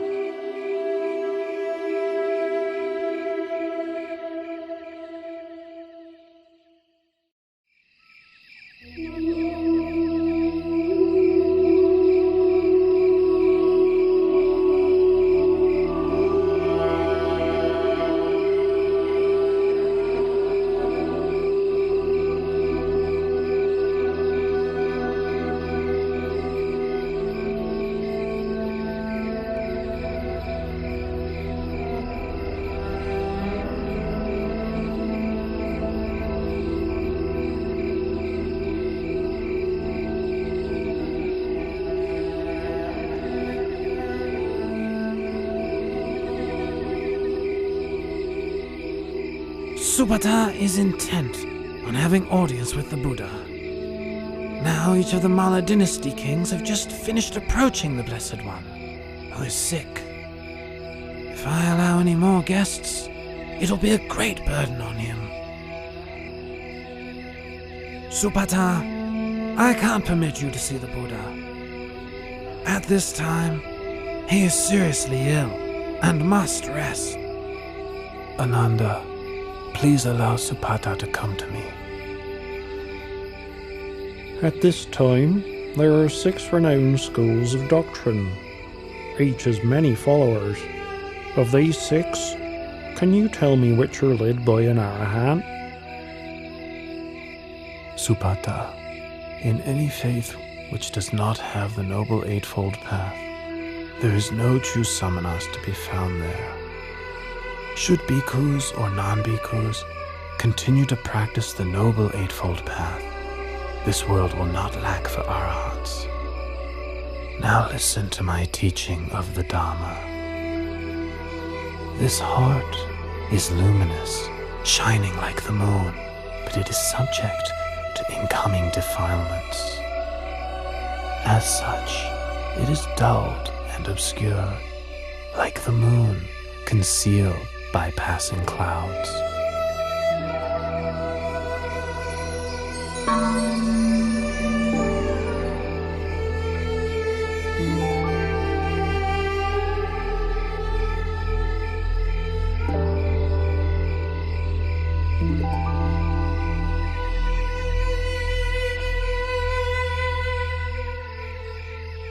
Lord Buddha, teacher of the most excellent Dharma, you make right that which I've wrongly seen for so very long.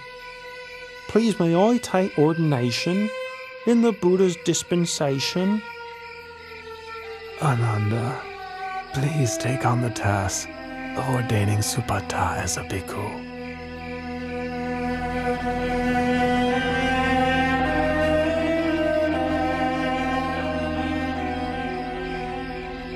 Supata, consider the hair of the head, hair of the body, nails, teeth, and skin, as well as all materiality and immateriality, according to the truth.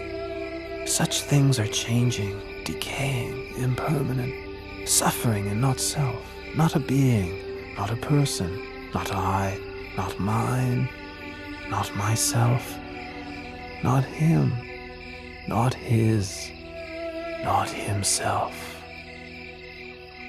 Supata, your supports for the holy life will be alms food, simple robes to cover yourself, the base of a tree for lodging, and fermented urine for medicine, following the ways of nature.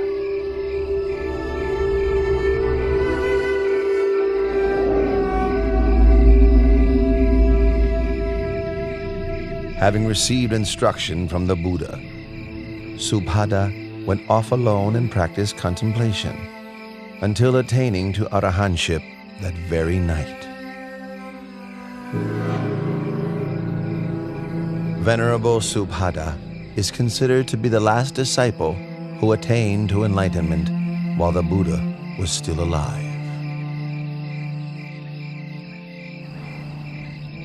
Loyal bhikkhus, when I have passed away, the 84,000 teaching of Dhamma Vinaya will be your teacher. Don't think to yourselves, now that the Buddha has passed away, we'll have no teacher.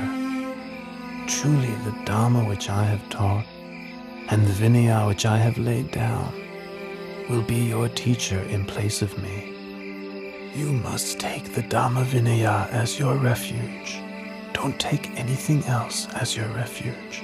Even I, the Tathagata, am only the one who points the way.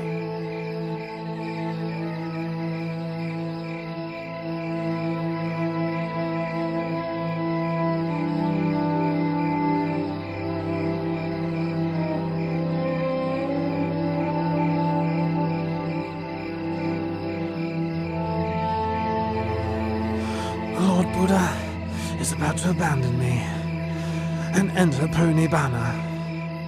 With all my effort attending to and following the Buddha, I have still not attained to arahantship as the other monks have. Venerable Ananda, I've been sent here to find you. The Buddha wants to see you. Ananda, come and sit close by.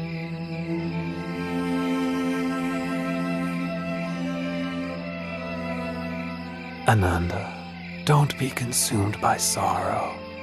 It's natural for all conditioned things not to last.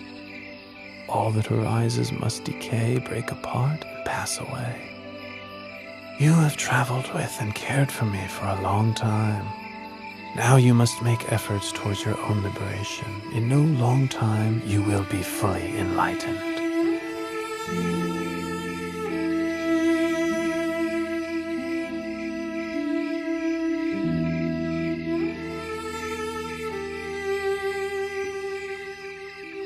Ananda, Channa Bhikkhu has views of self-importance because he's been close to me since the household life.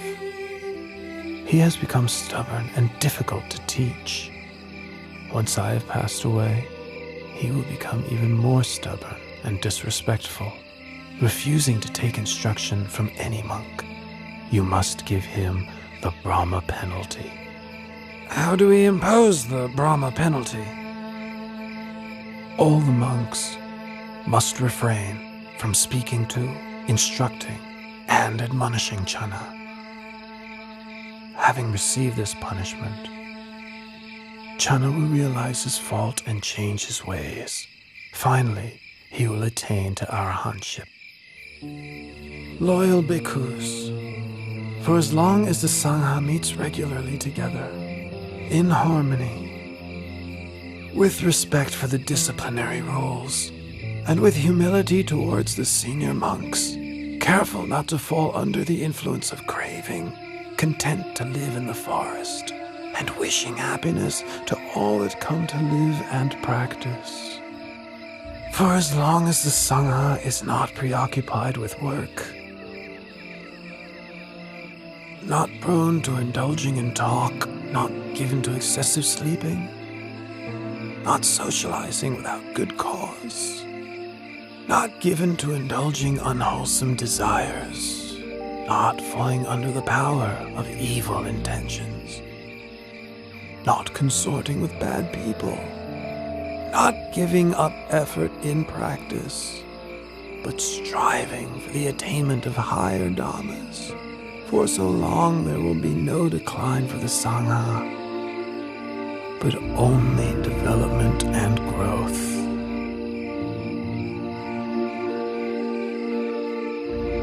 Bhikkhus, I remind you that all conditioned things are of the nature to decline and cease. Free of heedlessness, develop yourselves and benefit others to the utmost.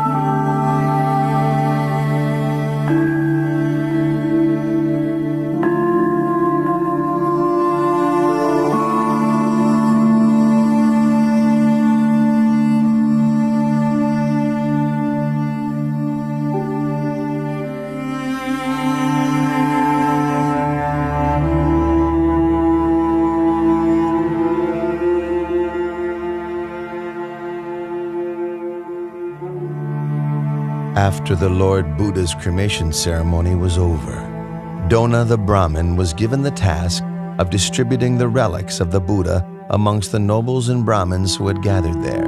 In each of the 8 states represented, a stupa, or chediya, was built for enshrining the relics, so that people could pay their respects to the remains of the Buddha. 1. King Ajatasattu of Magadha built a stupa in Rajagaha. 2. The Likhavis built a stupa in Vesali. 3. The Sakayan royalty built a stupa in Kapilavatu. 4. The Mauryan royalty built a stupa in the city of Al-Kapa. 5. The Kolean royalty built a stupa at Ramagama. 6. The Malla royalty built a stupa in the city of Pava. 7. The Malla royalty of Kusinara built a stupa in Kusinara.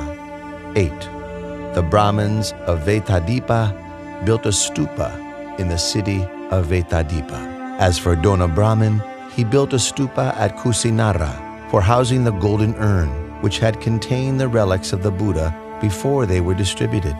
This reliquary is known as Tumba Stupa or Tumba Jediya. 3 months after the Buddha laid down the khandhas and attained parinibbana, Venerable Maha Kassapa led the Sangha in the first rehearsal of the Dhamma Vinaya at the cave of Satapana on Mount Vebhara outside of Rajagaha, with King Ajatasattu as the royal host. After the duration of 7 months, the first rehearsal of the Dhamma Vinaya came to its conclusion.